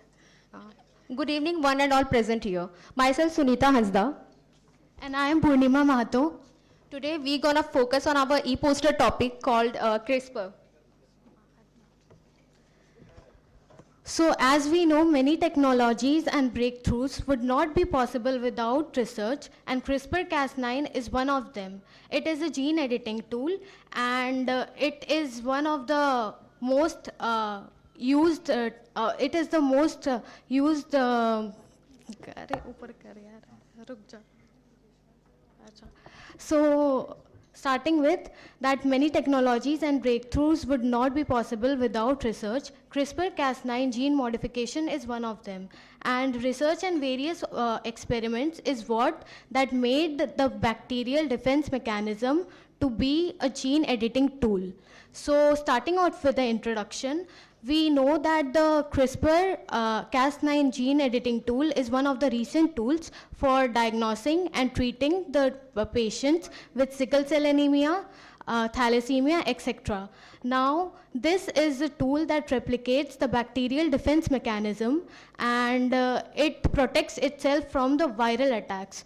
Now, to understand the applications of it, let's understand the mechanism that how the bacteria defends itself from the viral attacks. First of all, when the bacteriophage injects its viral genome into the bacteria, the viral genome consists of a PAM site, that is a protospacer adjacent motif site, and a protospacer. This protospacer goes and incorporates into the CRISPR locus and further forms the gRNA, that is the guide RNA. This guide RNA, making the complex with Cas9 protein, goes and binds to the target site, which is the which occurs when the reinfection occurs via the bacteriophage that has a similar genome, and the protospacer acts complementary to the viral genome that has been introduced newly, and cleaves the viral genome, disrupts it, so the virus is no longer able to attack the bacteria. So further, my partner Sunita will continue with the objectives of it. As Purnima explained about the mechanism of the CRISPR, now let's get into the objectives.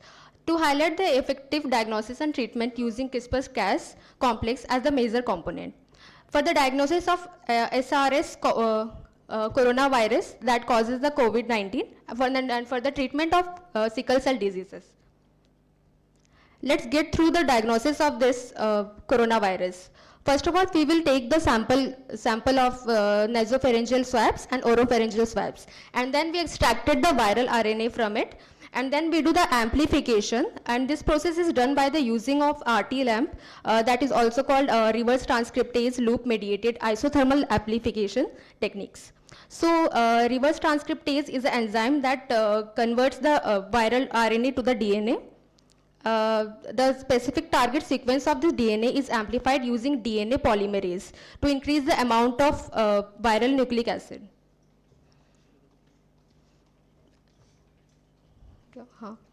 And again, the CRISPR-Cas detection. We use CRISPR-Cas as a detection of the COVID coronavirus. The guard RNA, gRNA, directs the Cas enzyme, examples such as Cas12 and Cas13, to target the DNA. And once the complex binds with the target, the RNA and the complex binds to the target, the Cas enzyme is activated and exhibit trans-cleavage activity. Reporter cleavage. The activated Cas enzyme non-specifically cleaves the single-strand DNA reporter molecules made up of fluorophore and quencher complex. Once the complex separates, fluorescence is produced, which means colors produced and the light emits pass through it. And last, the detection. Fluorescence plate reader is a technique that measures the intensity of fluorescence which shows the presence of viral RNA. The amount of fluorescence is directly proportional to the reporter and concentration of the target. This is the law of the CRISPR-Cas enzyme.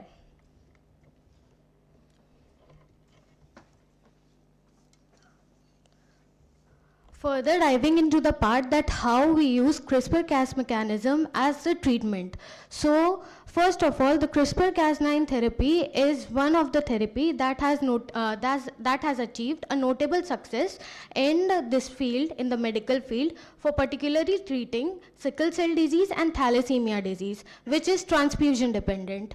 And for the further, the CRISPR-based medicine, it is used to treat sickle cell disease by either disrupting the gene or introducing the new gene into the in the place of mutated gene. Now, as we further continue, we know that the CRISPR-based medicine, it has recently got an approval in 2023 from the regulatory body such as FDA, etc. FDA stands for Food and Drug Administration. Yeah. And this treatment process, this requires a further detailed laboratory process. First of all, here the hemopoietic stem cells and the precursor cells are isolated from the patients, and generally it is isolated from the blood or bone marrow. And further, the Cas components are prepared. Cas CRISPR components are prepared.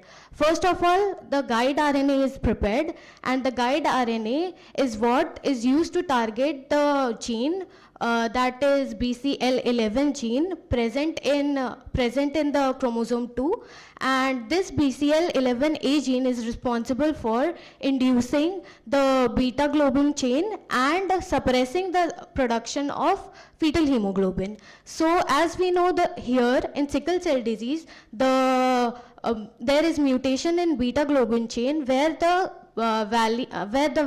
glutamic acid is replaced by valine, and so if further the sickle cell hemoglobin is produced, it will cause huge damage to the patient. So here the BCL11A gene is disrupted, so the suppression of fetal hemoglobin is not there. So as we know that the oxygen carrying capacity of the fetal hemoglobin is more when compared to the sickle cell hemoglobin, so it reduces the severe pain and vaso-occlusion in the patients. So here further after modifying the gene, the cells, hemopoietic cells that were isolated, they are cultured and their efficiency is checked. After a few months of treating the patient with chemotherapy, it is again introduced into the patient. The modified gene product is introduced into the patient so that the patient with hemoglobin produces the fetal hemoglobin, which has more affinity towards oxygen and reduces the side effects, or reduces the diseases signs and symptoms. So further, we know the one of the clinical trials, it has shown that the patients, out of 29 patients, they have, after receiving the Cas-Javi therapy that is used for sickle cell disease, it has reduced the pain in the patients and has been proven effective. And all the participants with sickle cell disease are free from vaso-occlusive signs and symptoms. So further, as we compare the detection process with other processes like PCR, the detection here is very rapid, as the reaction assay is reduced to 30 to 40 minutes when compared to PCR, that is 120 minutes. And further, the results, it may be obtained within 45 minutes, while in PCR it takes 1 to 4 hours. And here no bulky instruments are used, which makes it easier to be the point of care diagnosis. And further, these are the comparisons, and further Sunita will be concluding the session. As we already know how the CRISPR-Cas works, so now let's see the conclusion. We compare like advantage and disadvantage of this. So this tool is useful as the Cas-CRISPR system is an important tool for the diagnosing and treatment of the many organisms. And it also holds the many limitations such as undesirable mutations due to non-target effects. And the further research overcomes this limitation to ease the patient conditions and improving the lab test efficacy. So that's all for our topic. Thank you.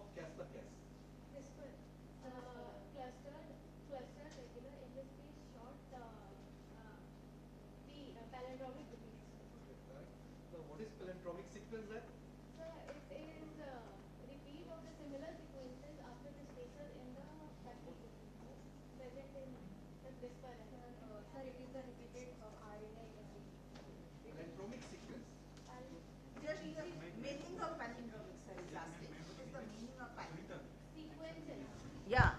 Which type of the sequence? Yeah. I think good enough I am audible.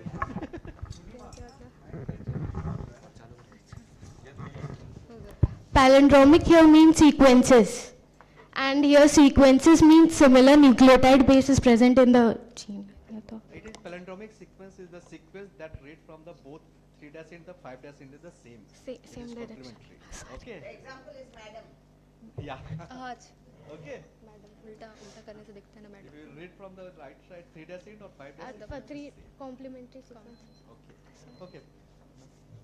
Thank you. Thank you. Thank you.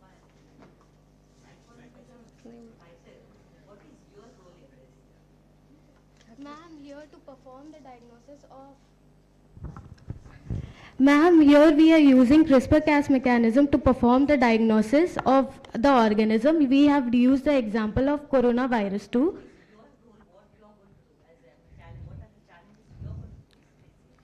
Ma'am, here in the case of treatment, no ma'am, we perform various laboratory procedure by genetically modifying the gene present in to the mutant gene. Here the HDR, that is homology directed recombination, it is very difficult to perform here. It is not very efficient in the case of CRISPR. Yes. But in the non-homologous end joining, it is easier to perform and it has proven some efficient in treating sickle cell disease. Is that correct? Thank you.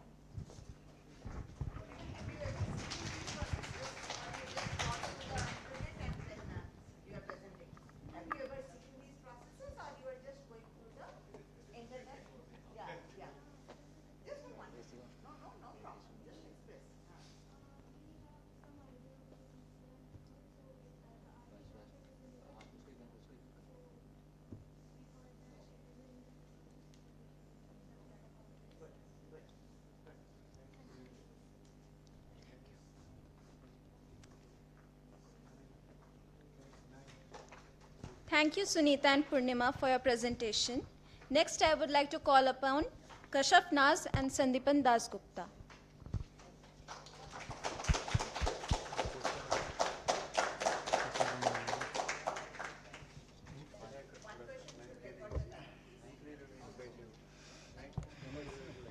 हाँ एक करके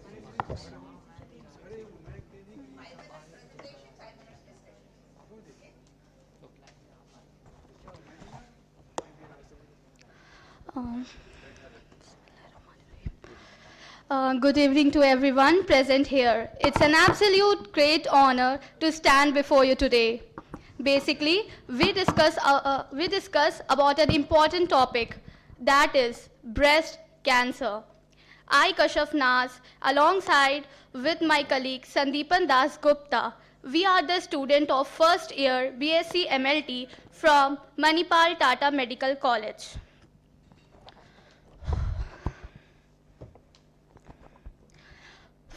We are very excited to tell you about the presentation.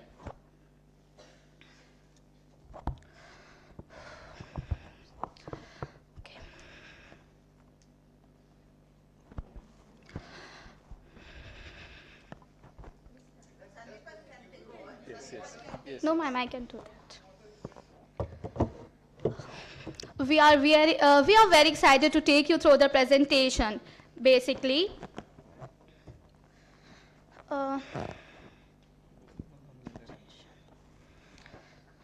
we are very excited to take you through this presentation, not just as a student, but as a future medical laboratory technologist.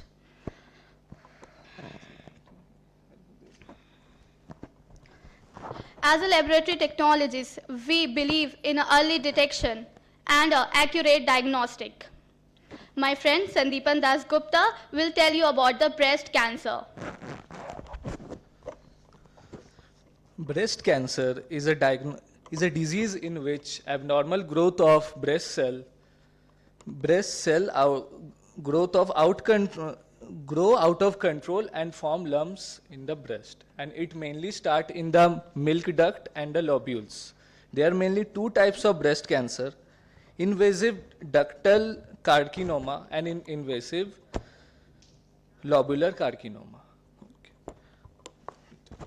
You might have noticed that our e-poster is designed in pink color. Why? Pink is not just a color. Pink is the color of hope, strength, and support in the fight against breast cancer. It represents the courage of those battling the disease, the love and the care of their families. And what about the pink ribbon? The pink ribbon reminds us to support those affected, spread awareness and courage, early detection. Let's see what are the risk factors. You see that first is age. Basically, after 40 years, the risk of getting the breast cancer is getting high risk, chances of getting high risk breast cancer after the age of 40 years. And the second is genetic. Basically, what happened in the genetics, in the gene, there is one condition that is called mutation, where the gene name is BRCA1 and the BRCA2. The mutation in that gene can may increase the risk of breast cancer. And third is obesity. Overweight is not a good thing. Basically, overweight is also may increase the risk of breast cancer. Some other risk factors are alcohol intake, hormonal medication, smoking, weight, and the physical activity.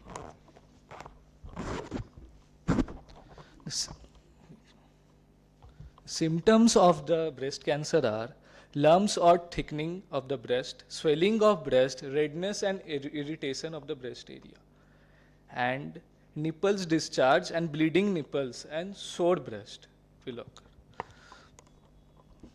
You know, when was the Breast Cancer Awareness Day celebrated? It is in the 19th October. Let's see what are the prevention. First, exercise regularly, breastfeed, don't smoke, limit using hormone medications, limit exposure to pollution, limit your alcohol consumption, go for a mammogram. Mammogram? What is mammogram? Basically, mammogram is an breast X-ray. Some other preventions are eat healthy foods. Watch out for changes to our breast.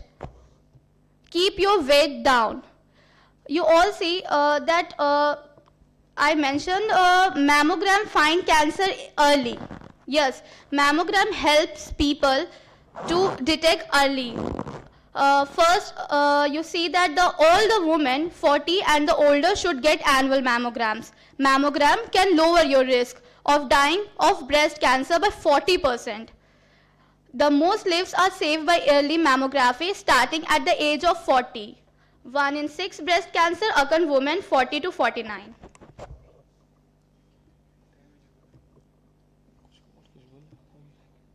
Thank you.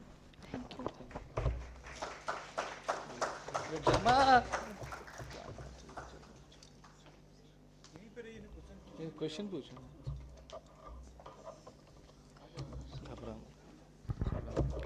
Hello, nice presentation. I should give you thanks to try your best for presenting this paper. This is also very important. Not only winning the prizes, but you must try. Okay, so you are the first year student, you have got lot of time to go along with this. So you have tried your level best, very good. Second thing, beta, you have not told, which is very important, risk factor, family history. Yes. If mother has got, one sister has got, she may have. Okay, that you have not told. And second thing, most important, each and every girl, child or female must know how to examine her breast only with the palm. She doesn't have to go to any clinician. She can examine her breast every day or weekly to find out if there is any lump, any problem is there. Otherwise, ultimately they'll land up into the breast cancer. Okay, and that time you can't do anything. If you hesitate to go to your doctor, okay, at least you inform to your parent or your husband or any close relative so that they can go and talk to the doctor. Okay, so those are very important, and for that you must have awareness programs. Okay, thank you.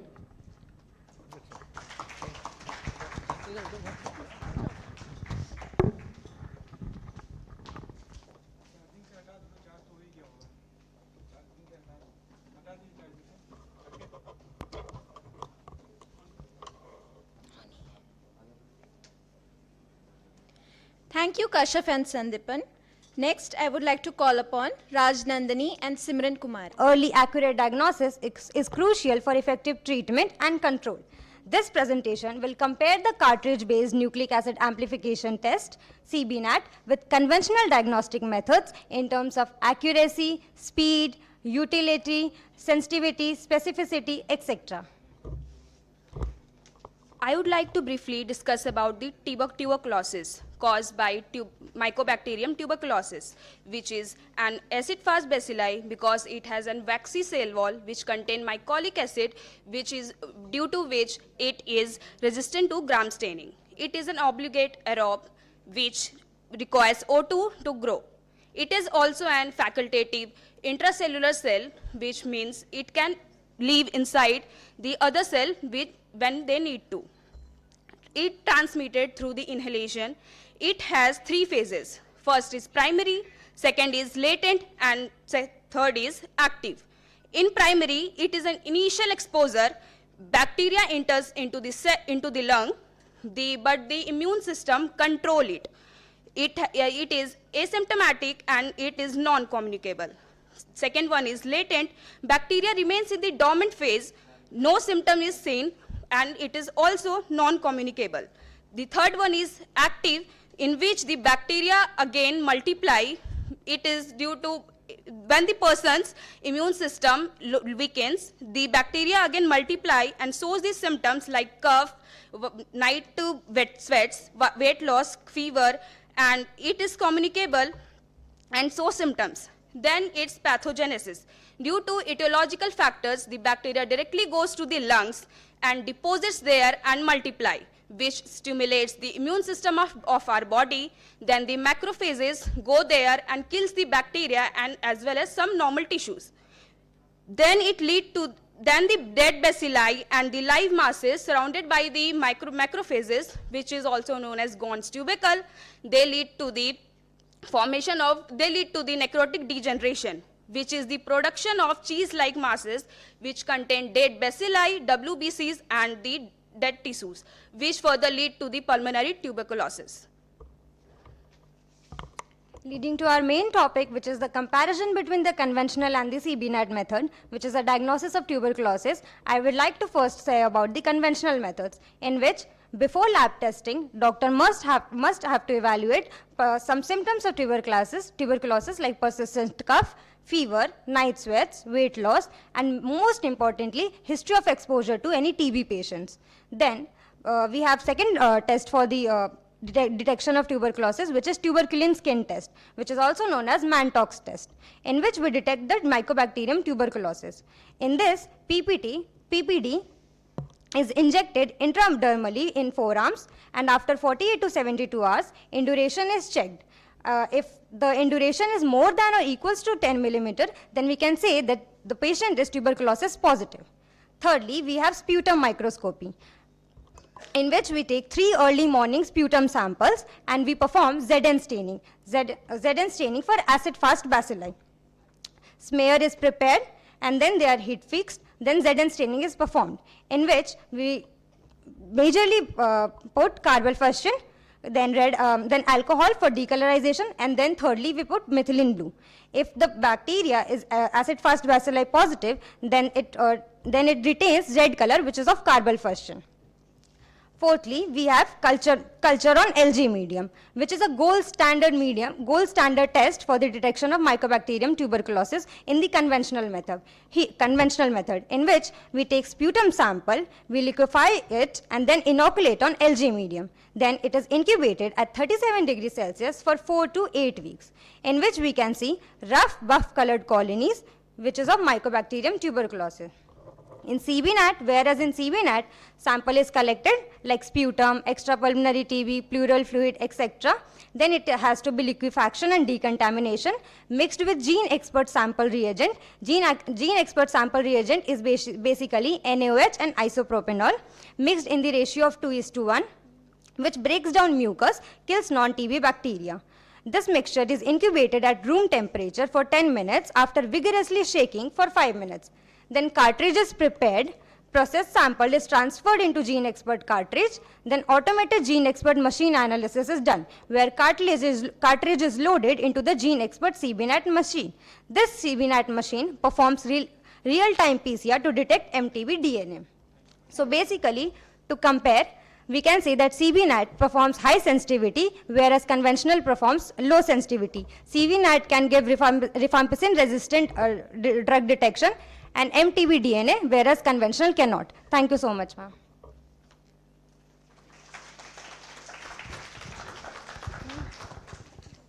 One question is there. Yes. What will happen to the person when you are doing the Montux test in India? Because most of the children, they are vaccinated with BCG. Yes, so what you will find?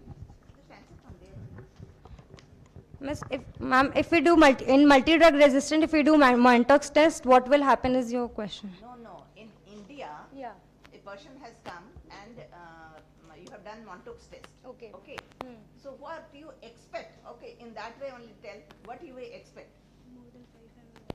Whether he is having tuberculosis or not, with the history of BCG in the back. Ma'am, if the person is vaccinated What are the challenges you face during the procedure? during the procedure in conventional method or ma'am Both, CPR? both. Both. So ma'am, in conventional, In preparing smear or reporting, what are the challenges you are going to face?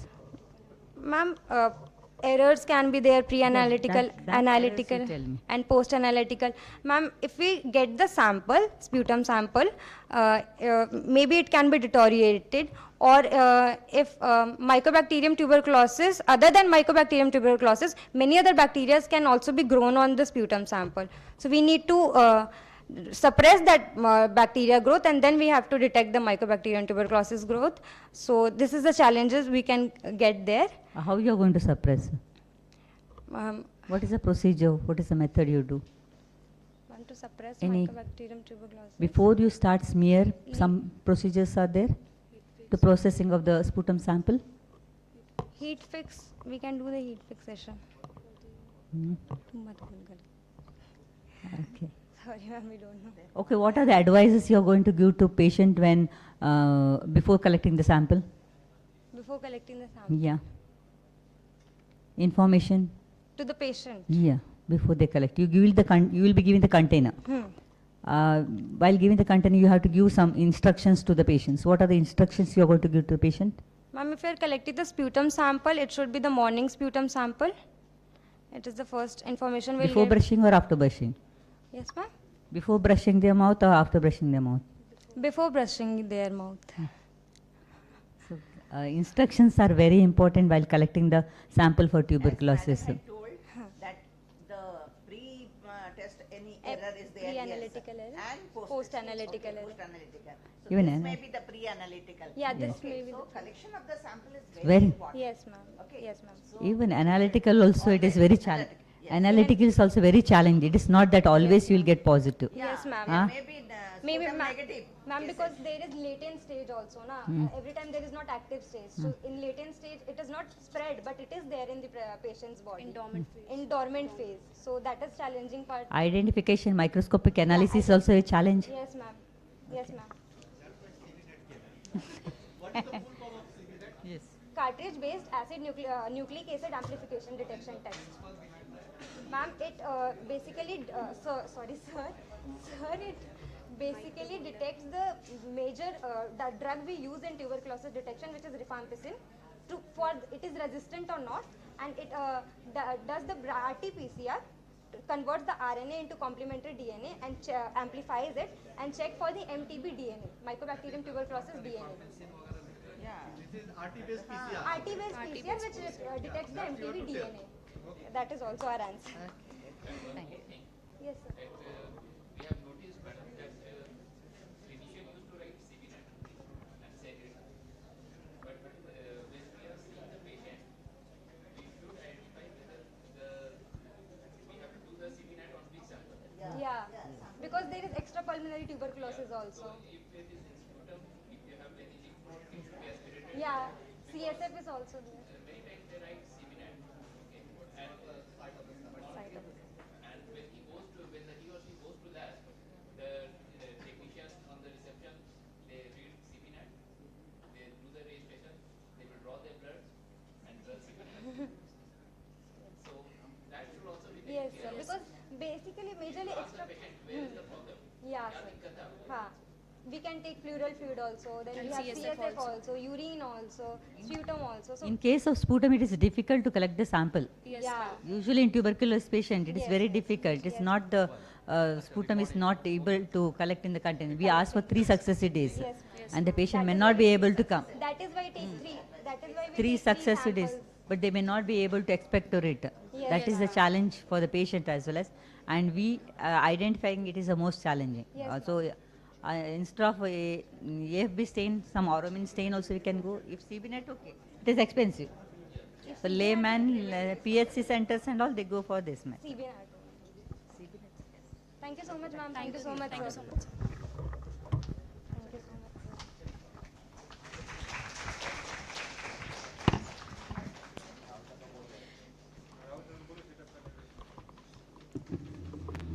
Thank you, Raj Nandini and Simran Kumari. Next, we have Sharik, who will be joining us online.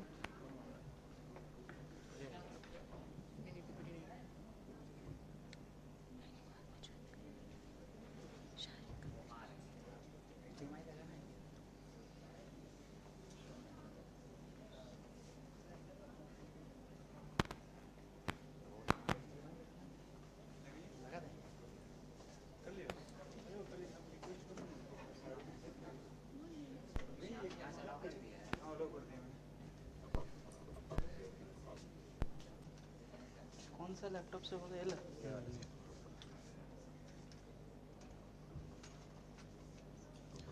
Sharik, Yes. please start your presentation. Na?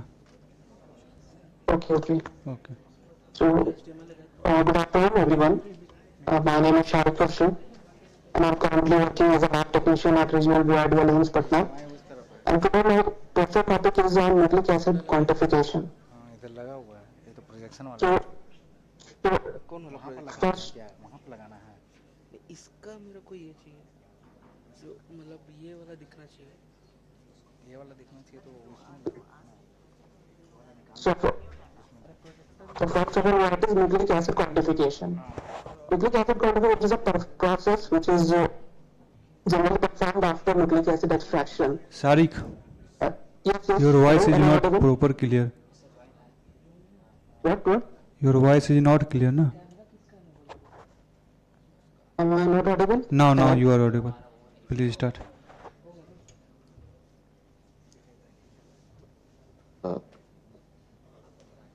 Hello. Yes, please start presentation. Na? Okay. Audible? Audible? Yes, you are audible right now. Okay. So the topic is on nucleic acid quantification. So it is a process which is performed after nucleic acid extraction. So nucleic acid extraction is generally performed by spin column method. So nucleic acid quantification refers to the process of measuring the amount and concentration of DNA and RNA in a sample, which we have extracted by spin column method.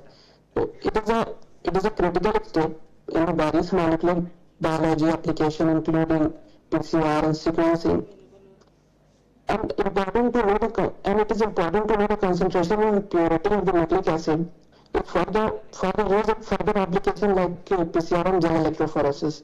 And also, the accurate quantification of nucleic acid is essential for obtaining reliable results. So it is performed by nucleic acid quantification is generally performed by monodrop spectrophotometer, generally by thermoscientific. It works on the principle of spectroscopy. It quantifies the targets by detecting the light from xenon flash and passing through the top optical fiber down through the liquid column where it is detected by internal spectrophotometer. So as a procedure is that upon the lid, we'll pipette and allocate 2 microliter nucleic acid sample which is extracted into the lower pedestal, and then we will click on the measurement button. The visual interpretation will be that nucleic acid has a peak observation of a UV light at 260 nanometer, which allows for the quantification of nucleic acid. And the amount of light which is absorbed at this wavelength is proportional to the concentration of nucleic acid. So to measure the purity of nucleic acid, sample ratio should be 260 by 280 nanometer. So after adding aliquoting and pipetting the sample at the pedestal, we will get the resultant ratio. So if the ratio is in 1.8, it will be accepted for DNA sample. And if the ratio is 2.0, it will be accepted as a pure for RNA. And for concentration should be, and it also shows concentration, which is in nanogram per microliter. And the concentration must be about, to perform any further test, the concentration must be about 20 microgram per ml for the performing PCR and gel electrophoresis. And the conclusion is that quantification of nucleic acid protein is important for downstream application like next generation sequencing, PCR and Western blotting. Thank you.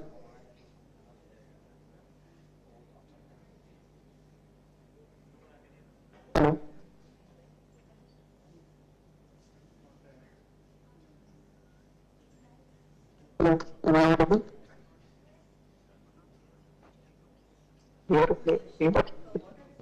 Sharik, what are the chances you Yes, ma'am. Sharik? Yes, ma'am. Yes, ma'am. What are the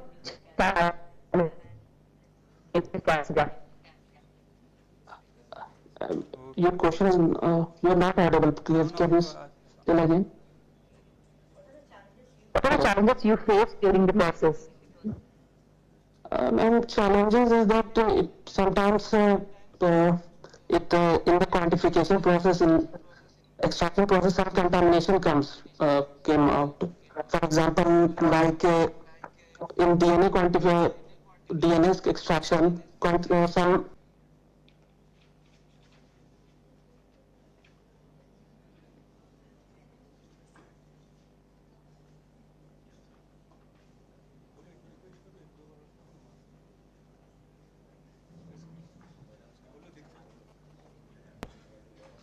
Good afternoon, Diksha.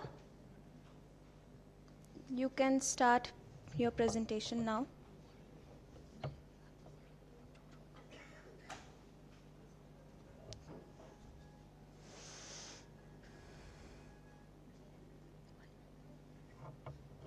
Hello? Yes, you're audible. I'm audible? Yes, you're audible. Okay, thank you, ma'am. So, a very good afternoon to everyone. My name is Diksha Ranat, and I'm the student of Chandigarh University from BMSc MLT.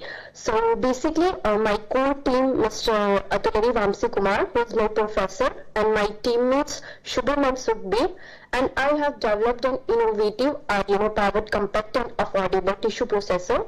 So basically this project aims to make histopathology training more accessible and practical for students. So as this conference explores the latest advancements, innovations and challenges in medical laboratory technology, so I thought it would be beneficial to present an e-poster based on my project.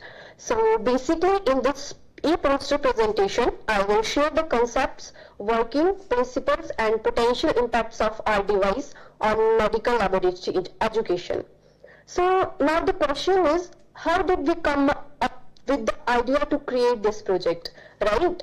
So yes, many of the students face problem in learning histopathology, right? Because of the lab equipments, because so many institutes don't have the advanced lab equipments.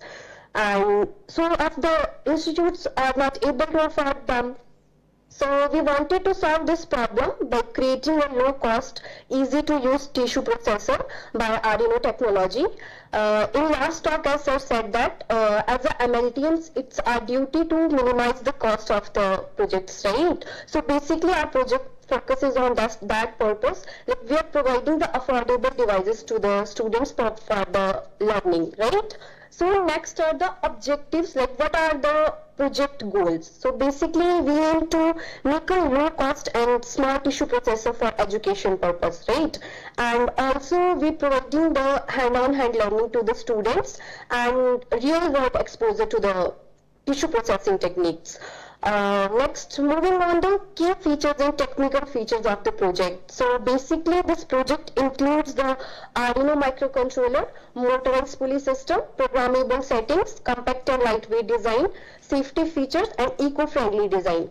So basically we can say that the Arduino microcontroller is the heart of our project. Like how? Because it controls all the processes of the project. And next is motorized pulley system. So basically we are using the motorized pulley system for the movement of the tissues, right? From one place to another place we have to move this. For that we are using the motorized pulley system. And in programmable setting, like adjusting the processing time, like after how much time it should stop or after how much time it should start, all these things are included in the programmable settings. And next is compact and lightweight design. So this Arduino compact powered tissue processor is very small. We can easily move this from one place to another place for the learning purpose, right? And it is also it prevents the errors and it is also eco-friendly design. Like in this we are using the very fewer chemicals. So moving on the processing and the principle, like what are the steps includes in this? So there are 5 steps. First one is fixation, decalcification, dehydration, clearing and infiltration. So basically fixation, we are using the fixation step for the preservation, for the preservation of morphology of the tissue, right? And decalcification for the removal of calcium. And dehydration we are using for the removal of water, and clearing for the replacement of the alcohol, like to make the tissue transparent and clear. And infiltration, in infiltration we are going to prepare the tissue for the embedding purpose, like we have to dip the tissue in the paraffin wax for the sectioning purpose. So next we have the comparison between the traditional tissue processor and Arduino tissue processor. Like how our Arduino powered tissue processor is better as compared to the traditional tissue processor. So as I said that many of the institutes can't afford the expensive equipments, right? So this traditional tissue processor is very expensive and this Arduino tissue processor is very affordable. Like the traditional tissue processor cost is approximately about 4 to 5 lakh, but we made this project under 4 to 5,000 budget. And also this traditional tissue processor is very large and bulky, but this Arduino tissue processor is very small. As I said, we can move this from one place to another place, right? And traditional tissue processor is very complicated. Like in traditional tissue processor, we are not able to understand the processing of the tissue, right? We are not able to get like how this tissue processor is actually working. But in Arduino powered tissue processor, we will get the hand-on-hand learning about the tissue processing, right? And it is also traditional tissue processor is limited, but this Arduino powered is fully adjustable. Like we can adjust this by our own hands. And this traditional tissue processor is only available in the big labs, but this Arduino tissue processor is accessible for the more institutes, right? So moving on the future plans. So basically we plan to add IoT features for remote monitoring and making it suitable for the more samples, and also AI for the better automations, and also develop education kits for the hand-on-hand learning. So now moving on the conclusion of this project. So we created a low cost, easy to use tissue processor for students. Basically that help us solve a big challenge in MLT education. Yes. It's done. Time is over now. Okay. Okay, thank you. Hello, can you brief on what are the samples you're going to process in this? Which sample you're going to process? One example? What? You're not audible, ma'am. Sample, which samples you're going to process here? Which type of tissues you're going to use here? For all tissues? Hello? This automated tissue processor is for all tissues or only specific tissues you are going to use? Ma'am is asking which type of tissue you can use here. Ma'am, we are working on this project, so we will focus on all types of tissue, but at this time we are only focusing like the some type of tissues. So like the for malignancies we are What type? Specify, na? Basically like the breast cancer tissues, breast for the malignancies, to diagnose the breast cancers, all these type of tissue. Like Size. Since you are showing a small container, can you use a large type of tissue? No. In this we can't use the large type of tissue. Like I said before that we are making this project for the educational purpose. Like students can understand the procedure of the tissue processing. So basically it is a low cost tissue processor, so in this we can't proceed with the like big tissues, or so basically this time we are using the small containers only for the processing of one tissue. Okay, you have a timer for that each container? Do you have set any timer for each step? Manually you will be shifting from one container? Yes, ma'am. We set we are focusing to set the 1 to 2 seconds for the each sample to place in the container. Like after, like I said, in the motorized pulley system, we have added that we after how much time it should move or after how much time it should stop. So yes, in microcontroller we reprogram the chip for the time purpose. So yes, 1 to 2 seconds it will stop or it will move. Okay. Okay, thank you. Thank you, Jiksha. Thank you, ma'am. Ma'am का मैं forward कर रहा हूँ वो सोचा ठीक Thank you. हाँ ये अनाउंस कर दो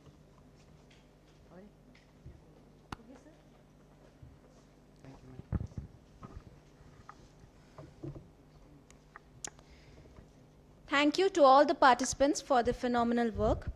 Thank you, judges, for your valuable time. Now, everyone, please proceed for the high tea arranged outside.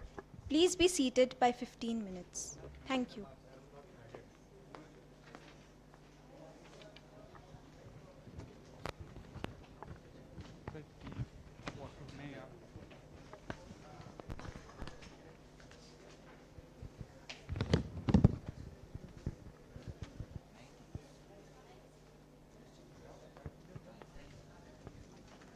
नहीं बंद कर अच्छा इसका जाइए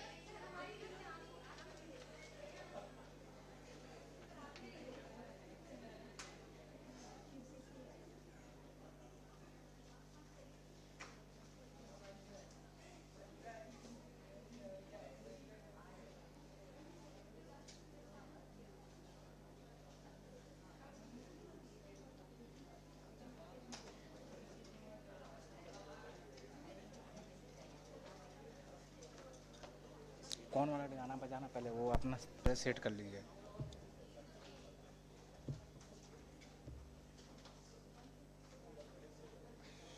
उस वाले में है।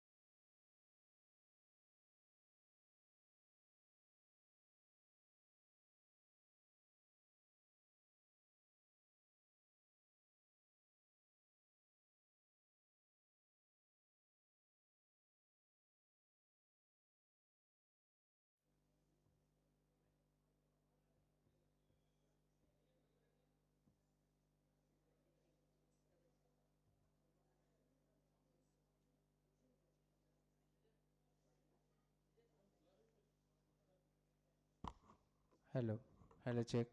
Hello hello. ये देखिए, ये देखिए ये वाला है, इसमें ये एडिटिंग सॉन्ग है, नेशनल एंथम है, कौन वाला है बताइए। एंडिंग सॉन्ग, एंडिंग सॉन्ग अभी जो डांस करेंगे। हाँ, ये मेरा नेशनल एंथम है। नेशनल एंथम है। ठीक है, हाँ, बस ये दो बजेगा ना। सुनिए सुनिए सेव सुनिए, हमको भी रुके किया अभी होगा सर, सेव अभी। भी किया होगा सर, क्या है फिर अच्छा हाँ, तो डायरेक्ट सेव वाला निकालिए।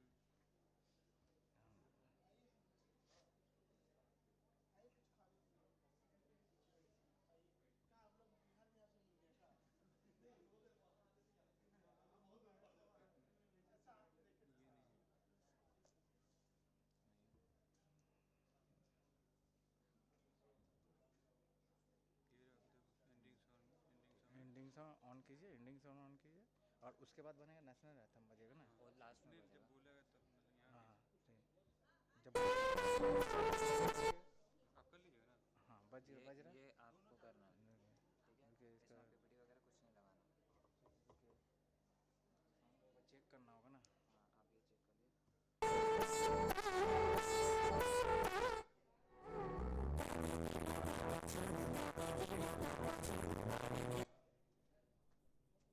बजाइए बजाइए बजाइए। यहाँ से ब्रेक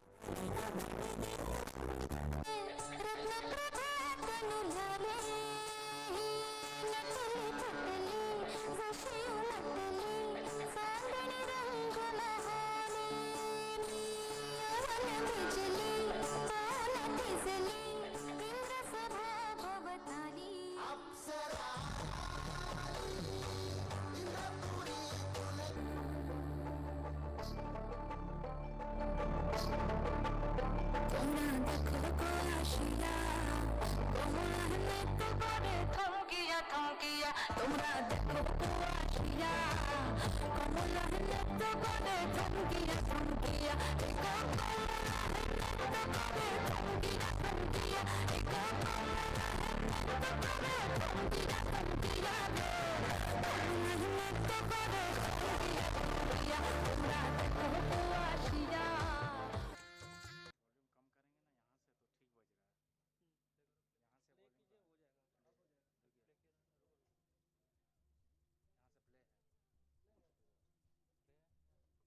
बुमरा आए हो किस बगिया से ओ तुम बुमरा बुमरा शाम रंग बुमरा बुमरा बुमरा शाम रंग बुमरा आए हो किस बगिया से ओ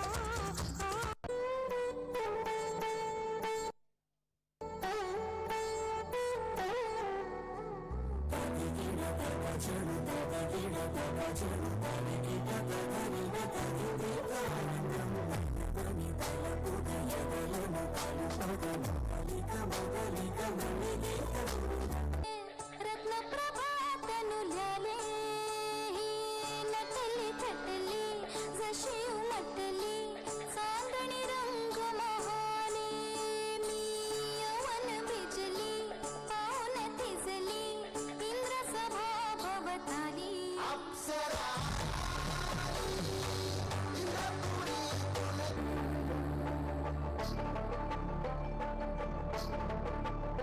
थोड़ा देखो कोशिया कोमल ने तो करे थमकिया थमकिया तुम नहीं नहीं हम लोग कुछ अलग कर रहे अलग चीज़ें कर रहे चलो रहने दो जैसे जो है गाना को ये कीजिए ना लोग बजाएंगे ठीक है गाना जब बजे गाना कहाँ से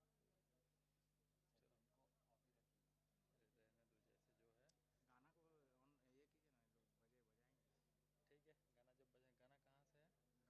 सा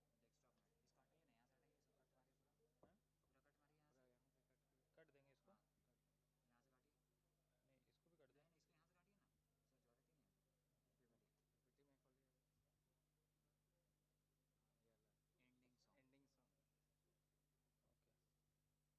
पीपीटी में खोलिए ending ending song okay of करके रख देते हैं एक बार प्ले कर लीजिए, एक बार साउंड चेक कर लीजिए। तो करे थमकिया थमकिया तुमरा देखो कुआ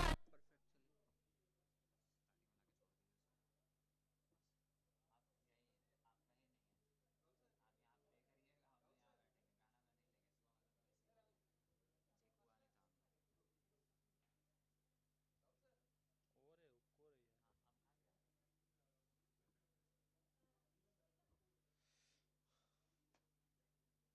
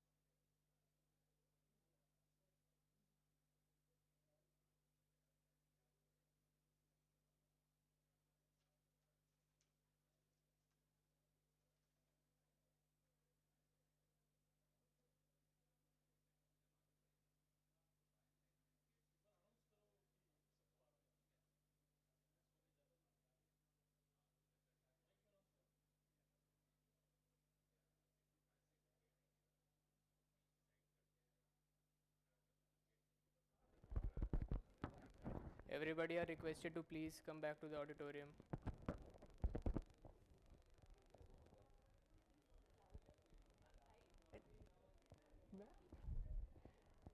Everybody is requested to please come back to the auditorium.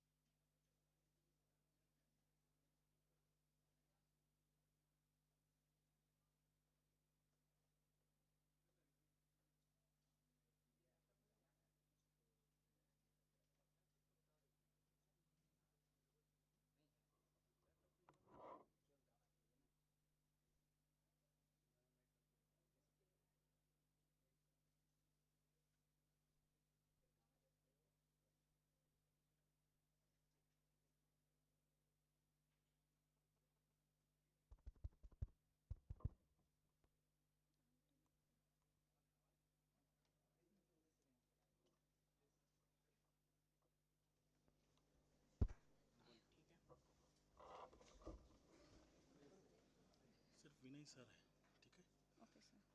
और कोई नहीं है, सुनीता त्रिपाठी सचिन पाटिल सर से भी दिलवा सकते हैं, ठीक है? विनय सर है, डीन सर है, बस कोई नहीं है, ओके सर। ठीक है? डायरेक्टर सर है, डीन सर है, राइट?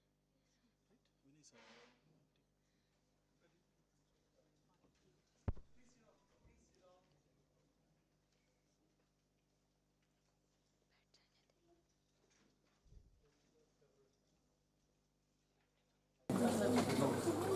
नहीं नहीं क्या फर्क पड़ता है?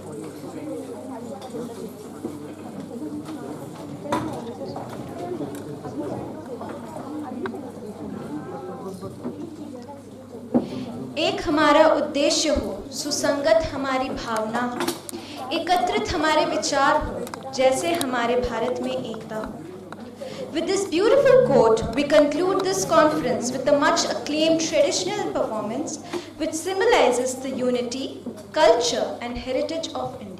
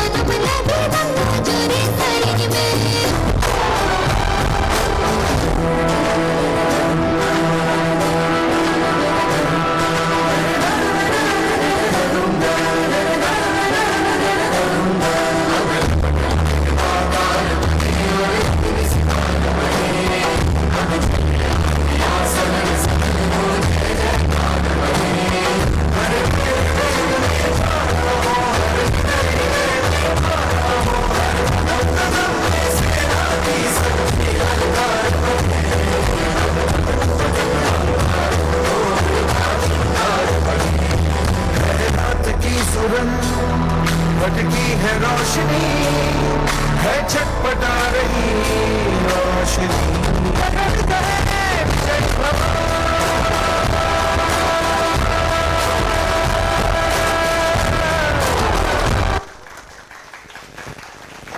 What a mesmerizing performance! As we approach to the conclusion of this insightful conference, it is time to extend our heartfelt gratitude. We are privileged to recognize the contributions of our esteemed dignitaries whose presence and support have been invaluable. To honor their efforts, we invite our Honorable Dean Sir, Director Sir and HOD Sir to the dais to felicitate our distinguished speakers. I invite Dr. Santosh Kumar Singh Sir to kindly join us on stage as we extend our gratitude for his valuable contributions.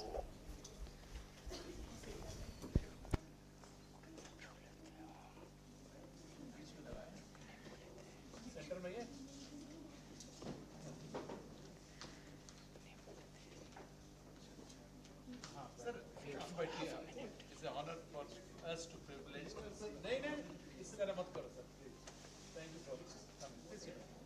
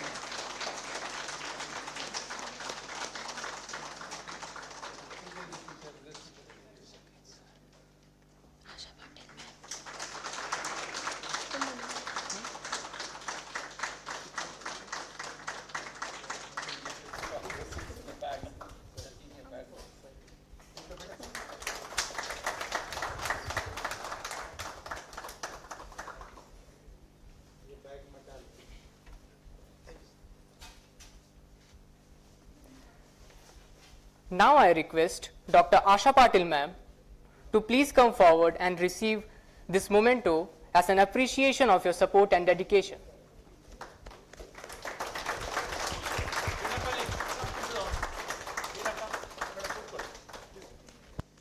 आप कीजिए please to the honours today और madam shawl लीजिए हाँ ठीक है चला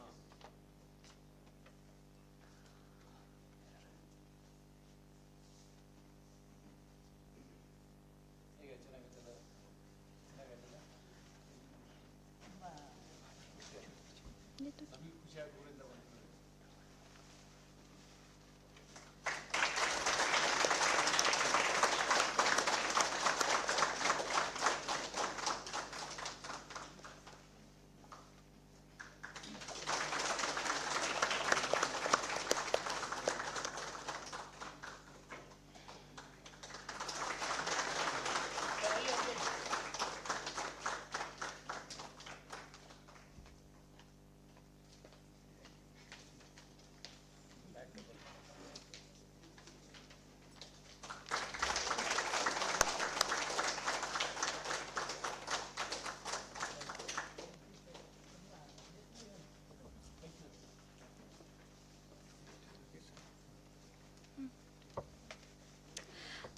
I now invite Dr. Saket Kumar Sir onto the stage to recognize his contributions and present him with a token of appreciation.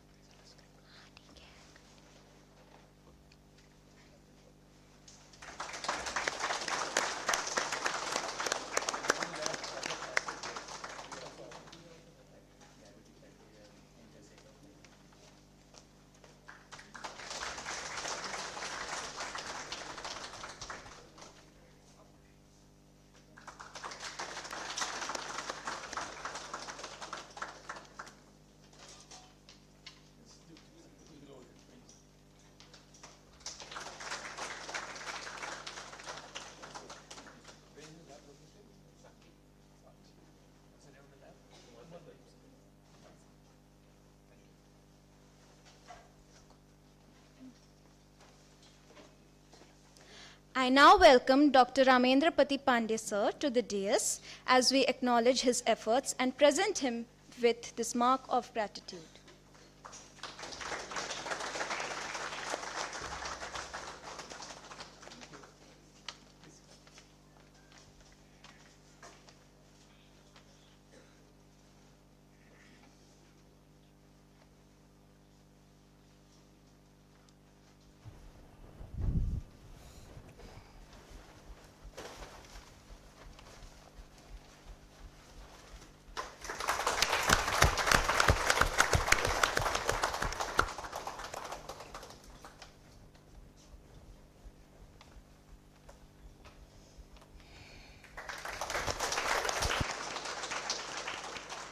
Vinapani, come here wherever you want. You're the organizing secretary.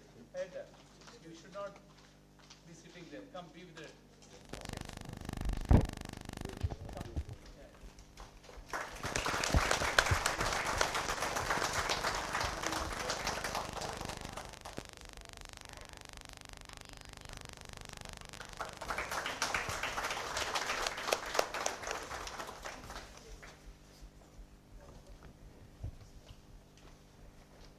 I request Dean Sir, Director Sir and HOD Sir to kindly remain on the stage. I now invite Mr. P. Yashwant Kumar Sir, Remain on stage. Remain on stage. Head AHS, to present a memento to our Honorable Dean Sir as a gesture of gratitude.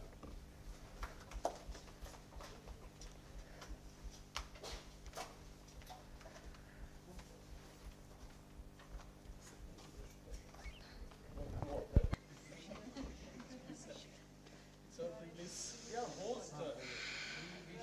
We should not look for hosts. Normally, we don't encourage these for hosts in Manipal.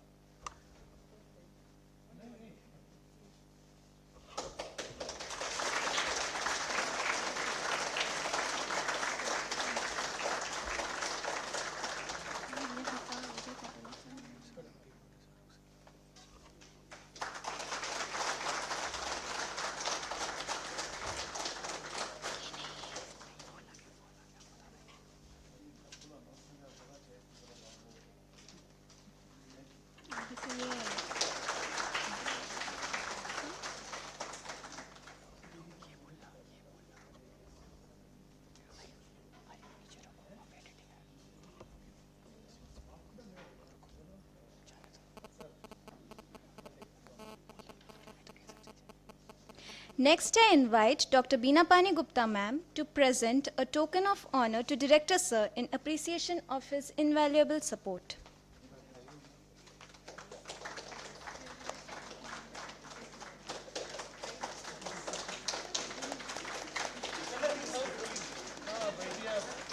हमें बिठा दिया तो आप बैठना पड़ेगा.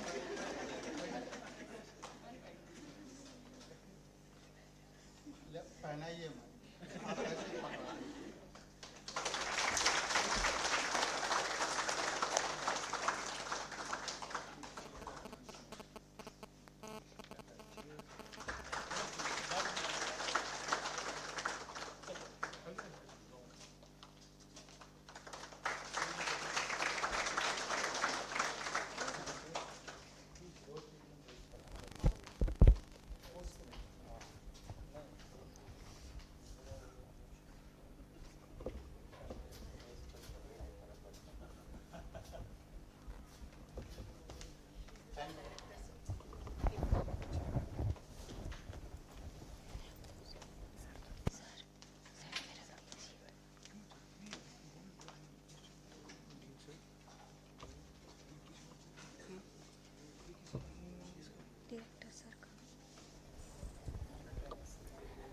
Acknowledging the commitment of our organizing chairperson, Mr. P. Yashwant Kumar, I request Associate Dean Sir, Mr. Vinay A.V. to present him with a memento.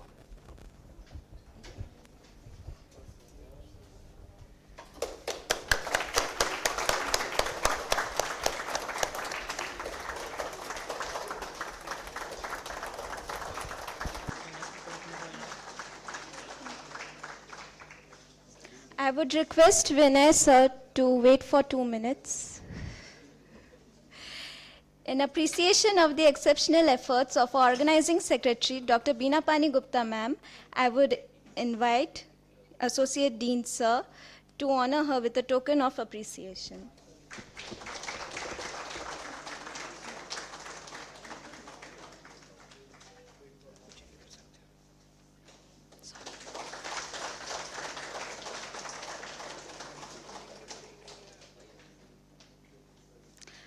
Thank you, sir. I now invite our treasurer, Mr. Shahrukh, onto the stage and request Dr. Sachin Kumar Patil, sir, MTMC, to present the memento.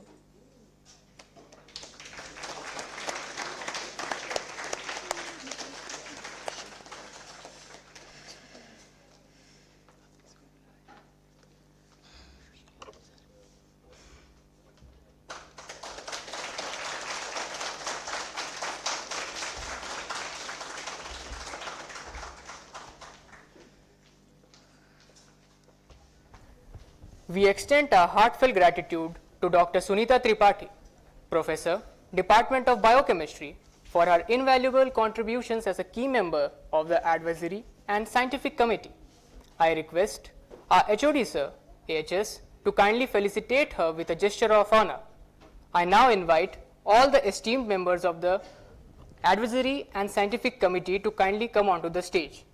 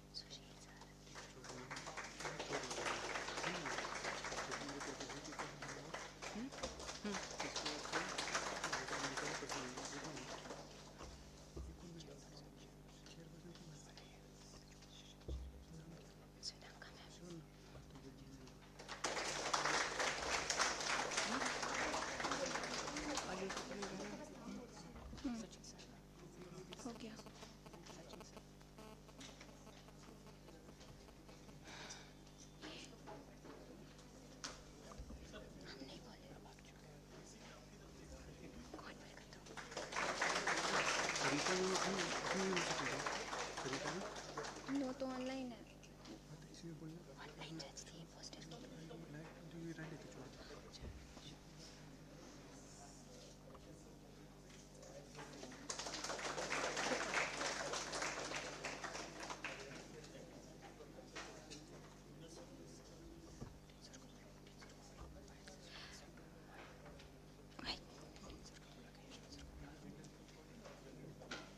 I insist, Dean Sir, to felicitate Mr. P. Yushwant Kumar, sir. अबे तो ये पढ़ना था ना. ये पढ़ना था ना.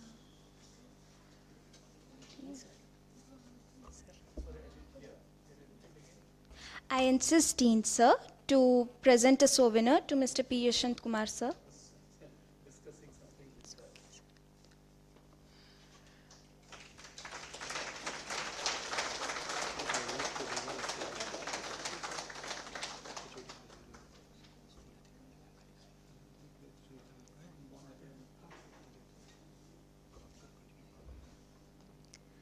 Lastly, I request Dr. Sunita Tripathi ma'am to present a memento to our dedicated student representatives. Mr. Ayush Das.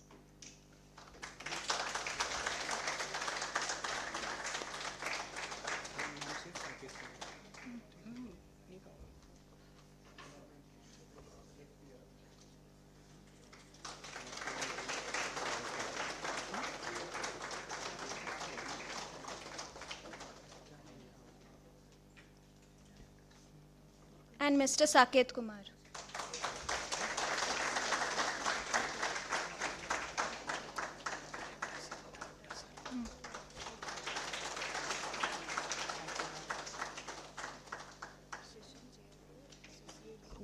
Thank you, ma'am. To extend our gratitude to Ms. Svetanka Prasad, ma'am, I invite Associate Dean Vinay A.V. sir to present her a token of appreciation.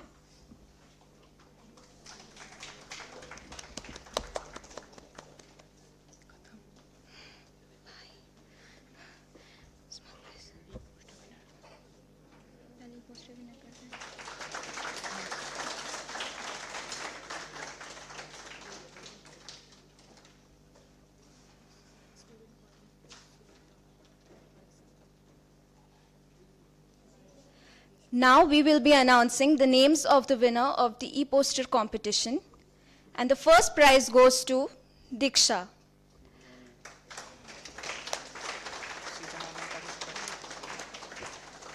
The second position goes to Sunita Hansda and Purnima Mahato.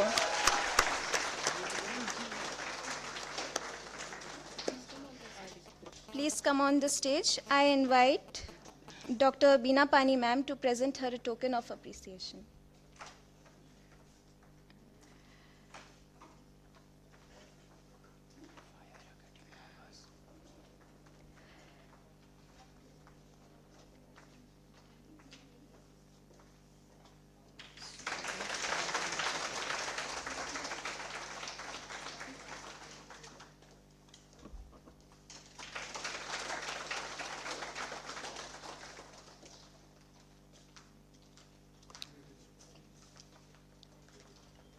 The third position goes to Raj Nandini and Simran Kumari.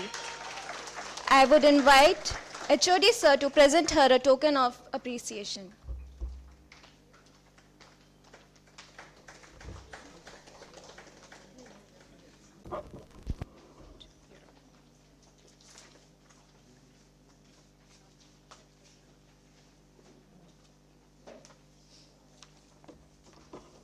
Thank you, students. Good evening, everyone. So finally, we have come to the end of the program. But the wish to ignite the growth and innovation in medical laboratory professionals shall not stop for the healthier community. It is my great honor and privilege to deliver the vote of thanks of today's event. On behalf of MLT Program Department of AHS, I would like to express my heartfelt gratitude to everyone who have contributed to make this event a resounding success. First and foremost, I extend our deepest thanks to Dean Sir, Dr. G. Pradeep Kumar Sir, and Director, Academic and Administration Quality, Dr. Rajiva Dwivedi, for taking time out of their busy schedule to grace us with their presence and to share such inspiring words. Thank you, sir, for all the support and guidance. It is my great privilege to express my gratitude to our esteemed guest speakers, Dr. Asa Patil, Dr. Ramendrapati Pandey, Dr. Santosh Kumar, Dr. Saket Kumar, Dr. Ashok Shah, who provided us with valuable knowledge and perspective. Your contribution have greatly enriched the occasion and especially the knowledge of our students. I would like to thank Associate Dean and HODs of departments for joining us and encouraging all of us. I would like to thank Dr. Svetanka Prasad for chairing the session throughout the event and the dedicated support. Thank you, ma'am. Heartily thanks to Head AHS, Mr. P. Yashwant Sir, Clinical Supervisor, Mr. Shahrukh Khan, Event Coordinator, Mr.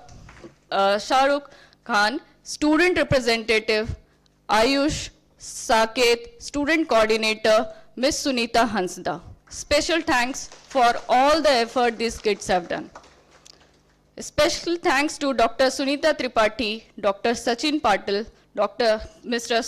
Sushil Yadav, Mr. Vivekanand, Dr. Sarita Kamath, Ms. Sudeshna, Mr. Arjun, Mr. Piyush Pandey for all the support to make the event such a successful. A very big thanks to all the organizers, volunteers who have worked tirelessly behind the scene to ensure everything run smoothly. Your dedication and hard work are the backbone of the event. Heartily thanks to online and the offline delegates. Your active participation and enthusiasm are what make our effort worthwhile. Thank you for being such an engaging and attentive groups. Thank you all the participants and delegates once again. Also, I extend my gratitude to the IT and the technical team, management team, Mr. Kshitij Mohan, Mr. Sumit Jha, Mr. Mihir, Mr. Saubhagya, Mr. Rahul, Mr. Arnav, Brajesh, Mr. Kamal Kishore, Mr. Deepak, and all of the management team, photography team for their support, without which this event would not have been possible. I extend my gratitude to the sponsors for their kind support. Lastly, I extend my gratitude to all the housekeeping staff and the team for their continuous support and maintaining the hygienicity. I would like to thank each and every participants offline and online MLT students for their 100% support done throughout the event. Thank you, students. Let us continue the spirit of collaboration and learning as we look forward to future endeavor. Once again, thank you all of being here and for making this event memorable. Have a great day ahead. Thank you once again to all of you. Thank you, sir. Thank you.